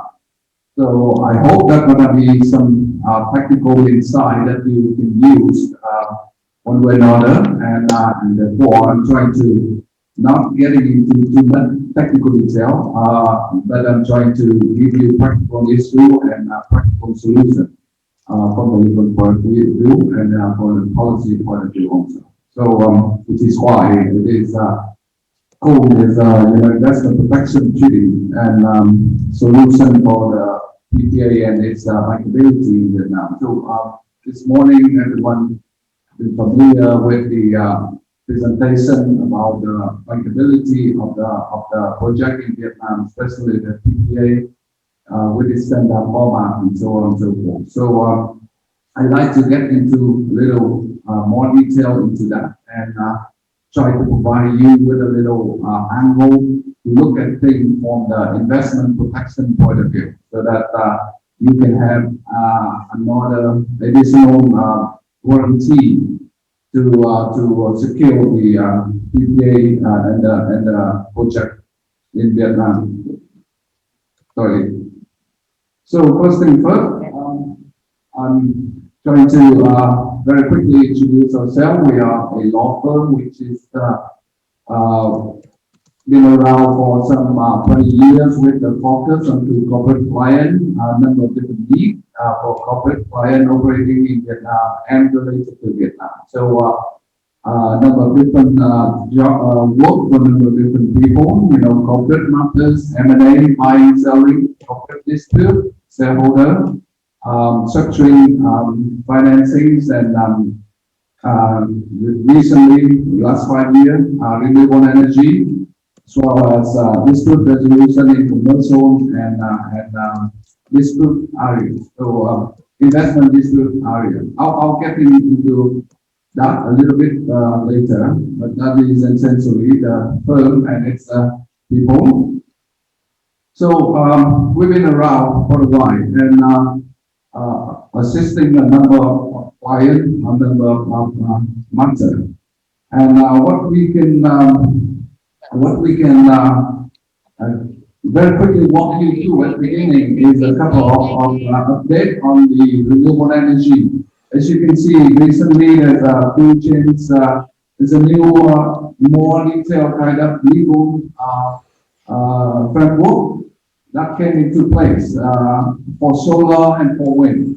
I guess many of you here are familiar with the Decision 39 of 2019 and Circular 2 last year. So I'm not going to get into that detail.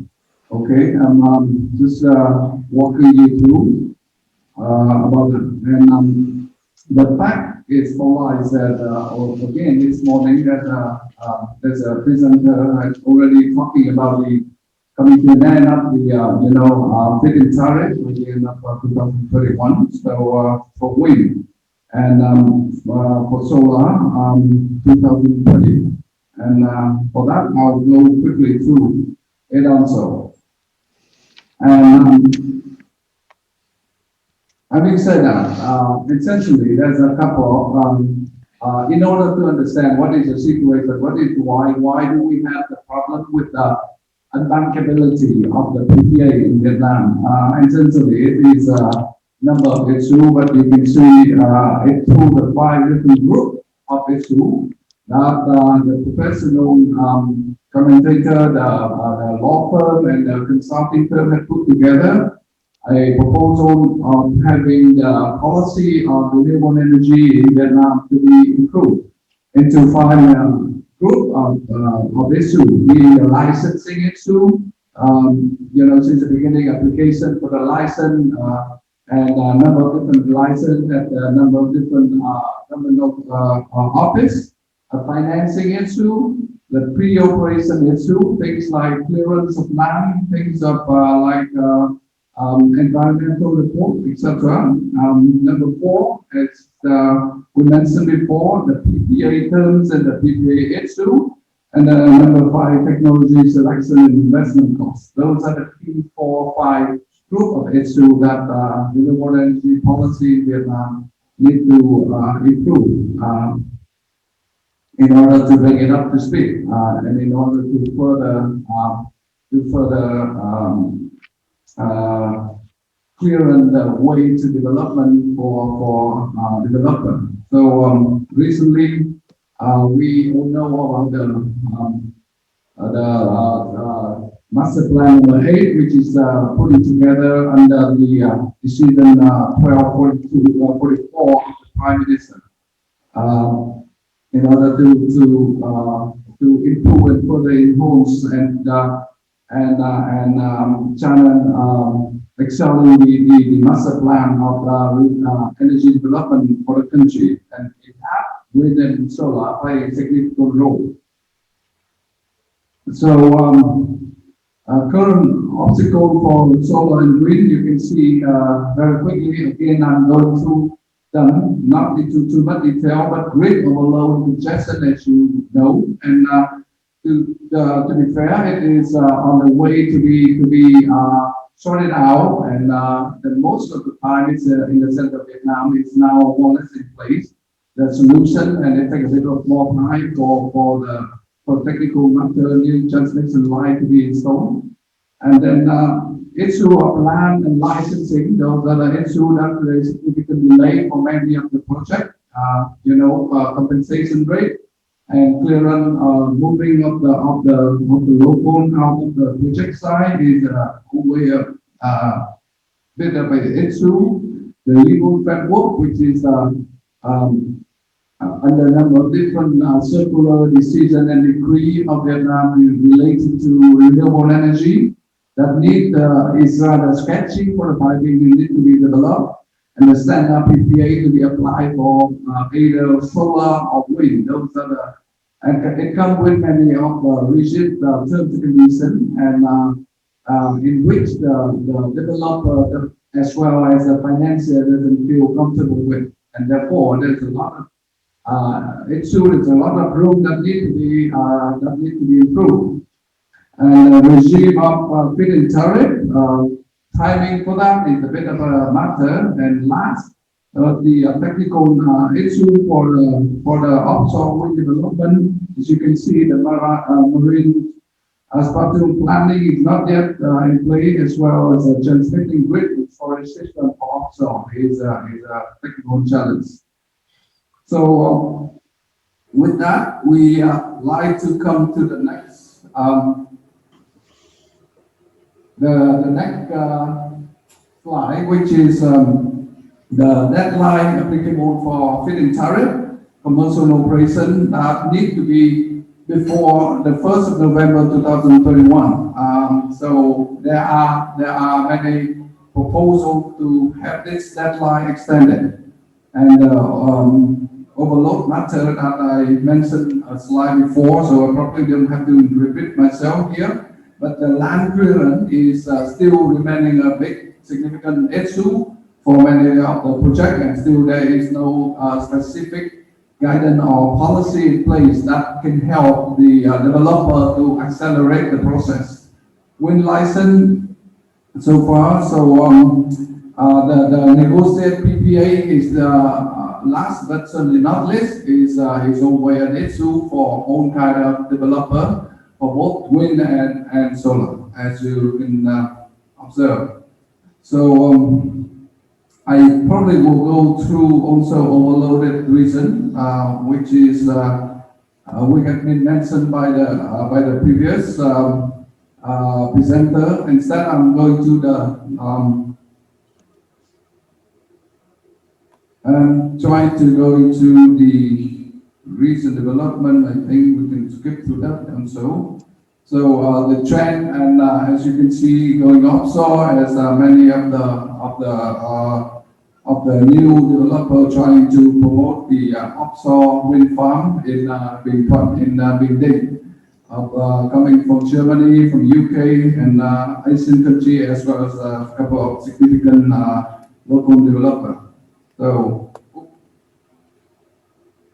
So with that, I'm going to the key part of the presentation, which is about the bankability for the PPA, the template of the PPA for wind and solar. So the major funding challenge, as you can see here, there's a debt limit has been reached by the government, and it's very unlikely to have the government guarantee for that finance. The local bank, on the other hand, as you can hear from our group of bankers, not very familiar with the power sector, and long-term fund is limited. The climate bond is unknown and untested on the capital market, domestic market. Interest rate locally is high, as you all know. So from the policy point of view, for the PPA and the feed-in tariff, the key concern would be the legal risk. As you can see here, there's a mechanism of dispute settlement in place, but there is no clear reference to international arbitration in the current regulation. And instead, it is referring the disputed party to the local dispute resolution, and it is the first stop is a department of the MoIT, which which oversee the electricity operation, and also at the same time serving as a dispute resolution division for MoIT. And there's a lack of key PPA term of take or pay, while there's a significant of curtailment risk, as you can see. And that put the developer into the position if there's problem with the buyer, EVN decided to not to buy, and then there's very little room for them to maneuver. And the private investor also subject to interest rate if the project is delayed, and whenever the project got delayed, as a matter of fact, especially a national developer who is not familiar with local policy, local regulation, as well as the local social economic condition. So all of that, as a matter of fact, could be reviewed, could be looked under the point of view of the potential violation of investment protection treaty and trade agreement that Vietnam participated. As a matter of fact, many of you probably heard about Vietnam being a very open economy, but also at the same time, Vietnam is one of the most popular, one of the most frequent members of trade agreements, being bilateral or multilateral. And Vietnam commit itself for the trade agreement at the same time with the investment protection agreement. Now, many of you are not familiar with investment protection agreement, which is normally referred briefly as the IPA. That is some agreement that go hands in hand with the trade agreement. And what it normally say is that foreign investor and foreign investment will be treated under the most favored nation, as well as national treatment under the trade agreement.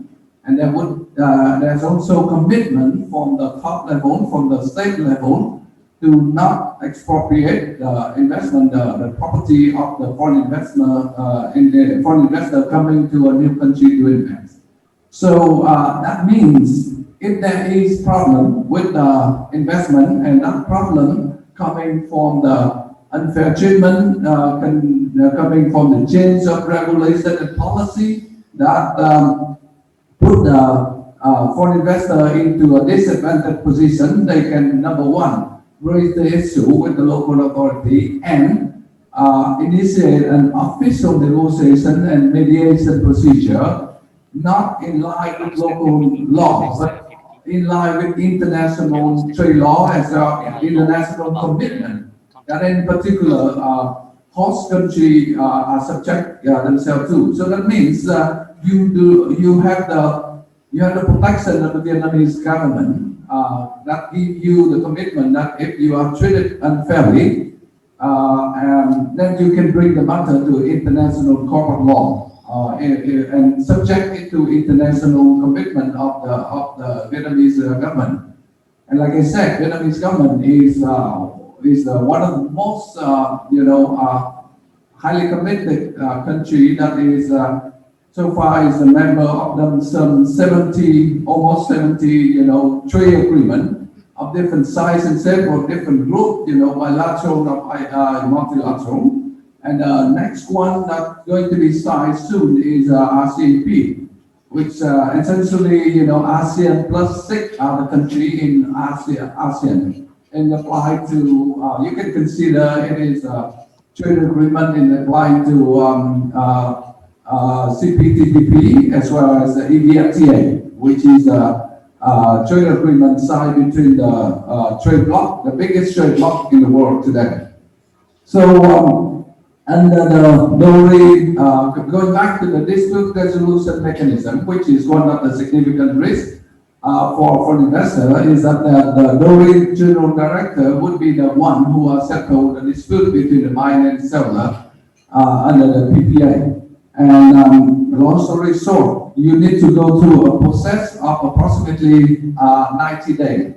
I'll come to the flow chart that shows the steps that need to be taken for you to easier see different stage of the dispute resolution. But basically, you need to bring up the issue with your partner, with your buyer. Then you need to bring it up to the authority who will look into that and ask questions and see if there's any clarification need. And after that, they'll organize a hearing for both sides and then issue decision. And the whole process takes about 90 days. And as anybody would notice, it's this come with a little potential conflict of interest because the EVN is also a state-owned group and under the direct control of MoIT and the government. And obviously, Vietnam is going through a significant and very aggressive process of privatization, but for the time being, it still exists a conflict of interest there. And that is something the international lender as well as international developer consider a significant risk for them. And we can list now a couple of risks also, like the risk of transmission or distribution interruption, no high cap for interruption, no clear provision for decommissioning or dispatch payment. There's a limitation of termination compensation. Maximum would be the value of actual power output in the year before. So with that, the PPA using the standard format in Vietnam are normally considered too rigid and unbankable for international lender in Vietnam. We are internationally. So there's also essentially absent of how the bankability of the PPA, of the standard PPA. The escalation and indexation clause, the feed-in tariff, the government warranty, the issue of change in law and tax regime. If that happened, then who would be at the risk? Essentially by the current regulation, if not the buyer. Okay, and then and therefore no market price create difficulty for the project, and so far not a whole lot of PPA come into play. As you all know, the 10 wind project have been licensed with the PPA that come into operation now, and versus 92 of the solar project. So change in law and change in tax, essentially that's what all of the international developer and lender propose to be bear by the buyer, by EVN, because for obvious reason, the law and tax regime is under the control of the state in Vietnam, and therefore if there's a change that lead to unfair or unreasonable treatment for an investor, the one that should be responsible should be EVN, should be the buyer. So the off-taker should be the one who picked that. So also there's a proposal which had long been in the process of changing the not changing but commenting onto the circular on the implementation of decision 39 about PPA is to have the more flexibility in negotiating the PPA term to be adopted, and it is indeed had been listened to and had been adopted limitedly by the MoIT itself, and therefore under Circular 18 of 2020, you see the buyer and seller might supplement the detail of the sample PPA. So the PPA is no longer considered a code of law that is carved in stone. Instead, it is a standard format, but it modifiable, and it, so long as the term and condition in that doesn't significantly change or change the fundamental of the PPA is remain the same, then it is considered acceptable. Along that, you can have the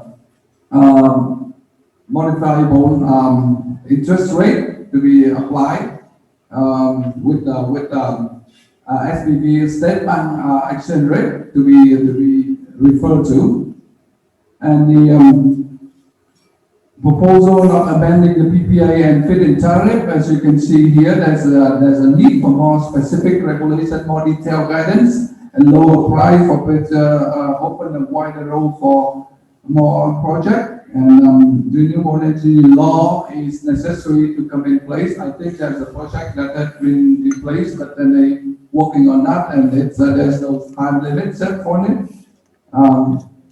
To accelerate investment, many developer EPC investment application without clearly guide legal framework make the whole process of licensing and preparing for operation becoming lengthy and really high consuming. So the bottom line is that the government should focus itself and limit itself into the improving the legal framework for the lender and for the developer as well as the contractor to operate, while leaving the funding to for the private sector to handle. So I'm going to skip through this. Instead, I'm going to market price solution. I think we can come to the main part, which is about the investment protection, and there's something called ISDS mechanism here. So let me ask you this: how many of you are familiar with investment dispute?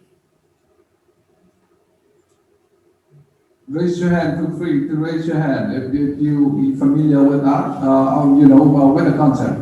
Investment dispute is something, like I mentioned before, is something exists under the investment protection regulation commitment between state, which essentially means the investor may sue the state, may sue the government if there is unfair treatment.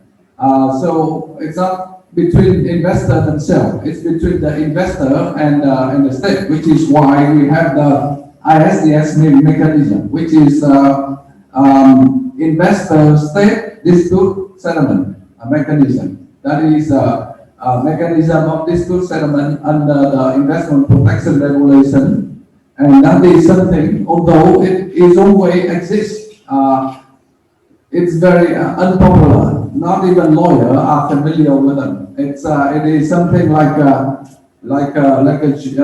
gem exists without being polished, without being understood properly. So basically, it gives you the freedom from discrimination.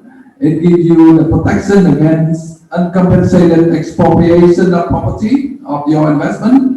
The protection against the denial of justice of home state, of host state, if such a denial of justice exists, of course, and there's a right to transfer capital for the investor. So that is some basic rule, basic principle that is exists, and that gives the investor an additional assurance that if they are not treated fairly, then they have the international jurisdiction and the international court of arbitration to refer to. And as a matter of fact, like I mentioned, exists for some 40 years now, but at the first 30 years, barely anybody know about them. Recently, it became a whole lot more popular. You can see here, there's more than 3,000 investment agreement over the world now, and with that, you have more and more ISDS mechanism being introduced and implemented everywhere. And although it is considered a rather expensive mechanism of dispute settlement, it is many of the time considered a last resort to have the dispute settlement or to have the investment protected. And 80% of them, of the ISDS claim is coming from the developed country.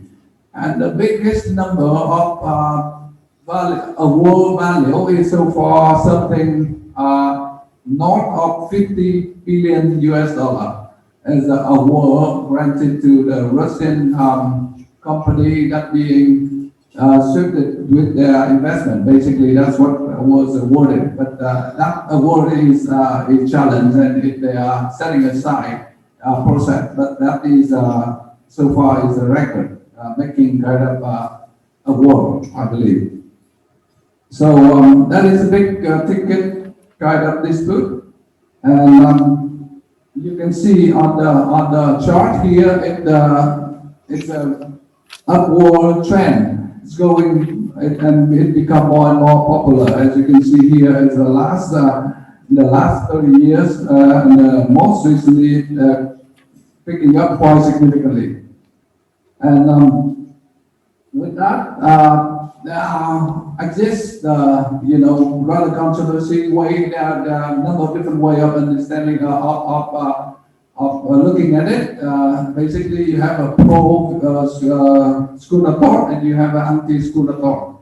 And but that being said, it come and it will not go away. I believe, because that is something all of the country, when they participate into trade agreement, consider something necessity. It's coming out of the necessity. It's not some frivolous second thought that going to be gone sometime soon. It is additional assurance in order to make sure that international investment can be made on the basis of law. So basically, the ISDS procedure that can be employed under CPTPP or EBFTA. EBFTA is rather different because they have their own dispute resolution court, which is different from this. But CPTPP and many other trade agreements following the same standard rule of Anxinzhou, which is or ICC or SIAC as a matter procedure. And you basically, the whole process will take anything between 9 months to 2-3 years in order to have the whole process finished and final award to be issued, as you can see briefly there. But then there are cases that last for many more years, and even the case. And the reason why I'm going to look at it as a ultimate solution is that although under the PPA in Vietnam, but PPA format as well as a regulation on renewable energy in Vietnam, there is no specific regulation referred to ISDS, but it is always there, and it's beyond the local regulation on renewable energy or PPA. Because it is a commitment at the top level of the country. So it doesn't need to be specifically provided in the local regulation, but it always exists without many of the investors know about.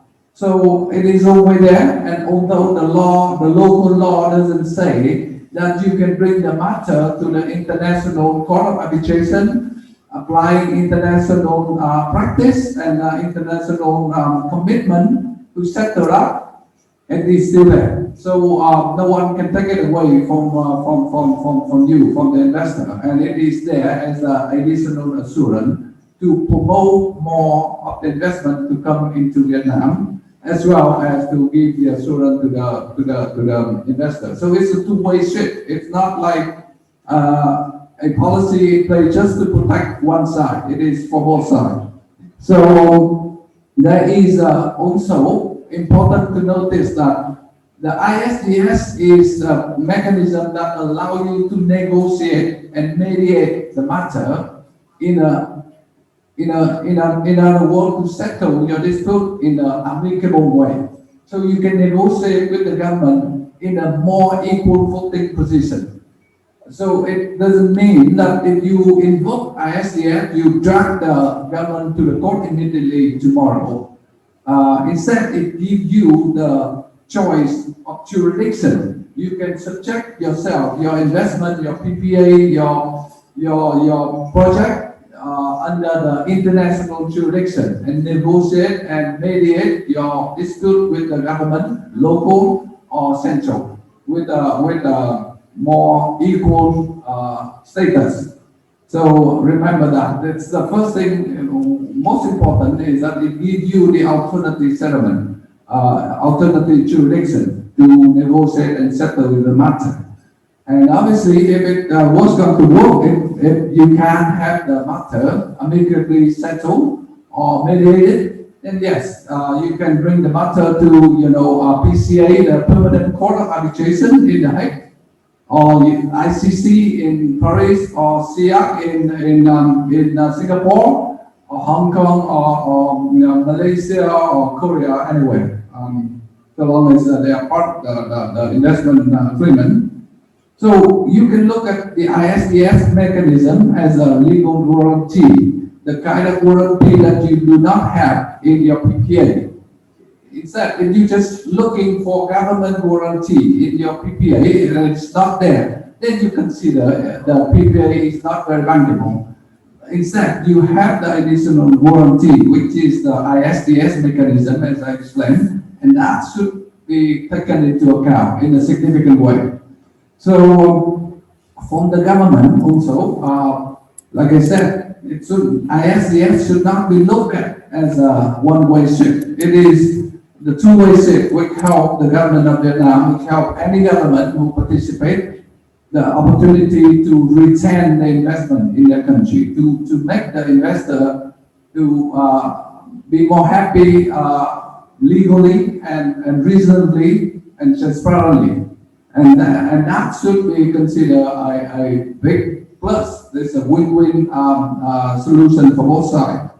So instead of government guarantee, instead of private guarantee, now you have a legal guarantee. That is always exists. That you do not have to beg for. You don't have to negotiate for. It is always there. With or without written in the contract, it is there. And what you need to do is you need to invoke it. You need to understand that. That's all what it takes. So with that, I hope you have a great ideas about what is ISDS. I do aware that it is a rather new and rather controversial matter to look at, but as a matter of fact, it has been invoked quite frequently. Our firm so far has represented, I think, significant, the most number of ISDS case in negotiation, 6 cases of a number of different nationality, American, European, Asian, Malaysians, and Korean. So with that, we believe strongly that out of the 6 cases we have been assisting, 3 of that we managed to negotiate and mediate successfully with the government. And therefore, we strongly believe it as an additional legal warranty that can help you in the case of need.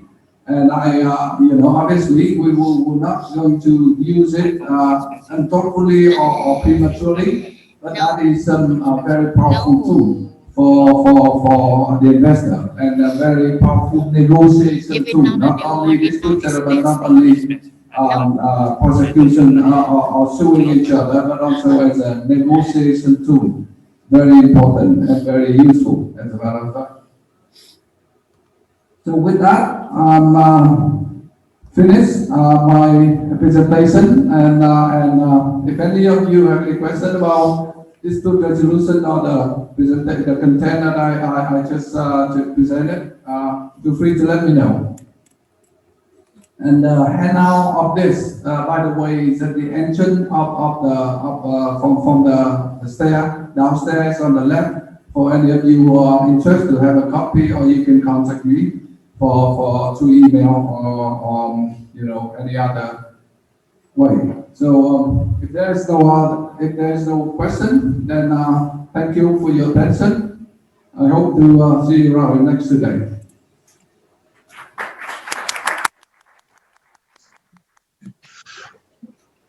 Okay, thank you, Mr. Phong. Do we have any questions? I mean, we're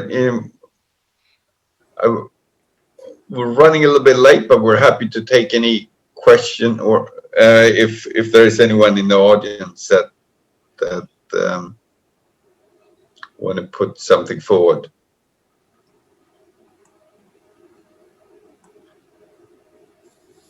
Okay. If not, we're going to move to the next speaker,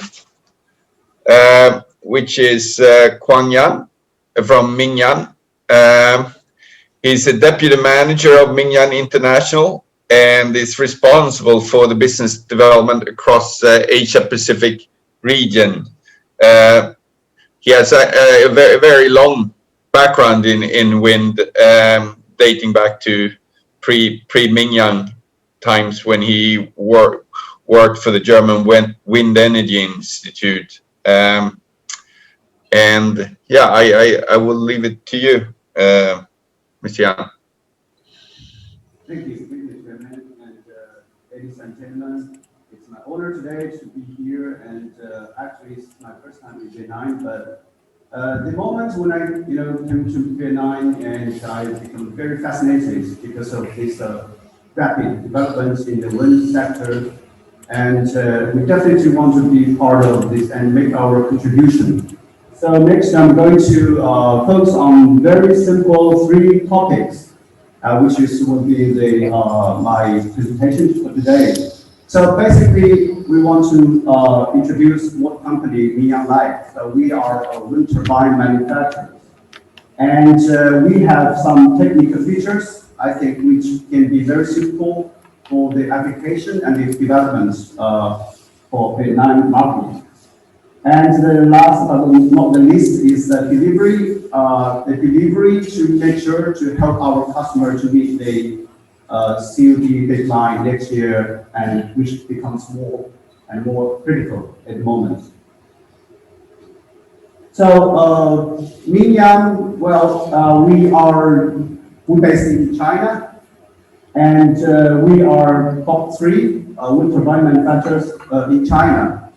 So here and worldwide, we are number 6 according to the latest statistic in 2019. And we have delivered 4.5 gigawatts just last year. And a very brief, yeah, that's the figures of our development every year. So averagely, we deliver some like 2 or 3 or even 6 gigawatts per year. Gigawatts, yeah. This year is a bit different. As you may already know, that China is now experiencing something that I think Vietnam is going to experience the same. We are phasing out the current FIT. So all the projects are supposed to be to reach a COD by the end of this year, and that's why we are in a peak season right now in China. And which is a quite interesting experience, I think, for maybe also for some of our projects in Vietnam. And here you can see that our market share is around between 10 to 16, and we do see a trend for higher concentration of this industry. Before we used to have many manufacturers, and now you will see only very few major players in this market. And some key figures: we founded in 1993, and we entered the wind industry in 2006. We have more than 12,000 employees, and we have more than 16 facilities, and so on. Yeah. We are public listed company. We were once listed in New York exchange market, and then we went back to China, and we are now listed in Shanghai exchange market. So back to the business. Mingyang is very proud that we are very R&D oriented company. So from the very beginning, we try to we spend a lot of effort, and we invest very much in the development. And this is all what we achieved latest. So we have launched our 8 to 11 megawatt wind turbine platform this year. and this will be certified by GL, PMVGL. And so next year, you see the prototype here. So next year, our first prototype will be in operation, hopefully with this floating foundation. So that's something we have been decided yet. But eventually, for this kind of a big machine, we need a really real far offshore. So it's not maybe not something that we can do right away because you know this cost and in fact. So it will take some time, but eventually we see that if we really want to explore the potential of the offshore, that's something you know that could be one of the solutions. And basically, this is we have optics design centers in Hamburg and also in Denmark, and we have factories in India and Pakistan. And we also have a R&D center in West Virginia in the United States. This is our mission. So that we want to be a post-solution provider, become more integrated solution. And this is the scenarios we can fit in, like we can provide the wind turbine of a different size, and we can fit in for different terrain, complex and intertidal, nearshore, offshore, and especially for the offshore, we work with many design and construction companies for different the foundation solutions. Okay, so the technical features. I only want to focus on 4 main features here. So we have a high efficiency. You know, we have this because we have a quite unique drivetrain, the hybrid drivetrain, and we are our solution is construction and OEM friendly, and we have this typhoon resistance features. And we can also provide a very good erosion control solution. So you are familiar with you know the previous drivetrain of different types. So we have this double feed, the very below one, and the permanent magnet directed drive, and also we now have this this what we call hybrid drive. And which well, we don't want to go too much in detail for the technique. So just putting it short, we reduce the size of gearbox. We making the gearbox a medium speed gearbox instead of the high speed gearbox. And after that, we use permanent magnet generators, but with less pole pairs. And this is how it looks like. And maybe you noticed already that we don't use this fiberglass nacelle anymore. So instead, we use this metal casting part, one piece, which is a load part to transfer the torque. And right in the middle, we assemble the gearbox and the generator together.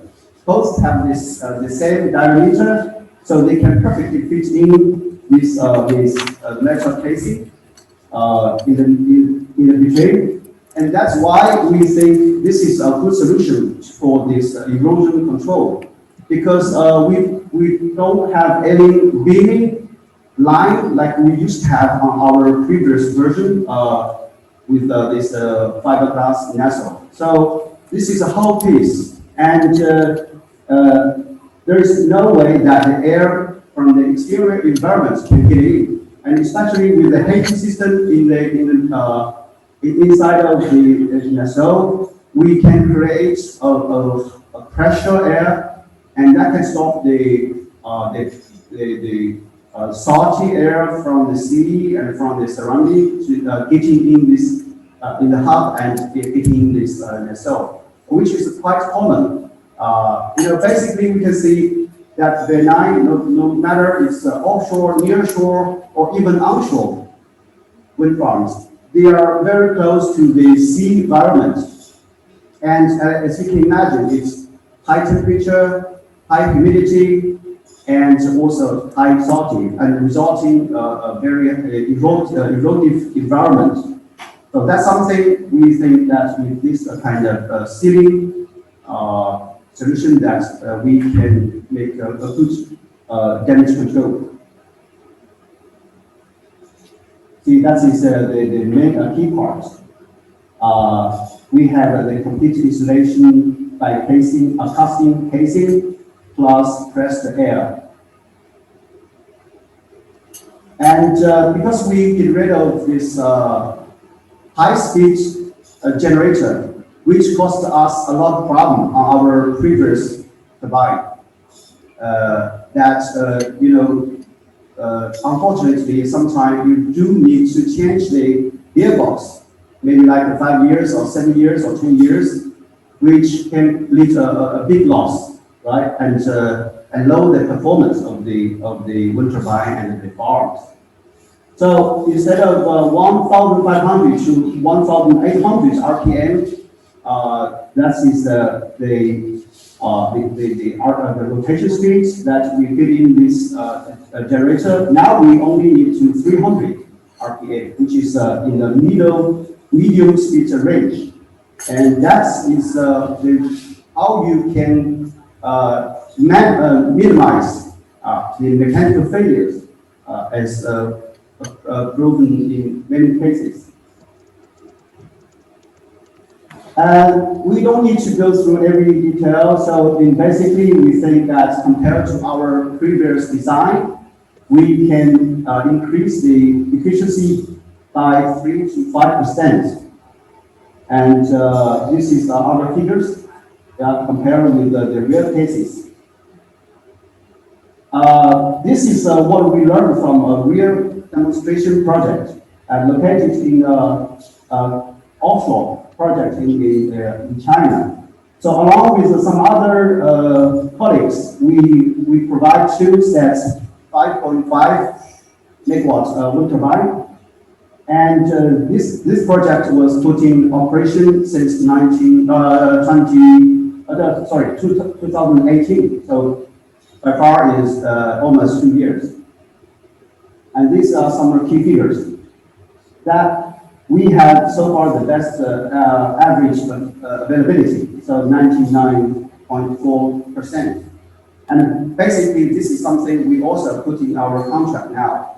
Maybe not this figure, but we will provide the guarantee, and we will put that in this commercial the technical contract to guarantee the availability. And this is a very construction friendly, and so this is why, because we have achieved the previous installation within 24 hours, which is very critical, because we know that when you install offshore and you need to deal with a very limited and almost unpredictable time window. So when times come, you really need to speed up. Otherwise, maybe you just need to wait another week or even 2. So that's it. And I will explain why. Here, so there are some parameters of our different wind turbines. As I said, we can make from very small one to the medium and to the really big one. So here we only select like a 3 megawatt, a 3 megawatt platform and 4 megawatt and above. And I'd like to show you here that the main features of the weight and the dimension. So if you ask a construction company, and they will tell you these numbers, what does that mean? So basically, with this sort of a weight, right, and compare with, when you put that combined with the capacity, you will see that is almost 30% lighter than maybe other models, especially the Nguyen itself, our previous models. And that can give you more flexibility to choose they create whatever available. You don't have to go to the biggest one because that's where difficult to get maybe next year, and it can be also expensive, right? So this is one advantage. And the second is the dimension for the transportation. So suppose we want to install something like 3 megawatts for wind farms in Generale or Đắk Nông, the mountain area and the inland. So you need to think about how you can transport this the vessel through the tunnels, the bridge, and all sorts of obstacles. And that's the same for even bigger wind turbine capacity. Of course, maybe for this sort of wind turbine, usually we talk about the offshore projects. So maybe this is not really that difficult for the logistics. But nevertheless, that's still something you need to think about, especially when you need to deploy the special crane and other rigs and equipment for the offshore installation. And this is some comparison. You can see maybe more clearly. And our 4 megawatts hybrid and our 3 megawatts double feed and our 3, this is from another 3 megawatts. So actually that's with 33% more capacity. The dimension is only like 80%. You know, that's means 10% less dimensions. And that's become more obvious when the capacity becomes bigger. So the construction and OEM friendly, this is what we can do. We can provide our customers life cycle OEM. So typically we can provide 2 or 5 years, depends on the scope of work defined in the contract. But in addition to that, we can also provide life cycle OEM, and we will help our customer to train their own staff to eventually, so one day they can take over the maintenance job. And that is the scope of work. And when we talk about we can take over the OEM, this is how we do.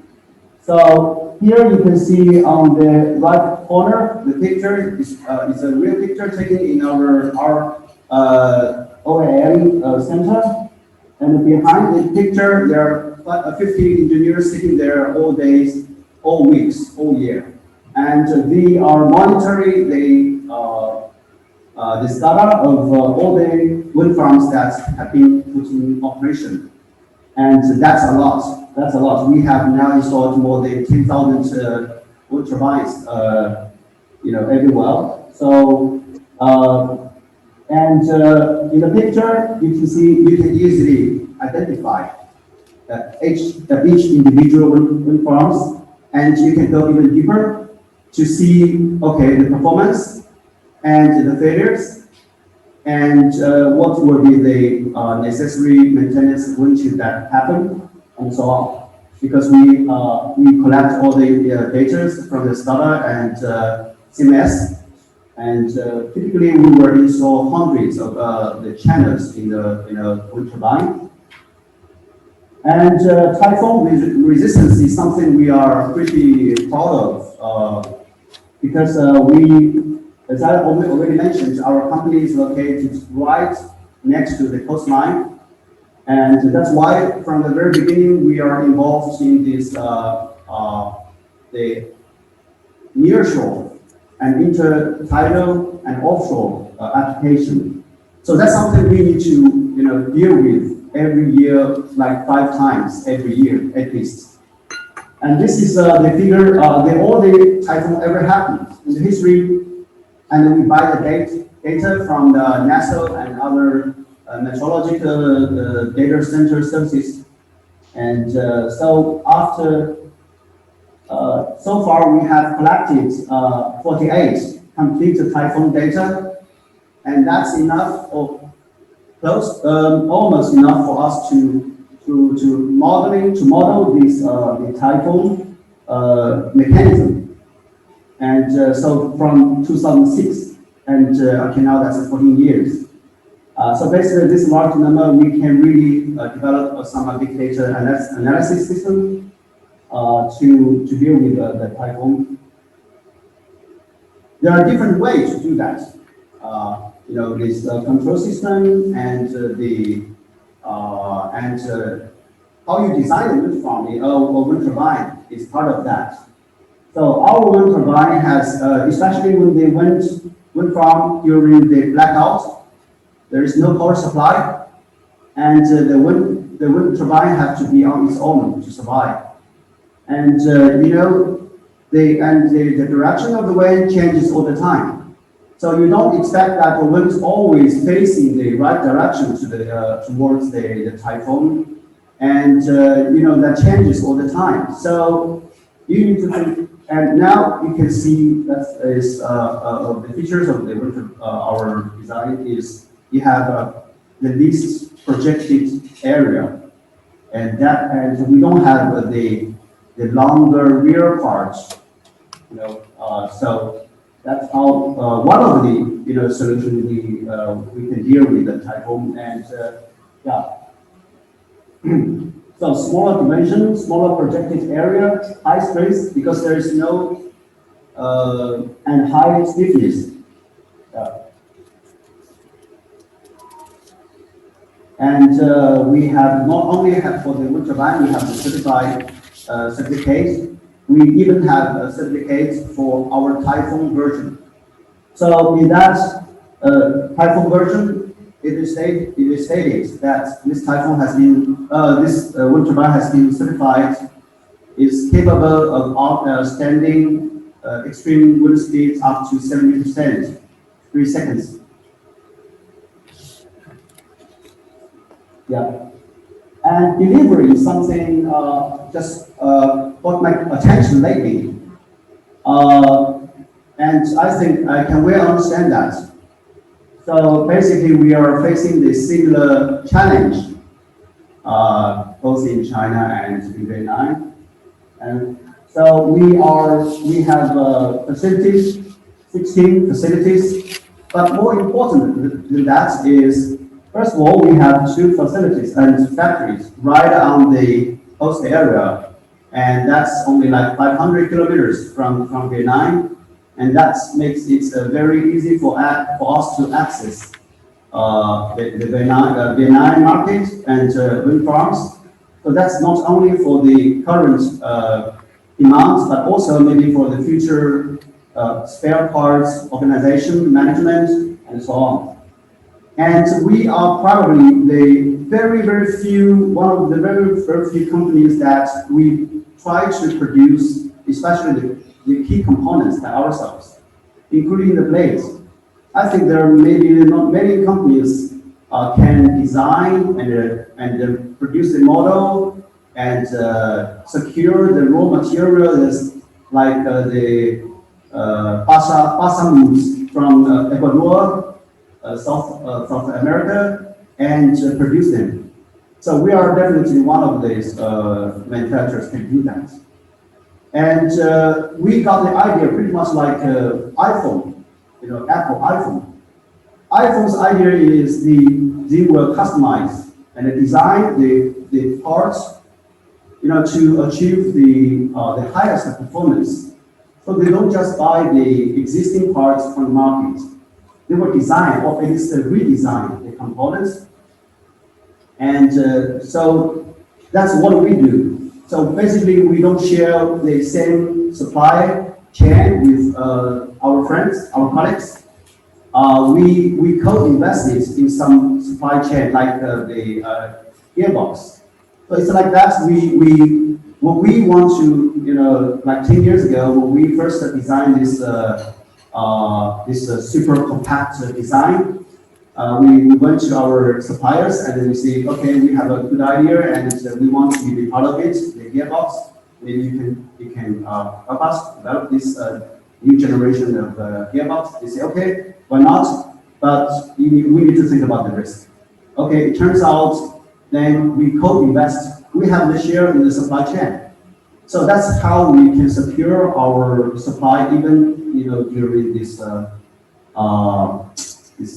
difficult time.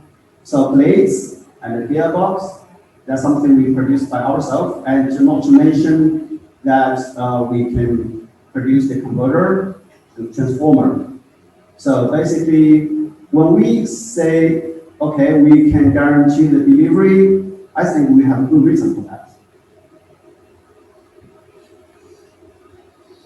And this is some track records. We have that here, you know, well, unfortunately, mainly in China.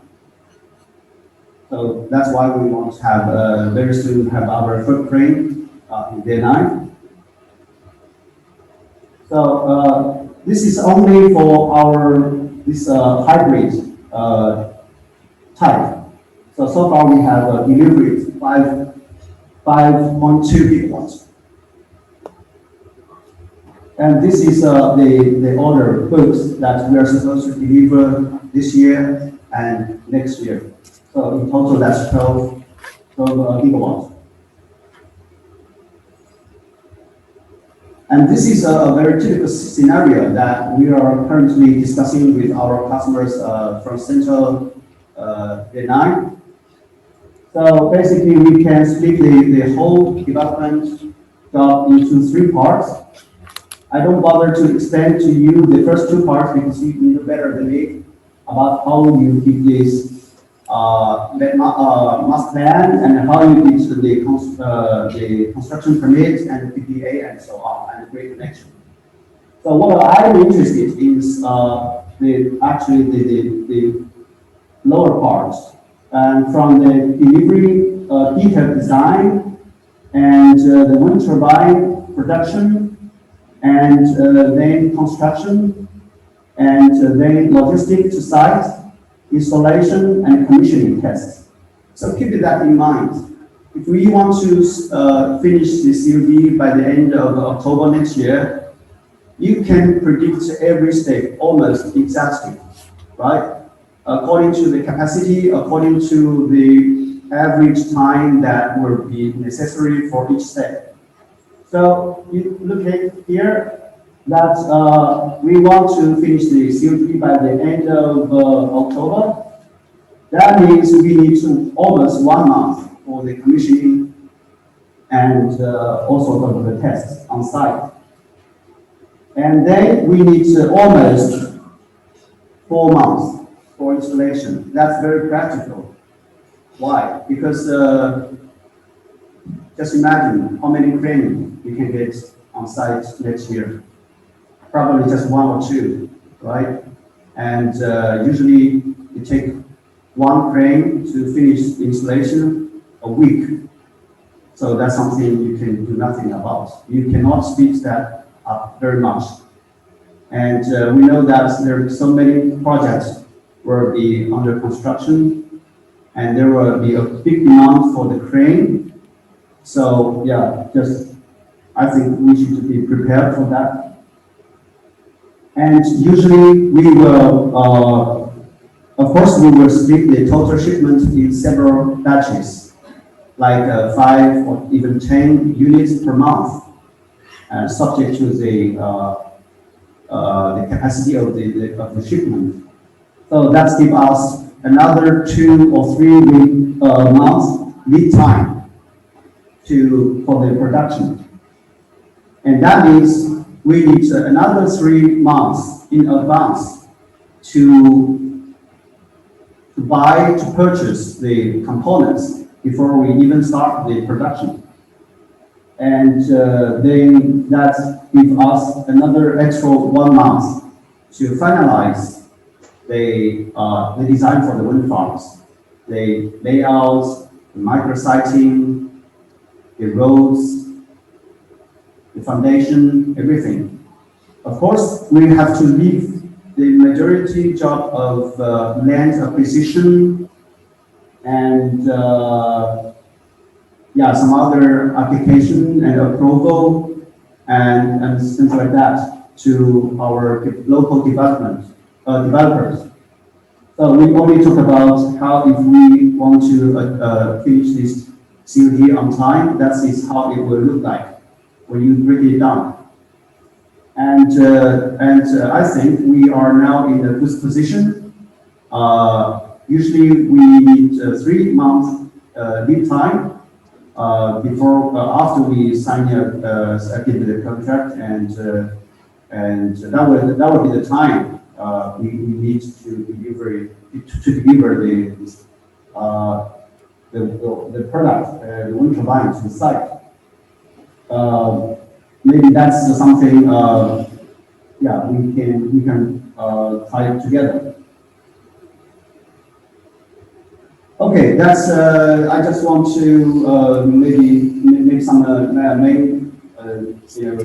give me some just a brief introduction about this company and what we can do. I will be honored after this meeting to to receive any inquiry for you. What we can do is we can help, just like maybe our industry friends or colleagues can do too. That we can help you to optimize and to fine tuning the final design, and we can do that. Well, I think we have to do that very quickly. Otherwise, it will be that will be a different story. Maybe that's not for the current FIT. That's something we need to, imagine a new FIT, and yeah, that's something I think a big decision to be made. Okay, thank you. If you have a question, you can ask me now, or you can just contact me afterwards. Okay.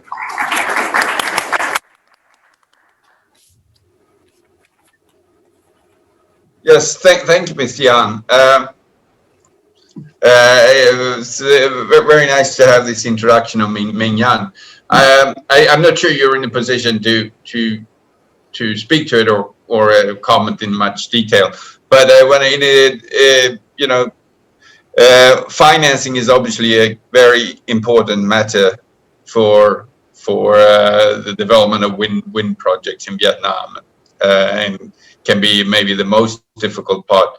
What is it that, I mean, is there something that Nguyen can, I shouldn't say do or bring, or is there, as far as, I don't know, Chinese financing of some sort, or what's the situation without going into details? Thank you for this interesting question. Yeah, that's something we can do, or at least we can talk about. What we typically can do is we understand that the developer now needs not only wind turbine, they need a financial solution, and meanwhile they also need a construction solution to really make everything happen on time. So what we usually do is we can form a consortium with what you call a EPC company, right? And subject to the guarantee and the credit that our developer can show or can give, we can make different solutions. Like and Shore can be part of that. We got on some projects we got Shore involved, and yeah, that's something we can talk about, and based on the real situation. Okay, excellent. Well, you'll be around here for coffee and as well as afterwards. So if anyone have any more questions on Nguyen, please just ask Mr. Yuan directly. We're now going to break for coffee. The next item is going to be a panel discussion, and we also be finance oriented. We will have two participants, Nicholas Leclerc and Jürgen Krag from EKF, and I think, let me see, the part of the title is The Lender's Mindset: Who will finance projects and how? And I'm not sure we're going to read anything into it, that we don't have any commercial banks on this panel that's going to discuss who will finance these projects. But I think that the two panel members here will have quite interesting perspective. Jürgen, who's, I think everyone puts a lot of developers with onshore and offshore wind projects are looking or talking very much to EKF, and Nicholas will talk about financing that doesn't necessarily involve the traditional project financing, which doesn't necessarily fit the current environment in Vietnam. Right, but before we get into our discussion, and we have promised to keep this a little bit short to try to make up the time that has been lost during the course of the day here, and we're behind schedule. I will try to share my screen here. Let's see if this works. And just sort of frame a little bit about the opportunity that is there, and we're all I realize we're all aware of it, or think of Vietnam as a very, very good opportunity and a very with lots of promise, and all of that is very much true. I'll take this and I'll give myself 1 minute to introduce Lanta Group. As I said this morning, I'm a partner with the Lanta Group, and we're in a consulting firm focusing on electricity and gas across the Asia Pacific, and that's all we do. We're about 25-30 people that are only focusing on electricity and gas in the region. And in the region here, if you look to the right here, we have offices here in a number of locations across the Asia Pacific, and we have senior advisor with whom we work on fairly regular basis, and some are also directors of the company. And I'd say, if I say we work with everyone, it's just a little bit of an exaggeration. I think in the last few years, we worked with any and most stakeholders with any type of interest in the industry. Now, so putting Vietnam in perspective, I said earlier this morning that Vietnam, and it also came up in the panel discussion where it said Vietnam is the only country in Southeast Asia that has had a positive GDP, and that then has sort of correlated with the demand growth. So despite the whole list of troubles that the world is facing, and including then the region, Vietnam has a positive demand. Demand continued to grow this year, right? And on an aggregate basis, probably year to date, it's 3 to 4%. But it was only 1 month. Here you can see it compares 2019 and 2020 demand growth on a monthly basis. And it's only 1 month where demand this year has been lower compared to 2019. So while the growth rate is lower than what is typical in Vietnam, which has been around 10% or 10 to 11, maybe it's now getting into a phase where it's stepping down a bit. It's still a positive demand growth, right? And this is just, we're not going to have time to, it was just out of interest. We did this earlier this year where we showed what happened when you had not real lockdown in Vietnam, but the movement control, how the demand changed from basically 1 week to another by 8% something. So this is where Vietnam is today. And this double donut chart here, if you look at the inner circle, it shows the split between fuels in terms of generation. The outer one is capacity. But it's become over the last few years, become very much more coal-centric, with about half the generation coming from coal, right? And for the longest time, that has sort of the trend line has been that this will just continue to grow. Now, we don't know what the PDP-8 will look like, but things have clearly going to become reset, right? So this is probably one of the more recent sort of work in progress of what it may look like, right? Here you can see what the capacity mix looked like to the left here in 2019. you know, actually fairly diversified between coal and hydro, and gas still accounting for a bit, for, you know, you know, a meaningful full share, right? And then you can see this is sort of the this is not a time scale. This just shows the potential, or, you know, let's call it work in progress plan for how the demand growth up to 2030 would be met in terms of adding capacity. And you can see it's much. Coal is just one of many, right? Gas might be, the amount of new gas might be or gas and LNG capacity might be just as much as new coal capacity, right? Which is quite a big change in itself.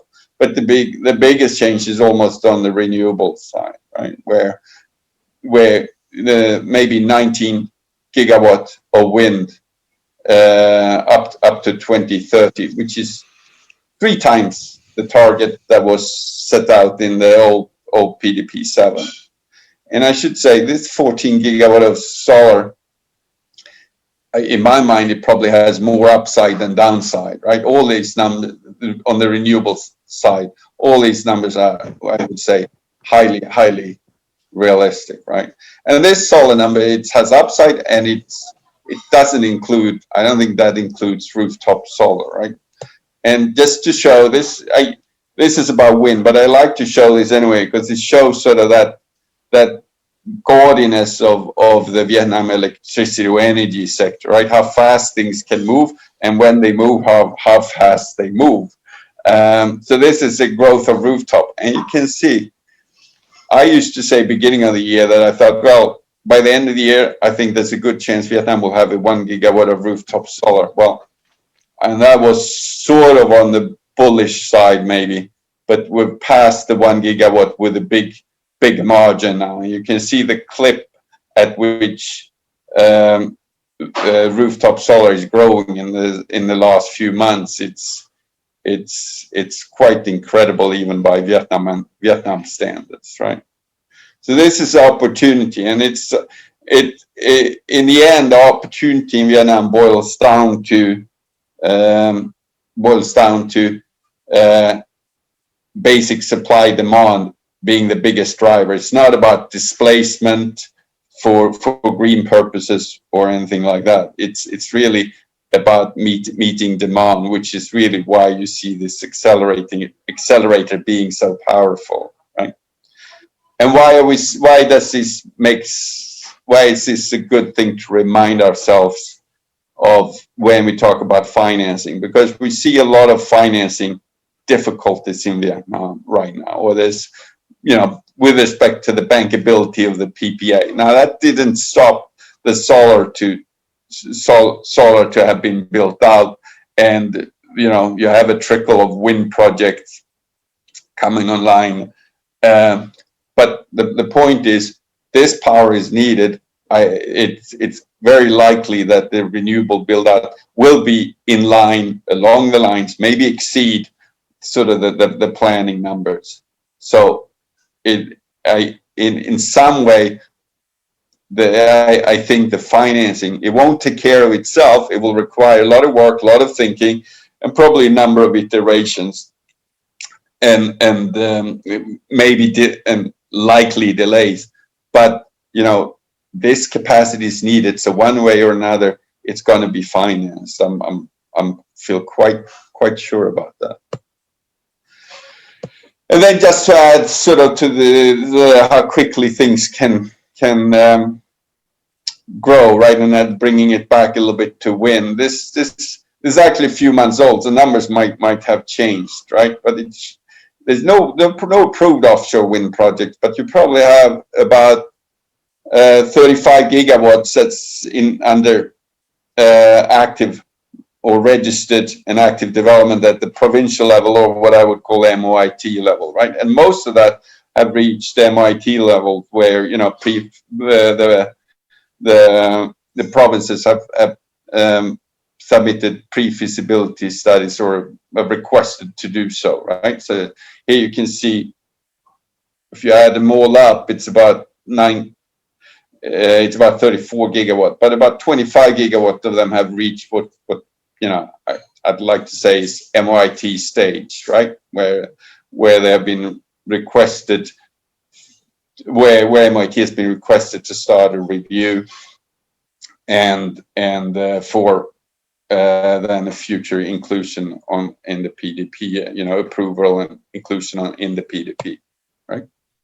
And this just highlights, I want to get on to the discussion, but, you know, not surprisingly, the projects that are sort of being developed now, you can see they are all basically all in the south, and the focus with the extra concentration around Binh, this left-hand side focus on the capacity-wise, this focus on the number of projects, right? But the overall profile is the same.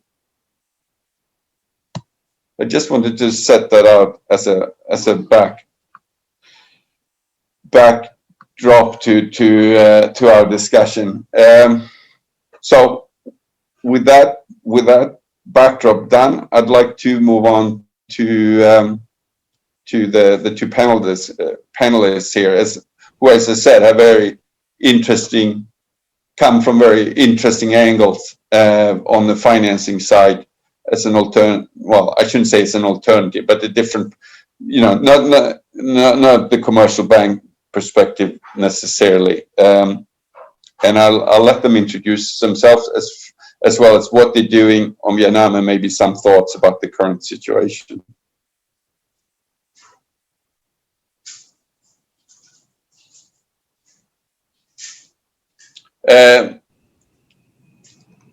Nicholas, you want to go first? Thanks for the introduction, Stephen. Can you all hear me properly? I can hear you. Okay, fantastic. Well, thanks. So my name is Nicholas Leclerc, and I am a managing director in charge of renewable energy at ADM Capital. In 2 words, ADM Capital is an Asian debt fund manager specializing in private credits and based in Hong Kong for the past 20 years. And what brings us to this discussion today is that the fact that we are in the process of setting up a new emerging Asia debt fund that is going to be entirely dedicated to financing renewable energy.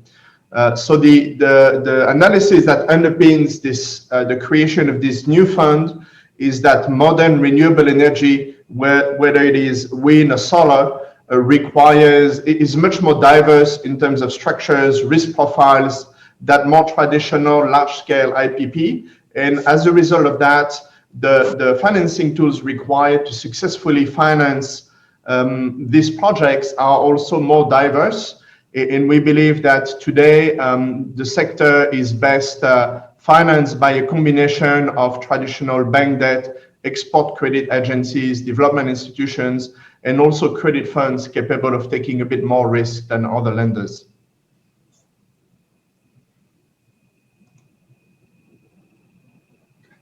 Nicholas, you just want to add a bit about sort of some of the financing situation or type of, I don't know, products you are I mean, it's not fixed, set in stone, but, you know, typical situation or typical product for you. Yeah, absolutely. Look, I think what we see is that, you know, commercial banks still have a lot of liquidity.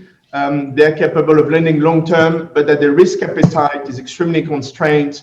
And very often nowadays, they're only willing to lend to the extent they can have a risk transfer towards an export credit agency, a development bank, and so forth. What we aim to do with a credit fund is address all of those projects or all of those developers who find that they are a little bit too risky for traditional commercial banks and may struggle to find the debt capital that they require either to finance at the project level or maybe at the developer level, and are willing to consider, you know, other options who may be a little bit more onerous sometimes, but also more prepared to take some risk along the way. So this is what we do with a credit fund.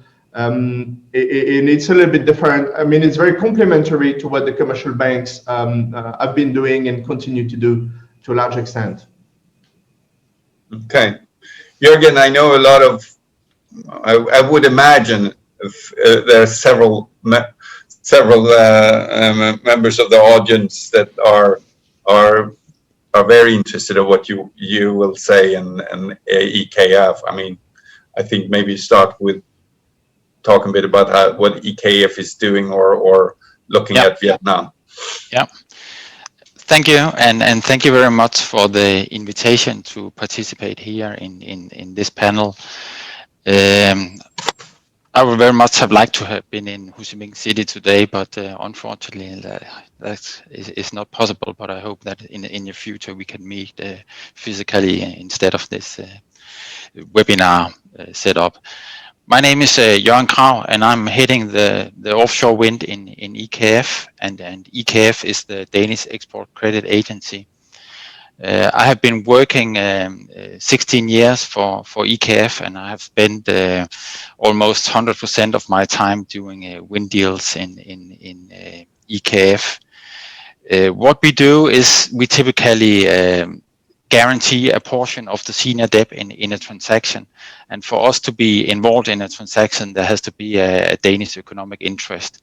And when it comes to wind, it's typically Siemens Gamesa turbines or Vestas turbines. And when it's offshore wind, it's also Siemens Gamesa or MSI Vestas turbines, which we are financing.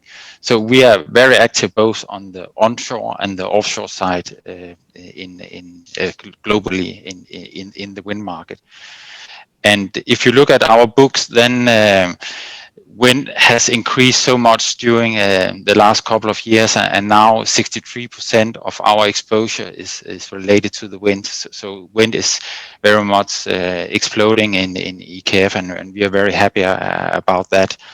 And you could say that we have financed more than 20 gigawatt wind in totally, and 11 of them are offshore wind, and we are very happy about that. And we do both corporate risk, project finance risk, debt, bank guarantee debt in different structures. So there are different possibilities in financing wind. I think that I will stick to the short presentation of EKF and look very much forward to the dialogue. Thank you. Okay, that's good. As you said, EKF is very much looking at wind financing, and Vietnam is well, I think one can say number one in Southeast Asia, or if you take away China, there'll be few markets with such potential. But then we have the problem with the bankability of the PPA and the structure with respect to government undertakings and that thing. And how for the time being, I mean, you're not sitting on your hands doing nothing. How do you work with that? And is that something then that we can sort of just continue with, or is that?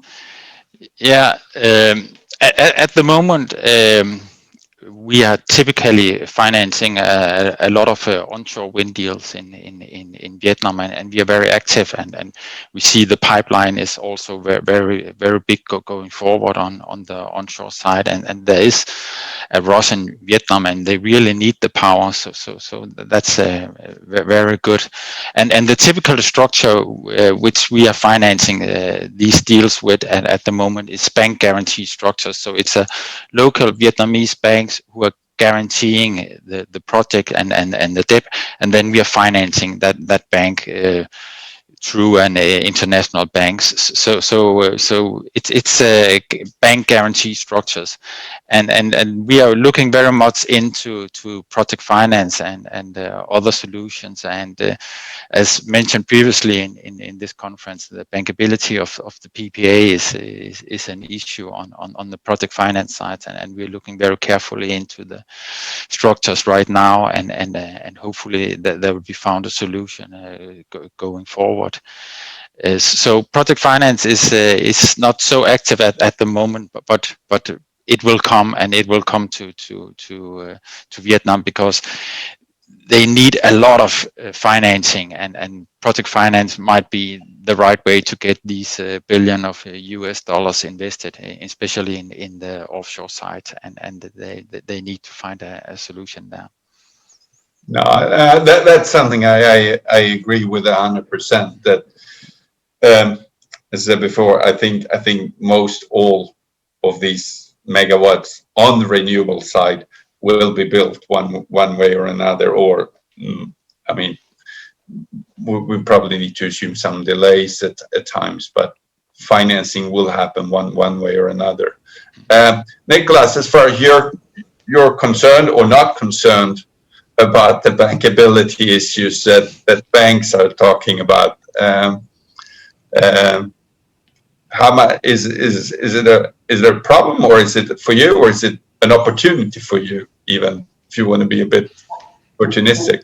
Yeah, I mean, I think it is an opportunity in the sense that the type of capital we provide is precisely, capital that is designed to take some risk where other lenders can't do it. It could be because there is a structural feature in a project that makes it difficult to attract bank debt, when the project is put together, or it could be a more temporary characteristics of the project, whether it's the existence of construction risk, curtailment risk, where the sponsors anticipate that this risk will be lifted within 2 or 3 years, and we'll be able to refinance down the road. And I think from that point of view, we provide a solution when this qualitative aspect of the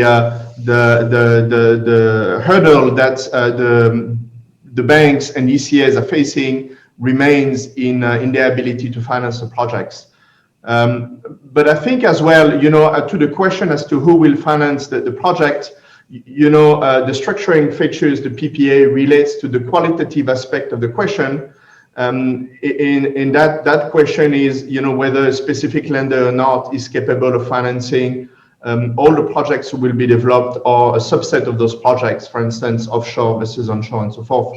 But looking at the numbers you've put on the screen earlier, Stefan, it is clear that there will be a quantitative aspect to that question as well, which is that if today we find solutions that work to finance the business, across onshore, offshore, and other types of projects, to what extent that solution can be scaled up to the multi-dozen gigawatts that you're looking at, it may well be that a quantitative limit will be reached at some point in time over the next few years. And I think that quantitative aspect also is important, and that's probably what Jürgen was alluding to when he mentioned local banks' ability to do project finance. Yeah, I was actually gonna ask Jürgen about that in a second. But then, so one way of you're looking at using your financial product or the financing that you could bring to the table is let's call it some sort of bridge financing then, and then the overall risk might be mitigated, and then potentially open up for at least some banks or some, I don't know if you want to call them traditional lenders. Yeah, I mean, I think that's right. I mean, I think the business, we all know that renewable energy business is an extremely competitive business, and every CFO in renewable energy ought to seek out the most competitive source of that capital. And as a result of that, the type of capital we provide is very useful, but it is not the most competitive out there, and it doesn't aim to be. It aims to, as we say, either provide a bridge when there is a specific risk factor through the project life, or because maybe someone expects that commercial banks eventually will come around and be willing to finance the same project sometime down the road. This being said, what we like to do is to structure deals in some cases as full amortizing term loans, and leaving it at the option of the borrower to pick the right time and situation for him to refinance us, you know, down the road. Yeah, I mean, Jürgen, and I mean, just to clarify, you are trying to work. Let's call it in a way, you're almost trying to work around the current limitations on the financing that work with them, right? But yeah. We saw the numbers. Just onshore wind is a big part, and then we have the offshore wind on top of that, where each project would be bigger. To what extent? I mean, could you continue the same, I shouldn't say level of support, or continue supporting every project that Vestas and Gamesa would do based on how you work with it now? Yeah, naturally, when we are looking at the bank guarantee structure, our cover is quite big. It's up to 95% of the risk. And when it comes to project finance, we have a limitation that there needs to be commercial banks taking the same risk as we do. So our internal policy is that we can max cover up to 80% on onshore wind deal in Vietnam, and then we have to have commercial banks for the 20% to show that this is a bankable structure.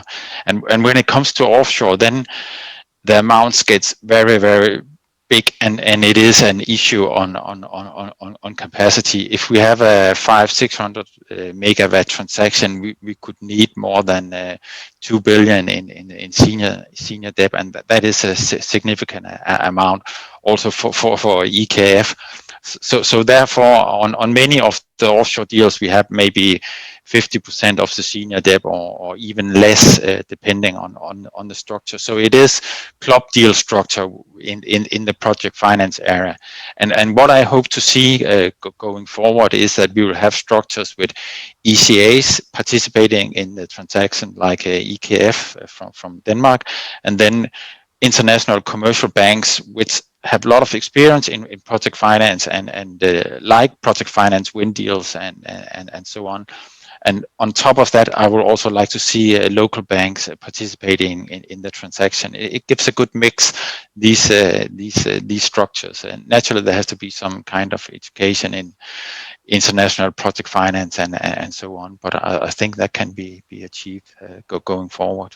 And it could be smaller ticket size in the beginning, and then the split between the international, local, and ECAs can be changed over time. Going forward. Yeah, I mean, we heard, I think, in the previous financing panel, the part I paid attention to, it was one of the things was how I said, even in Taiwan, right? Taiwan is a developed economy where financing in itself, or capital raising in itself, is, you know, arguably not sort of a hurdle that's sort of or represent a road stop, but where a lot or most of the wind project, offshore wind projects, they've been financed with ECA financing, but a multiple ECA financing as talked about, right? And now in Vietnam so far, though,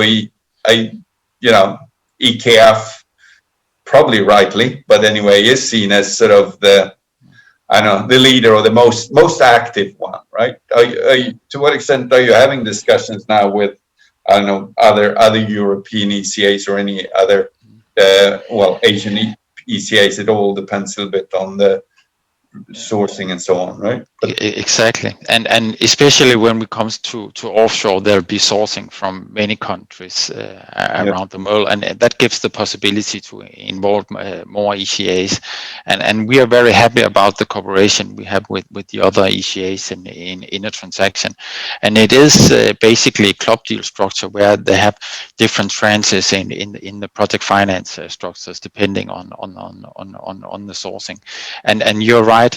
Taiwan, I think the ECA cover in Taiwan is around 60% of the total debt. Sometimes it's a little bit higher, and on a few deals it's only 50%. But we are that at least half of the senior debt is guaranteed by ECAs in Taiwan. And I assume this will be the case in Vietnam as well, and we are very happy to explore that route.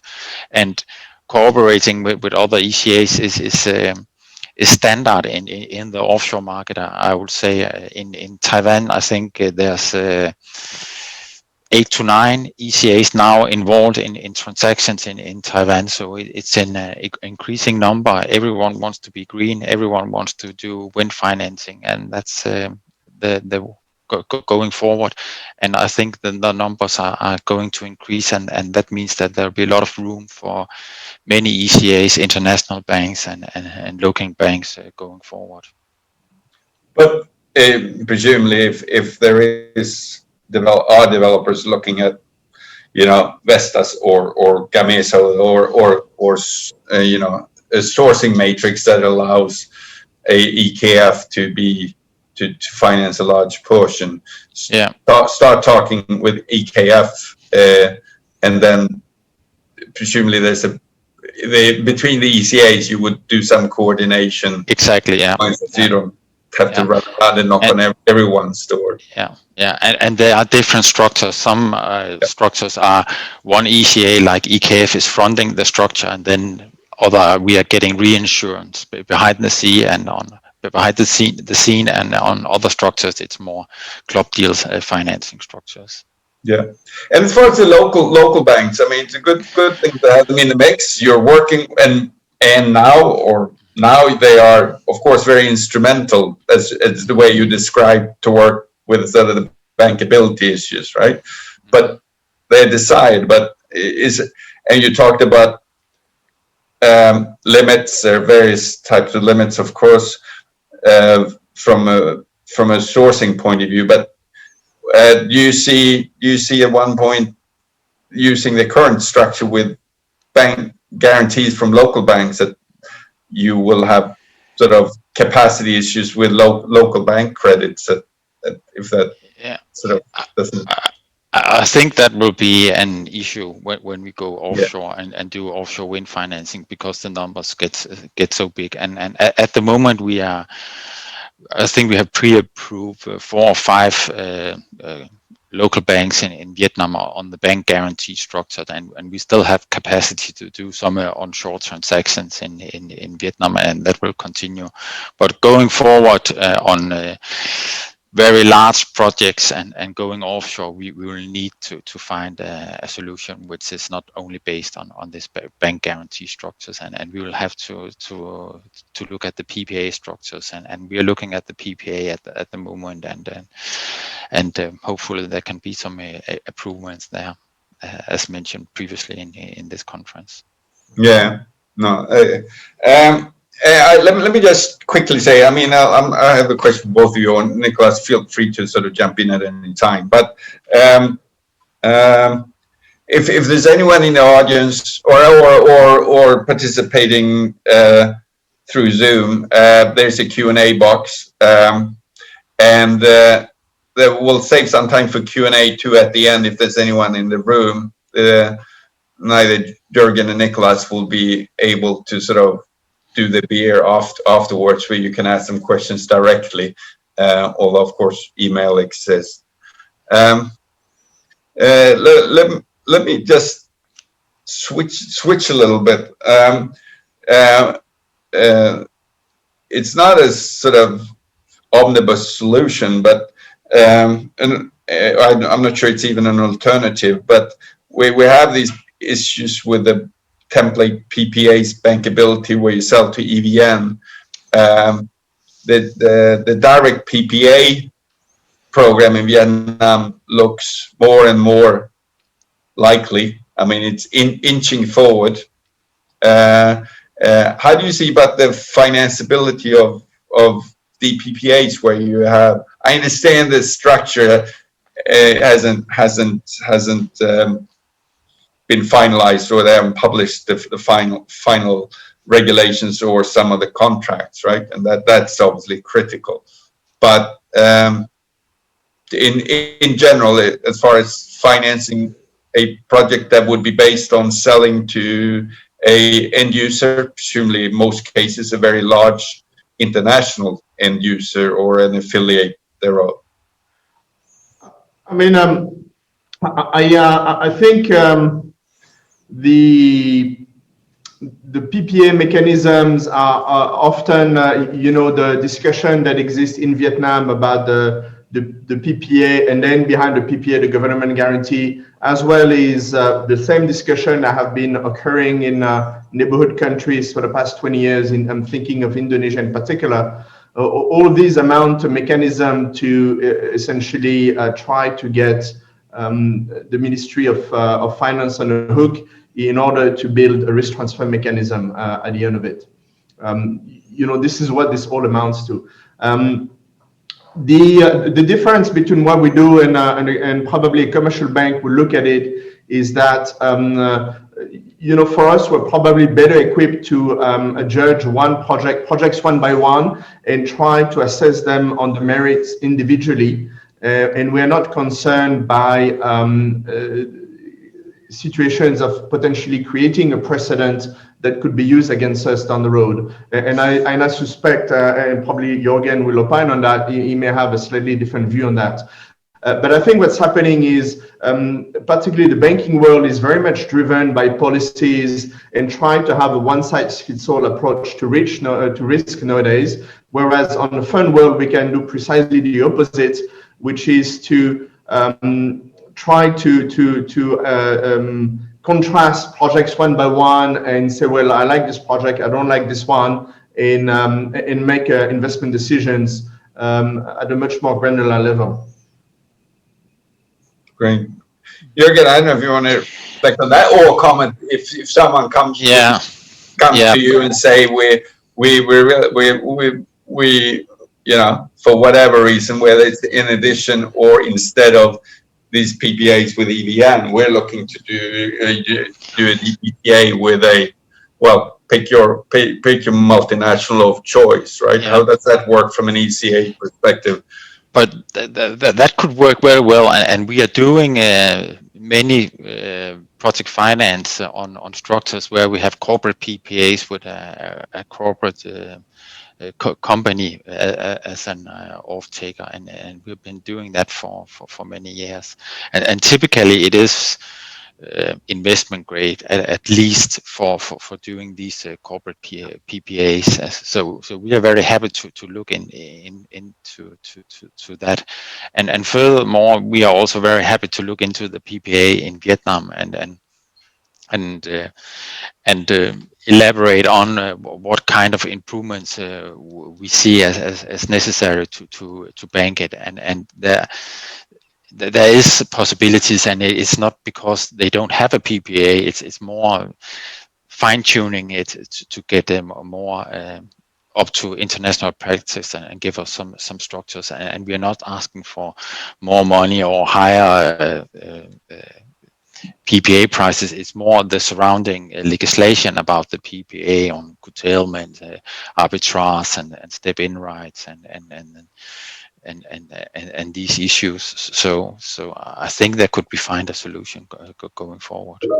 Yeah, Nicholas, I'm not going to date you by saying how long you've been looking at project finance in the Southeast Asia markets here, but in general, this is obviously not easy. I mean, the bankability has been on the table for many years in Vietnam, and so for solar it was possible to muddle through. We see some structures now where you have bank guarantees, as Jürgen has described. How do you see sort of in the more near term muddling through? Do you see some banks, maybe regional banks, being, I don't want to use the word aggressive, but having more ability or capacity to do it? Or do you see sort of more corporate or quasi-limited recourse financings? What's sort of the muddle through picture in your mind? Not necessarily just tied to what you're offering, but absolutely. Look, I think what's happening with the development of renewable energy is that there is a much more diverse range of situations from very small rooftop solar projects all the way to very large, either thermal projects that are still being done or offshore wind projects, as was mentioned earlier. And this is very new. 10 years ago, in the business, we were all working off an extremely well-defined model, IPP and financing model, because there was a lot of homogeneity across the projects and across the developers as well. And now we have this extremely diverse situation. We have private off-takers, as was discussed earlier. We've got public off-takers. We've got feed-in tariffs. We've got projects ranging from the few million, $2 or $3 million projects in rooftop solar, all the way to multi-billion-dollar projects. And this broadening range of situation calls for a diversification of financing solutions depending on the characteristics of those projects. I suspect what will happen is that the bank lenders, the ECAs, will continue to focus on the larger projects such as the offshore wind, but towards the other end of the spectrum, toward the smaller projects, we're going to see more either uncovered commercial banks, local commercial banks, credit funds such as us.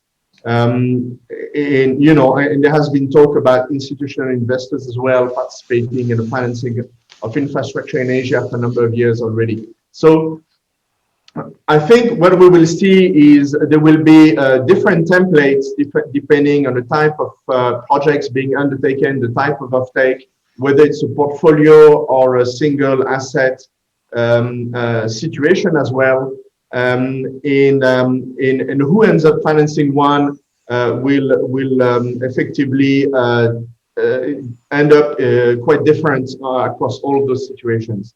So for us, and probably like the local commercial banks who are better equipped to deal with the smaller projects, and I think the larger projects will continue to attract international financing with ECA cover and probably stronger contractual structures as well. Okay.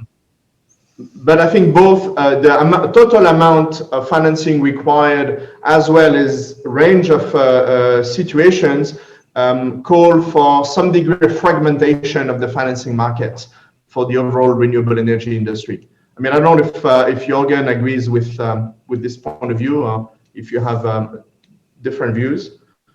But I agree that there will be different structures, definitely.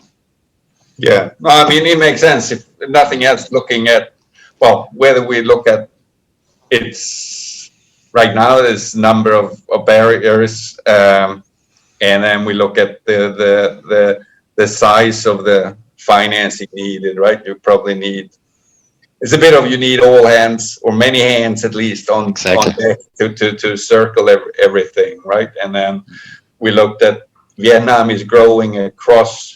It's not just one set of renewables, right? It's offshore wind, onshore wind, regular solar, and as you know, I think a bit surprised myself how quickly something like rooftop solar is accelerating. I mean, I always thought it has a huge potential and a bit of low-hanging fruit, but very, very different types of projects, and it's all renewable, but completely different picture. And then, as we said, we had a potential for DPPA to the mix. There's a lot of different situations. And I think as well, it takes a different skill set as well to deal with very entrepreneurial type of modern renewable energy developers. You've mentioned rooftop solar. I think this is a segment of the sector where there's very entrepreneurial companies being set up, extremely aggressive, and it's really a different skill set from dealing with the established energy developers, multinational companies who are going to spend many years negotiating a contractual framework with MoIT and EVN. Different ways of doing business, and I think some have tried to cross over from one type of business to the other. I found that it's quite different and quite difficult to cover all bases effectively. Yep. Sounds good. Hey, there are no questions in our Q&A box. I'd like to sort of then give the mic over to the audience in the room. Brian, is there any questions from the audience? This is again, you have two very interesting perspectives on the financing today of projects in Vietnam. Anyone has a question or want to raise their hand? You stand up when you ask.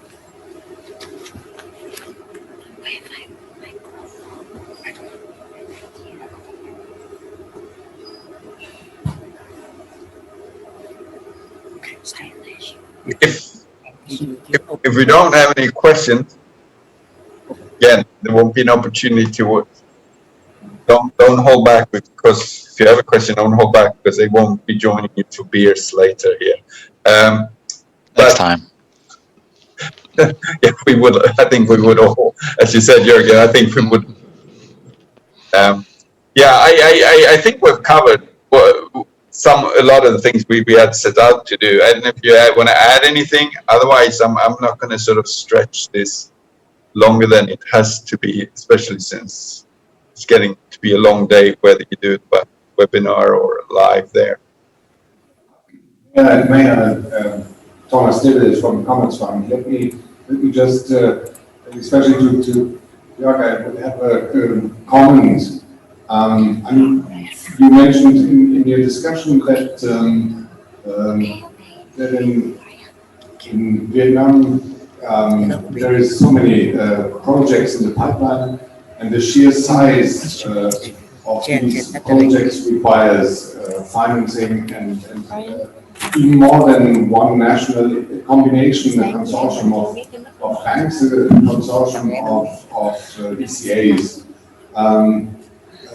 When comparing Vietnam to its peers, to its neighbors in the Asian region, when you compare the number of projects having been financed with ECAs in the past, be it renewable, be it infrastructure projects, then the total number of ECA used in Vietnam is significantly lower than in its neighboring countries. And I had so far, as a commercial bank and mainly talking to correspondent banks and trying to convince them and win them over for using ECA, they always said ECA is complicated. It needs a lot of documentation. It takes a long time, and what they also said, some of them is expensive. Well, I mean, I think the reason why the ECA model has not been so intensive use in Vietnam is also that the banks, of course, like to do it themselves without any foreign bank. So, what would be your view on that? How to make ECA more popular? Thank you. Thank you very much for the question, and I very much agree that we have to do some marketing on the export credit side, and especially for EKF. But EKF is a quite a small ECA, and we consider ourselves very flexible and can do the same thing as commercial banks and at the same speed as commercial banks. And naturally, we would like to be a first mover in Vietnam and do our best to do that. And what happened in Taiwan, for example, was that in the first offshore wind deal, which was closed there, it was only EKF on board, and then on the next there was 2 other ECAs, and on the next one again there was 4 ECAs, and then there came more and more ECAs on board, and the wind financing is popular, and I think there will be more flexibilities from ECAs going forward and financing structures like this. And regarding the competition to commercial banks, which you are mentioning, I see commercial banks as our partners, and for a commercial bank like your bank, then it's kind of a risk mitigation having another government financing involved regarding the PPA and structures and permits and so on. So many commercial banks like to have ECA involvement as a risk mitigant for some of the country risk and so on. And for us, the club deal risk sharing is very important with commercial banks like you, and we need commercial banks together with ECAs, and the amounts will get bigger and bigger, and there will be a capacity constraints going forward. So I think it will happen going forward. And I will take a note that we have to do some more commercial on explaining how we work and how we do that. And when things open up a little bit more, with the first country we will probably go to is Vietnam, and visiting banks and sponsors. Thank you. It is interesting to note, though, Jürgen, as you emphasized a couple of times, that and as I said, came up in the other panel, that in Taiwan, which in general would have fewer or lesser capacity constraints on fundraising, ECAs have played a big part, right? So you've been worth the pain and nuisance, right? Dealing with it. Yeah. Okay. Then I'm gonna. If there are no more questions, we're gonna wrap, or we're gonna just close this panel discussion. And I think there is one more presenter here before the cocktail party. So I'll thanks both to you Jürgen and Nicholas for this. It became a quite good discussion, I think, in the end.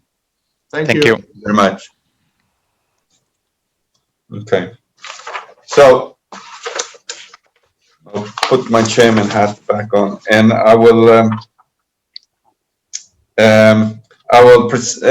announce the next speaker here, which is we have one more speaker before the beers, the most enviable and the not necessarily the favorite speaking spot, the last one after a long day and before the beers. But can I welcome Mr. Tran Trung Han, who is the Director of Thermal Power and New Energy Engineering Center at PEC4.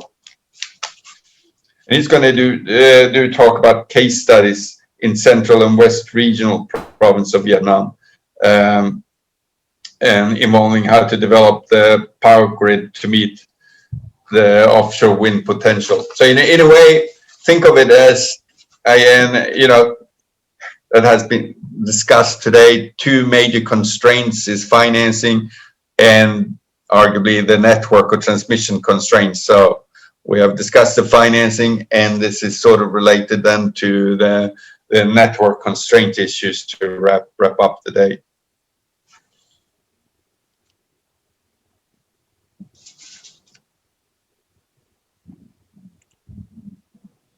Ladies and gentlemen, thank you for your being here at the late afternoon to hear my presentation.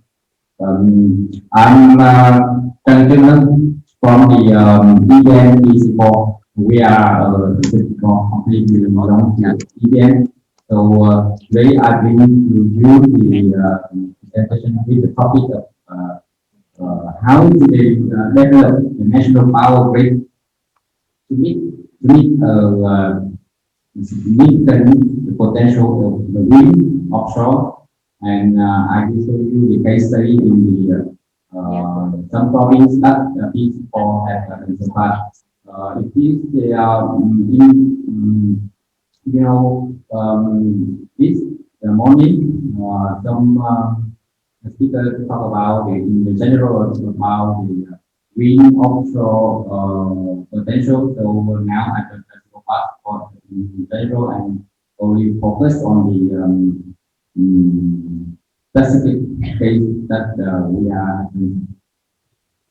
The contents of my presentation is have three parts. But before that, I talk about the topic. The next is the regulate the way to meet the offshore wind potential, the solution and the policy. I will talk about the state case study in Nepal and in Tran province. The next is the alternative for the stability of the grid by using the Astris equipment that PC4 had the study. And then the last is the conclusion and recommendation. The first I present the stop of the topic. I will description of the significant capacity of the offshore in Nepal and in Tran that study by PC4.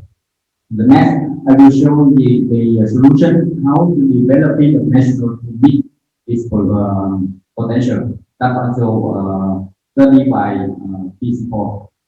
And I will show you the case study apply the policy to the power investment in the private sector. And the last is the using NLDC for the stability for the grid.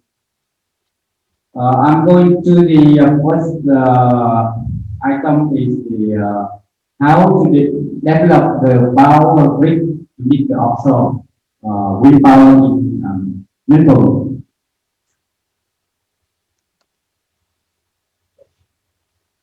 You can see here is the offshore wind potential in Nepal province. For this, the first is the nearshore and the offshore is included in the master plan already. And now the PC4 has the study to calculate the offshore wind. It is not included in the master plan yet, but is around 5 GW. And how to connect this big potential to the power grid? And we have the solution that we expect to build two 500 kV substation.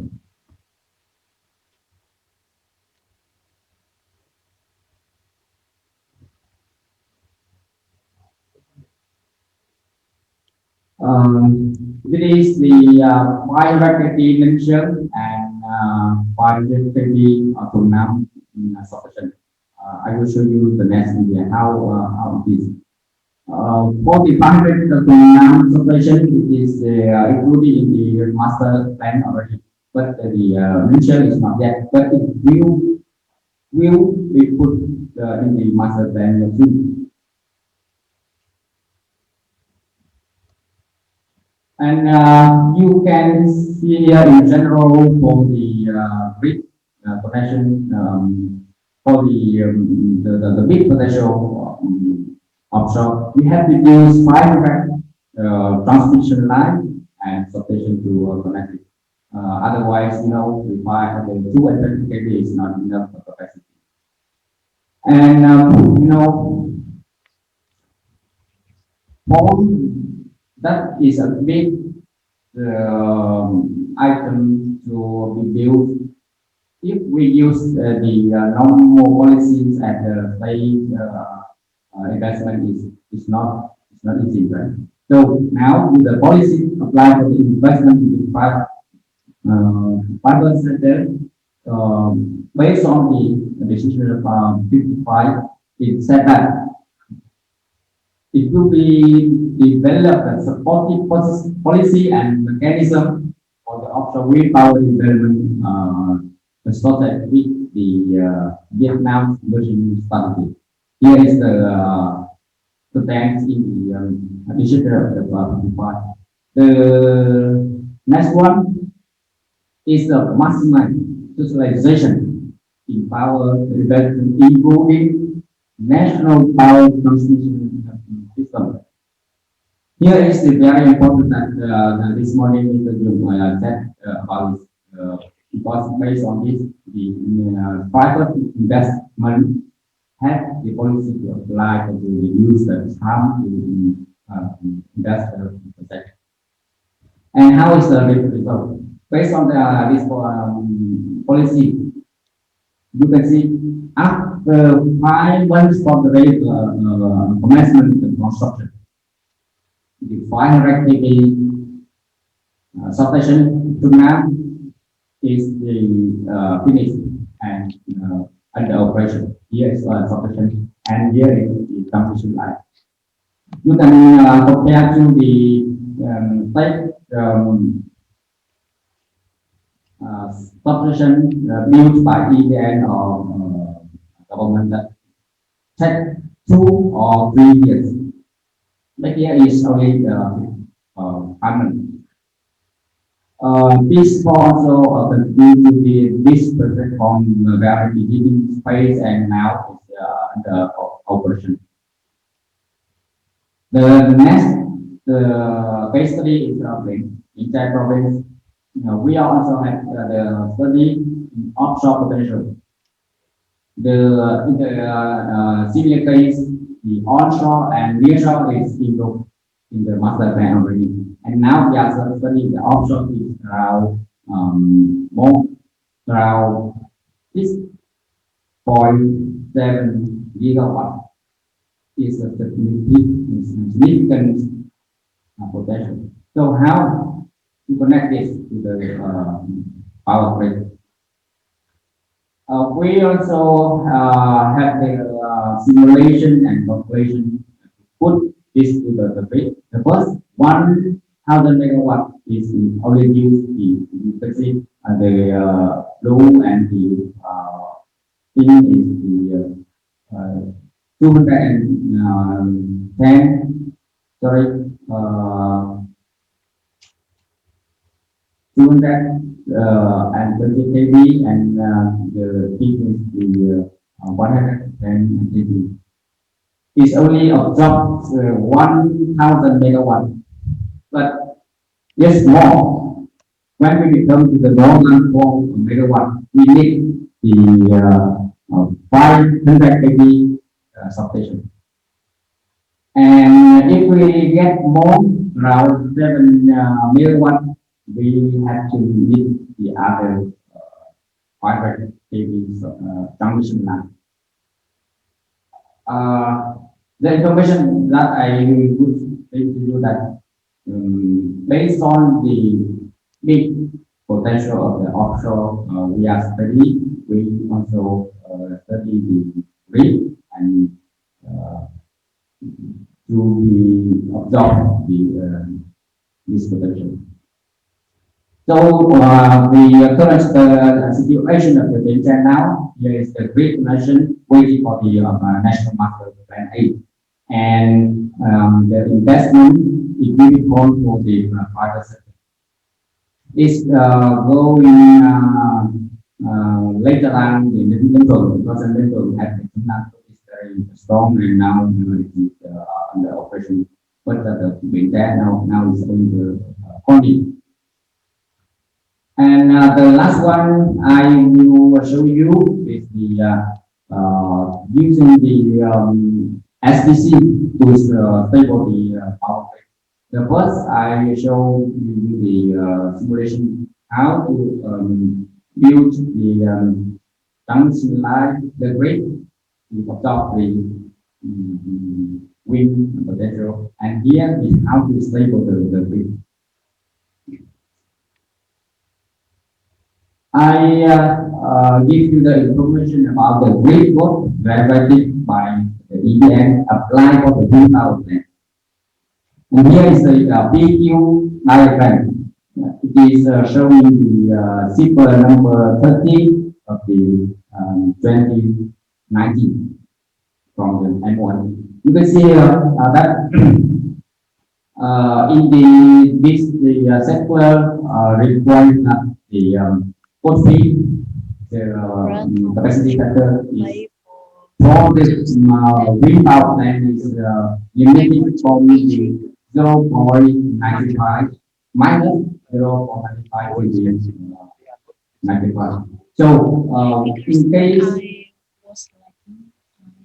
if the reactive power requires out of this range, and how to maximize, how to reduce that, and it means if we the reactive power is out of this range, we have to reduce the active power of the power plant. So how to solve this one?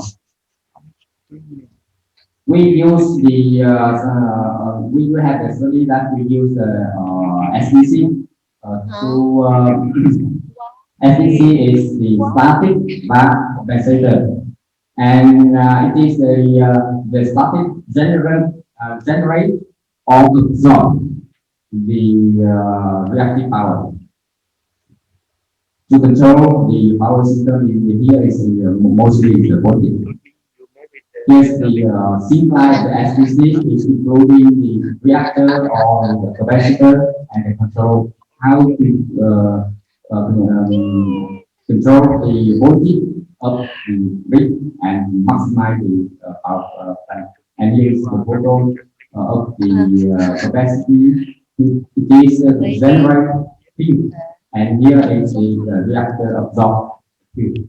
And when we connect this equipment to the power plant, and this is the SDC equipment. And how is the benefit? The first, it is controlling the field according to the Vietnamese people. The next one is to keep stable for the power system. And the last is maximize the active power of the plant, because of only the active power can sell and get the money. The Q is nothing. Then the principal in our domain has adhered to study here for several projects in Vietnam province.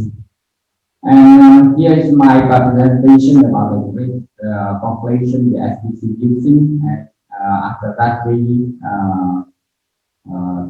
have the conclusion and recommendation for the even the MoIT and the government and so on. The first of the conclusion is the international energy development, the offshore, it should be, it is a considerable thing. The next is with the very significant potential of the wind power, it is necessary to have international study. It's not only province by province, but it should be at the international province. And we have to use some power substation and transmission line on. Even we have to use the DC system. Next one is the for the private sector to invest, especially in the transmission line. It is I say a major turning point, because now the private sector can go to invest the transmission line. Before only the belong to the entity or the government and so on, but now we can go to at the experience on. And the last one, we should use SDC equipment to be stable for the power grid, so that we can optimize the active power of the plant to the cell and electricity. And the recommendation from outside to the government is that the government should showing the detailed regulation to guide the investment in some transmission system. Because now here only the decision certified of the government, but there is no more detailed guidelines from the EREA and MoIT and so on to detail for this one. So that at the time only have the Trung and invest the substation, and now this also have some project in the other province and even private substation, but actually there is no official regulation from the government. It's just 1.1%. The next is the framework regulation on the report for stable power system.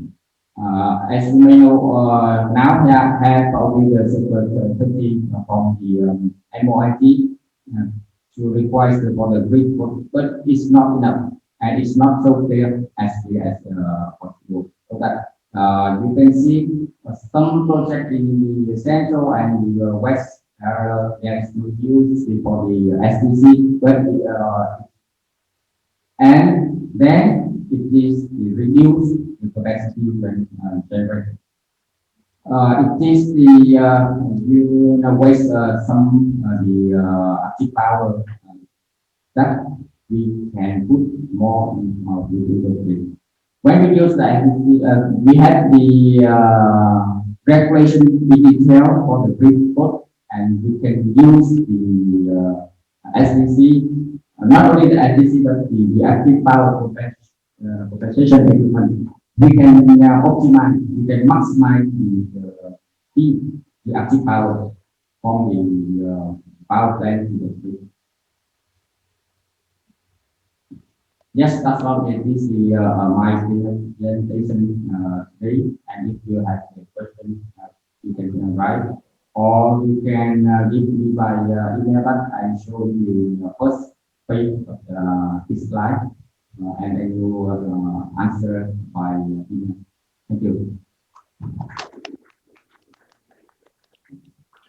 Thank you, Mr. Han. That was very interesting. It was. Yeah, I thought it was very interesting because it's not this perspective and this material is not something that we usually, I think most of us usually don't get to see or discuss at these conferences. So that was good. Is there any questions here now? Anyone wants to make him or her unpopular by delaying the drinks even further and putting forward a question? Okay. If not, again, Mr. Han, thank you. And then the formal part of today's conference is over. As I said before, we got a lot of insights from various public stakeholders. We've covered onshore wind, offshore wind, covered financing, we've covered technology perspective, legal perspective, as well as the network perspective. So believe it or not, there's enough material to continue with the second day tomorrow. And tomorrow will start at 9, but there will be free coffee and registration at 8. But at least try to make it before or by 9. More importantly, the drinks today have been, I have to check here. They are still on, but the venue has been moved. We're moving up, or you guys are moving up. Let me see what floor. It's instead of the 66th floor, it's the 71st floor. So for those of you who wants to join the cocktail hour or cocktail session after this, go make your way to the 71st floor.